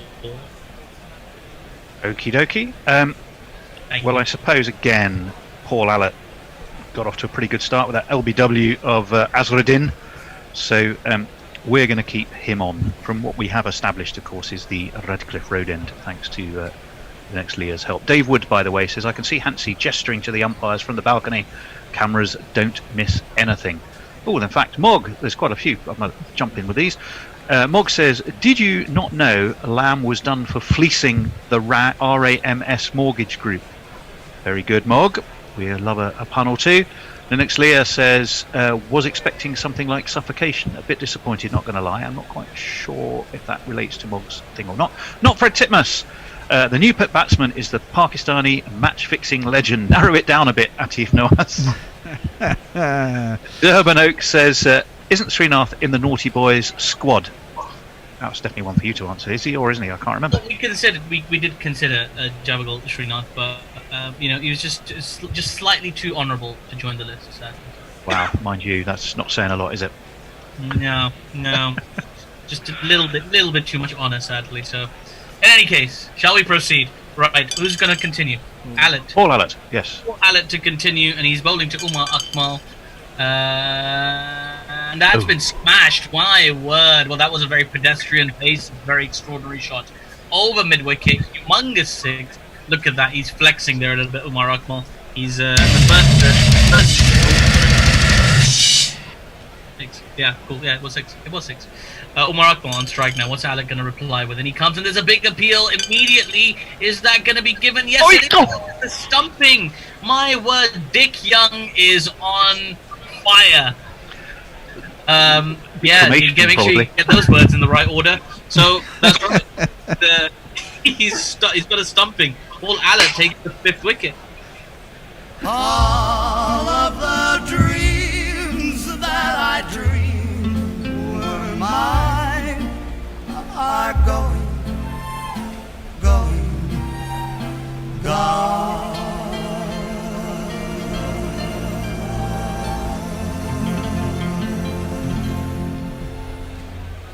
Who did you get there?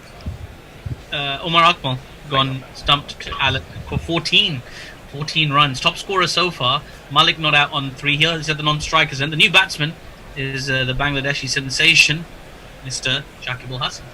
Shakib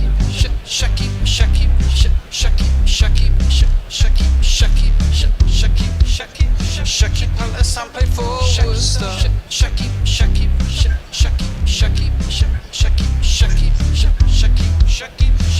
Al Hasan played for Worcester. He did indeed. He's on strike now to Paul Allett. And immediately there's a big appeal. My word, what is going on today? Oh, he's been given not out. Big appeal there from Dick Young, who was spreading his arms, just trying to make as much noise as possible, but given not out in the end. Anyway, Shakib is still on strike. Another appeal. What is going on here? And this time again, another not out. My word, the balls are doing very peculiar things today, I must say. In comes Shakib. In comes Paul Allett, and he's been hit for 3 down the ground. Didn't quite have enough power on it from Shakib to get the boundary, but he takes 3. He'll be glad to get off strike because Paul Allett is all over him like a cheap suit. in comes Alec once again. One more, this time 3 for Salim Malik, who is trying to get a little bit more control on this game for the Naughty Boy Nets, who've lost way too many wickets very quickly. 5 down now, trying to recover. Another 3 to the score. Is that the end of the over? Yeah, it is Yes, indeed. it is. Okay. The score is... I'll tell you exactly what the score is, because I'm very good at doing maths while I speak. 37 plus 3 is 40. Plus 6 is 46 for 5, right? Is that right, Jules? Close, but no cigar. It's 45 for 5 off 4 overs. Oh, gosh. You're not very good. You just leave it to Jules, man. Yeah, that's, How can you get the score ahead? Exactly. We have a score. She will tell us the score. While you compose yourself. Linux Leah says, Umar's nephew, very aware of his family reputation in this picture. She sent a picture of what looks like someone holding a baby, which I presume is Umar. But his nephew has a very strange look on his face. Mog says, underrated tweet. I'm not sure which one that refers to. Knuckle Pandy says, Srinath, not Srinath. Very different, overly intense Indian fast bowlers. Presumably, well, I can't say what this. Tony Bishop, tone, beard, and new haircut. Someone told me I look like Alistair Cook the other day. I can see that. Linux Leah says, gonorrhea young. Oh, Lord. There we go. He'll be getting the clap from the crowd. Ooh. Next bowler, please. The next bowler, well, I suppose in theory, shall I continue with Devon? He's had 2 pretty good overs. I think I might just hold him back. So I think it is time for the man who took a hat-trick last time out. Yes, indeed, the only hat-trick of the tournament so far, the man from our theme tune, the Maverick, from Surrey, Percy Fender. No surrender, Percy Fender. No surrender, Percy Fender. It's even on a T-shirt, that one. Yes, it is indeed. You can get that from the Gorilla Cricket website. You can indeed. Yeah. Right, he's going to face up then. And he comes now, and he's bowling to Malik. He is bowling to Malik. Yes, it is. And then he comes, and his first delivery's been smashed. Look at that. Look at Salim Malik rolling back the years with that beautiful lofted straight drive. Percy Fender with a little loosener there. Just loosening those shoulders. I think he's distracted by his own theme music. 6 runs.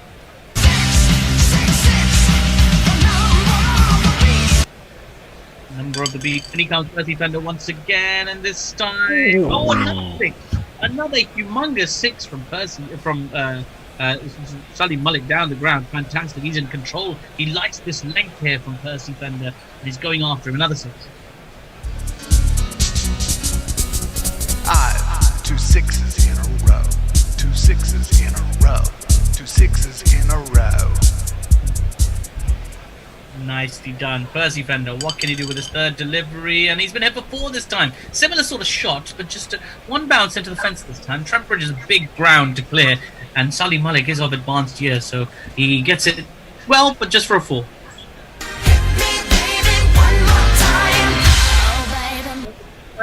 Yes, indeed. What can Mr. Fender do? He's really struggling. He's been hit all sorts in this over. This time he'll be glad to see the back of Salim Malik, who takes 3 to mid-wicket and brings Shakib Ul Hassan on strike. Mr. Fender, they're not related to the guitar manufacturing company. And he comes this time. Oh my word! Shakib Ul Hassan has joined in on this act. He's hit a huge 6 as well. Down the ground, big 6.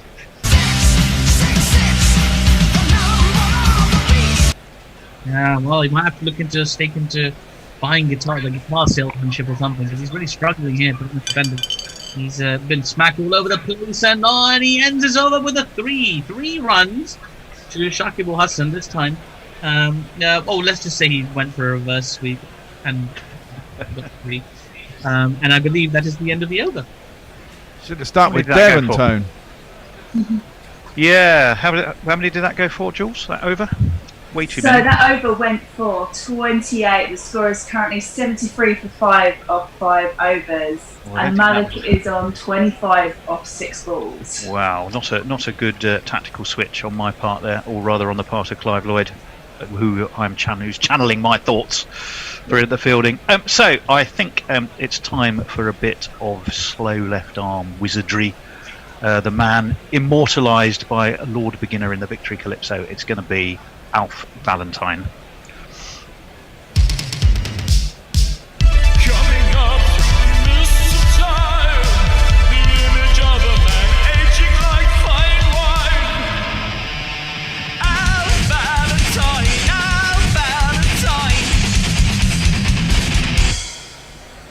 Alf Valentine bowling to Al Hassan.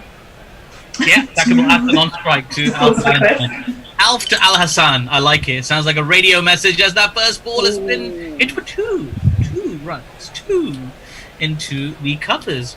Shakib will keep the strike, and Alf will run in, and this time the ball has been hit for four. Oh God, so close! It was aerial. It was very aerial as it went through the covers, and there was a big diving effort from one of the chaps in the bespectacled 11, but he dived the wrong way, and it went for four more runs. It's Nissan she. It's Nissan she. In comes Alf once more, and this time it has been hit for another four in identical fashion, this time going the other side of that point fielder. My word, he's playing games with him right now, Shakib. 1, 2, 3, 4. In comes the bottom one, and another boundary. Oh, boundaries are raining for Al Hassan. The number of the day. Who could ask for more? The number of the day is 4. It is indeed Shakib Al Hassan. Look at that, bringing his team back into action. In comes Alf once again, and oh, there's a big appeal this time. There's a big appeal. This is the first time for a while, and it's been caught. Oh, well, finally, that fielder at point dives in the right direction, and he manages to catch it in his armpit. Oh my word, extraordinary scenes. But after all that pounding, Alf has taken the wicket, and Al Hassan has to go.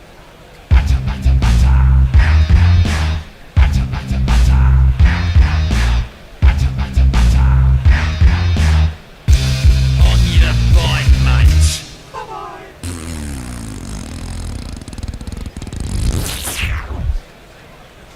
Somebody say something? Oh, sorry, I thought the jingle was still going.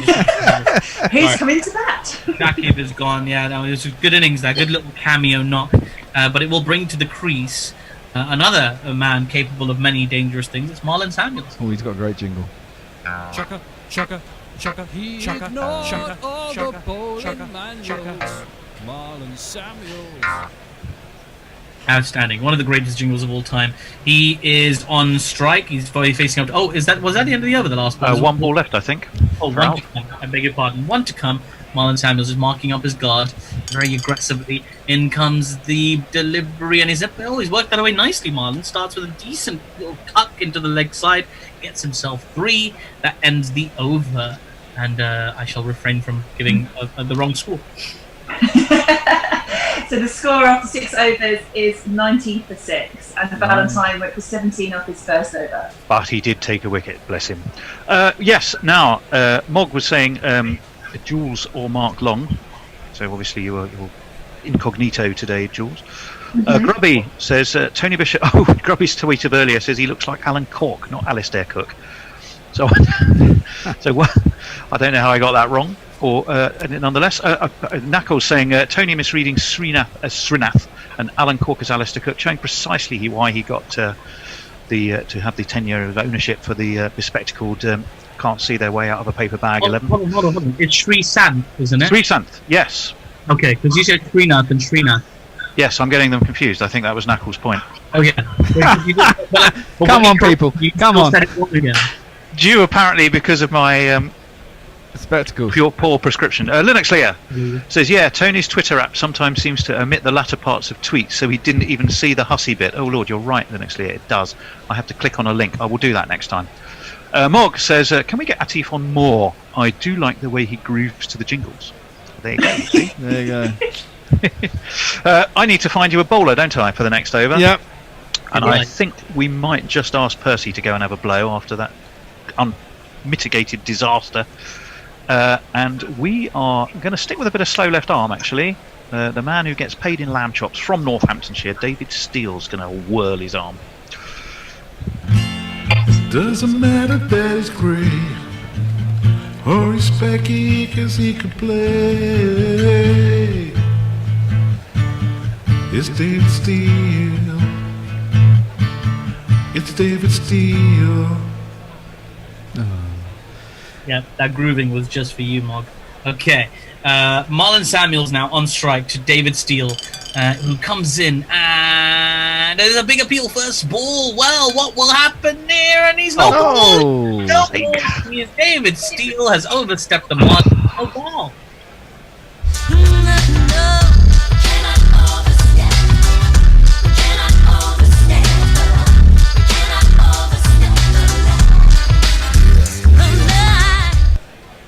First extra of the innings. Is there a free hit in play? I'm just checking. No free hits. No free hit. Just worth checking. Obviously, the batsman wants to be sure. Anyway, the next delivery. It doesn't matter. He's gone after it like it's a free hit anyway, and he smashed that. David Steele's just bewildered right now because how did he hit that ball flat bat behind the wicketkeeper over his head for 6?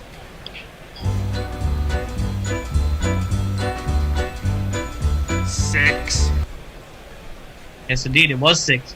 Marlon Samuels on 9 now. He's on strike. In comes Steele. What can he do this time? And he just knocks him away comfortably round the corner for a little single to the 45 fielder.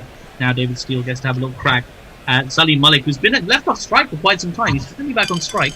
And his first delivery, oh my word, he's hit it for a 9. No, wait, it's a 6. The 6 is smashed over mid-wicket for a huge 6.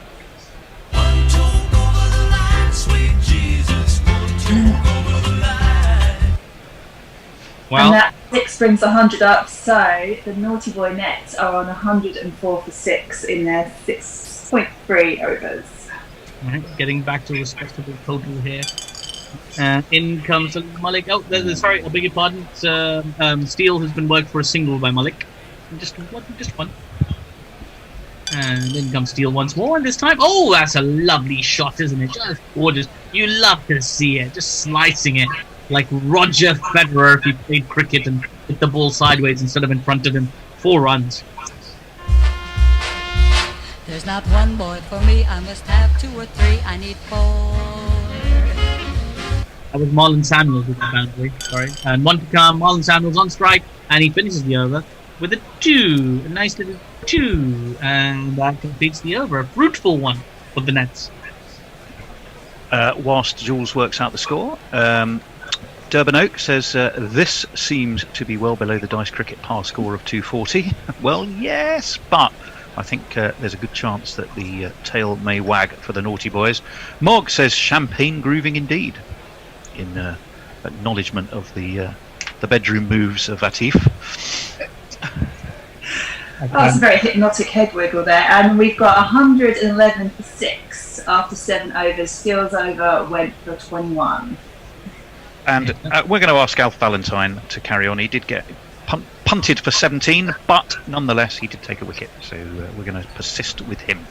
Yep, Alf to continue. He's going to be bowling to Salim Malik, who's on strike, who's been the best of the bat so far. And he continues to show why with a gorgeous covered drive that's raced along the ground all the way to the fence for one of these.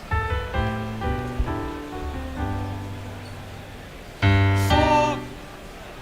Yes, indeed, 4. Salim Malik still remains on strike. In comes Alf Valentine. And oh my word, is this going to be Valentine's Day? It might be, because he's got him LBW. Well, Salim Malik has played a blinder, but his innings has come to an end with a gorgeous delivery. Just nips back in off the seam or the surface or something, or maybe a 50 pence coin. Anyway, it struck him bang in front. Malik is gone. Wicket is fallen. Out.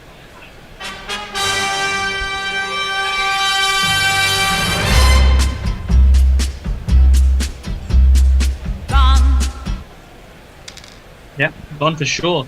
Yeah, he managed to. Salim Malik, well, he actually got knocked there. He managed to get. Come on, Jules, help him out. Can I have a new batter? And I can tell you because I'm on my screen, so I'm waiting for a new batter. Oh, right.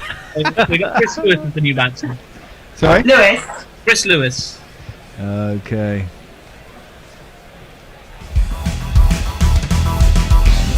But we're never gonna get a cocaine unless we call up Chris Lewis. Yeah, it's the man who will probably never get to go to Dubai. It's Chris Lewis who comes to the crease. Well, again, just an acknowledgement of that knock from Salim Malik, who managed to score a wonderful innings of 36 of 10 balls, including 2 4s and 4 6s. Nice. That's what he was known for back in the day, T20 cricket. in the 1980s. So anyway, in comes Alf Valentine, bowling to Chris Lewis now, who's on strike, and his first delivery, and there's a big appeal, first ball. Oh my word, big appeal, and he's been stumped. Oh my word, Chris Lewis is beside himself, probably because he hasn't hung out with his friend from Northamptonshire for a few weeks, but also because he's been stumped first ball, and Alf Valentine is on a hat-trick. Now you're gone.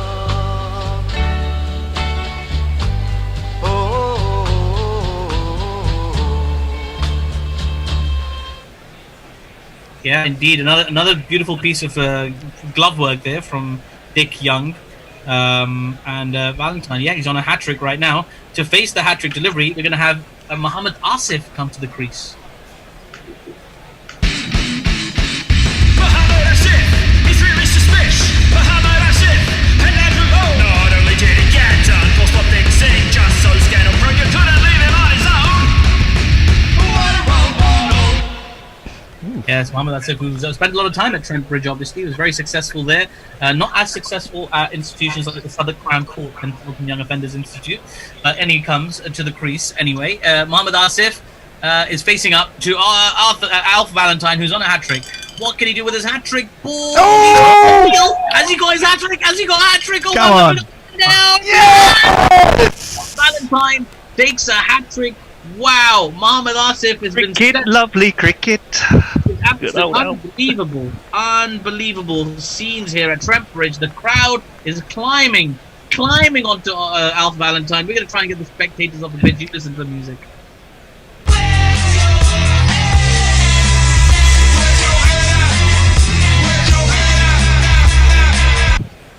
Well, that special hat-trick from Alf Valentine has put the Naughty Boy Nets on their knees. But with only one batsman remaining, the final batsman to come to the crease is Canaria. Danish Canaria, he's not superior.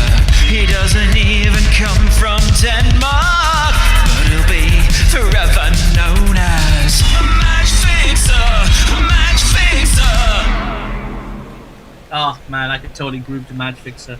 My word, they're in a lot of trouble here right now. Naughty Boy Nets, they've got to do something here. Canaria on strike. Valentine has got 3 from 3. Can he get 4 from 4? A lot of pressure on. In he comes, Valentine. Oh my God, he might get 4 from 4. He might get 4 from 4. We've got a big appeal. What's going to happen? Oh!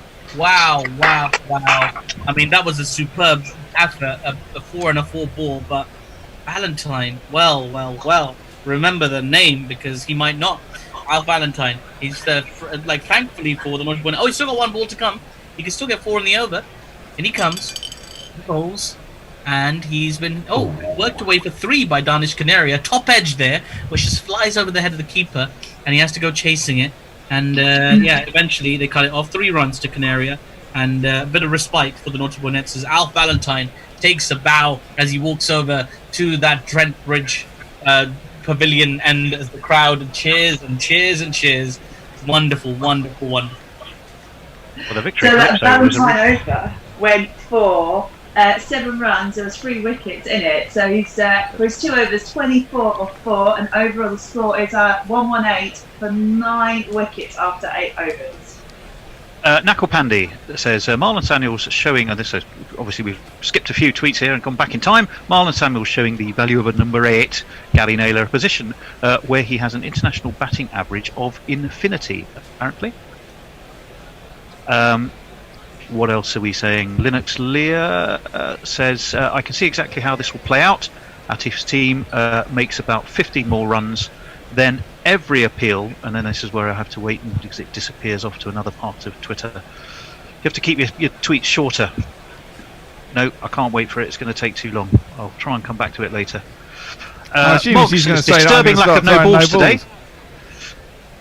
Have you got the rest of that tweet? No, I haven't, but I assume that's what it's about. It's about the no balls. Everyone assumes that I cheat. Well, I certainly don't think you're cheating today. We'll wait and see what happens when I'm batting. Durban Oak says, everyone remembers David Steele. I wish people would remember his brother John Steele. Quite right. Mog says, karma being visited upon the naughty boys from the righteous hand of Alf Valentine. Diana Patterson, hello Diana, says, well, there is some weird stuff happening in this match. I suppose it's not surprising. And no, you're probably right, Diana. All kinds of weird things happen. So, bowling change. Let me see. That was inspired by Clive Lloyd to give Alpha second over. David Steele wasn't quite so impressive, was he? Percy Fender was an absolute disaster. I've got 1 wicket to take. I've conferred with Clive Lloyd. He was shaking and having just got out of the back of Bear's car. But once he'd collected himself, he is going to say, bring Devon back. So that's what we're going to do.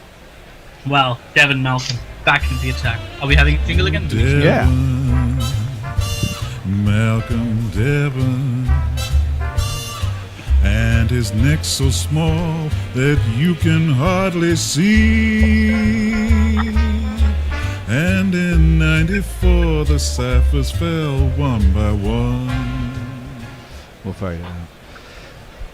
Nice. Well, Devon Malcolm now comes into bowl to Marlon Samuel. Oh, sorry, Danish Canaria. And Danish Canaria's hit him for a 6. This is so bizarre. What an unusual state of play. My phone's gone off. Everything's happening here at Trent Bridge. In any case, 6 runs for Danish Canaria.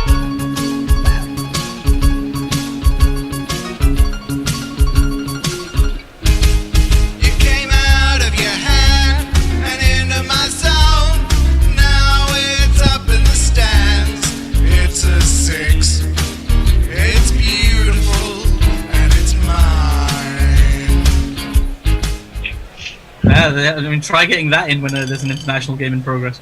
In comes... oh, there's another one! Let's hear it again! No! It's a long one. It's a test match. It's a test match 6. Oh, that's awesome. The Canaria getting some crucial runs. Every run here crucial right now. Well, this might be the end of them as there's a big appeal. And LBW, or little cameo from Canaria comes to an end. 2 6s, and Devon Malcolm has cleaned up the last player. Well, there's an LBW, the same sort of difference. It doesn't really matter. Malcolm has the wicket. Is the end of the Naughty Boy Nets, and well, the bespectacled 11 have really turned up today. But can they keep their eyes on the prize? I won't look back, 'cause by the time that I do, you'll be gone. What was the grand total then? Or the not so grand total, but still needs to be chased. Hey, it's going to be chased. It was 130 all out. Wow. Do you want to run through the players' scores? Yeah, go on then. Yeah. So, the leather jacket hero that is Hansi Cronje was out second ball without scoring any runs. Azharuddin got 12 runs from 6 balls. Alan Lamb, he also got a lovely big duck. Lee Vincent went for 11 of 5 balls. Top scorer was Malik. He got 36 of 10, which included 2 4s and 3 6s. Akmal, he got 13 of 5. Saqib Al Hassan, 26 from 10 balls. Marlon Samuels got 16 from 6.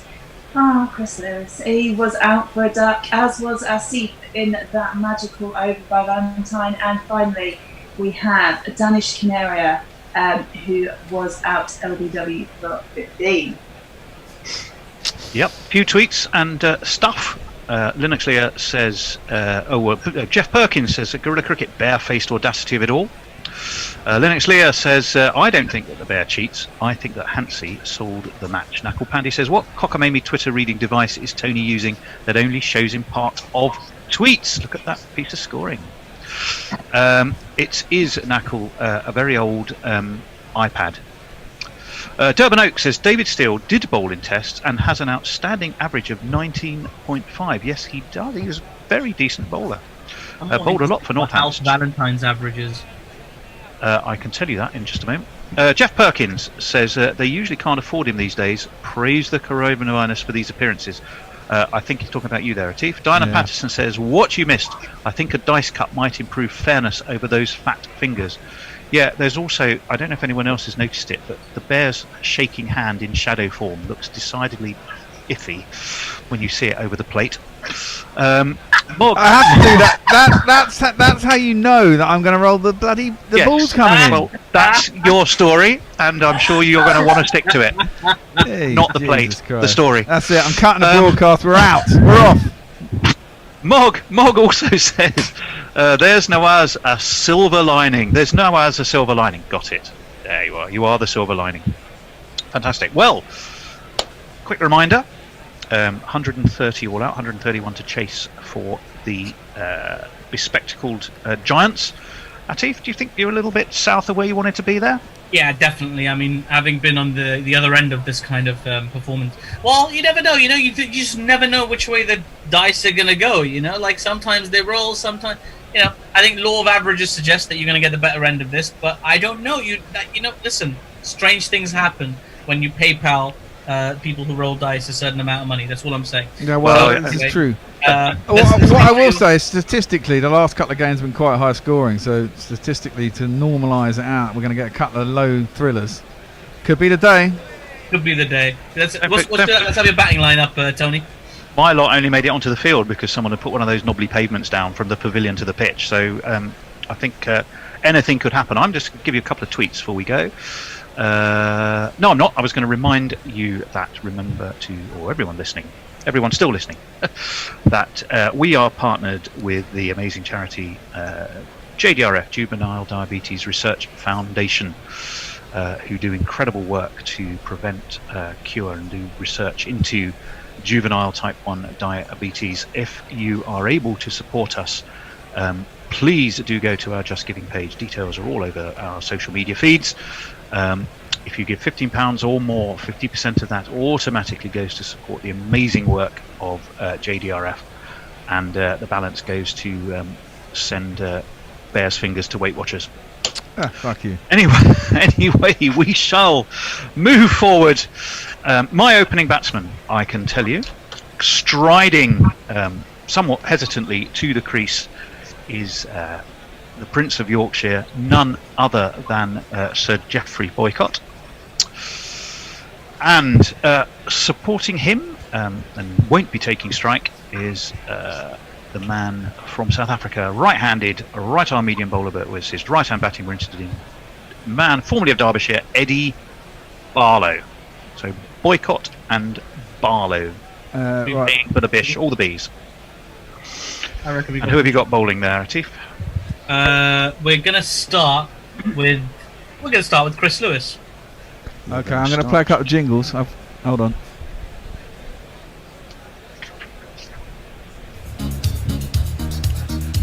Boix. Could have hit that with a stick of rhubarb. Boix. My mum could have caught that in a penny. Boix. He's no more brains than a pork pie. Boix. Add 2 wickets to the score. Yes, it is. So Chris Lewis is bowling from the pavilion end. He's bowling to Geoffrey Boycott. Boycott, in uncharacteristically belligerent fashion, slams this away through the covers for 4 runs. 1, 2,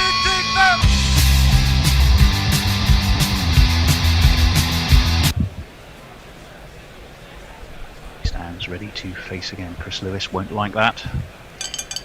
He's up to the crease and he bowls, and Boycott just steps back, pulls, top hedges it a little bit. It's over square leg and it's all the way into the stand for one of these.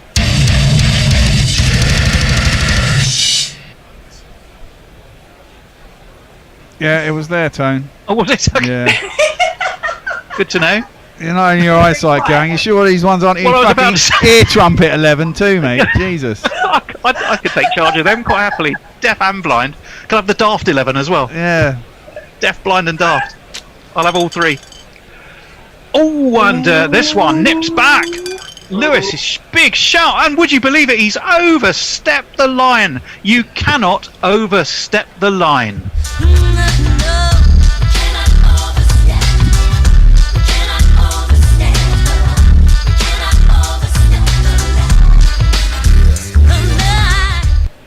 Well, Geoffrey Boycott thought he was a goner there. His head was in his hands. But he lives to fight another day, as in comes Lewis, and Boycott just tickles this. They take 1. Are they going to come back for 2? Boycott's running is notoriously dodgy at Trent Bridge, but they have. They've managed to take that second. Keeps Geoffrey happily on strike. And he's going to face Chris Lewis once again, and Boycott this time just sweeps this majestically off his legs. There's no point in chasing that. Who is the fielder that's gone jogging after it? It was Lou Vincent, but he might as well give that up. It's slammed into that white picket fencing for 4 more runs. 1, 2, 3,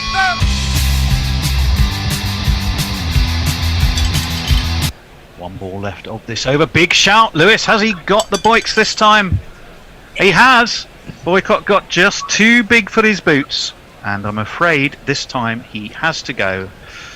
He has gone for quite a few. What did he go for, Jules?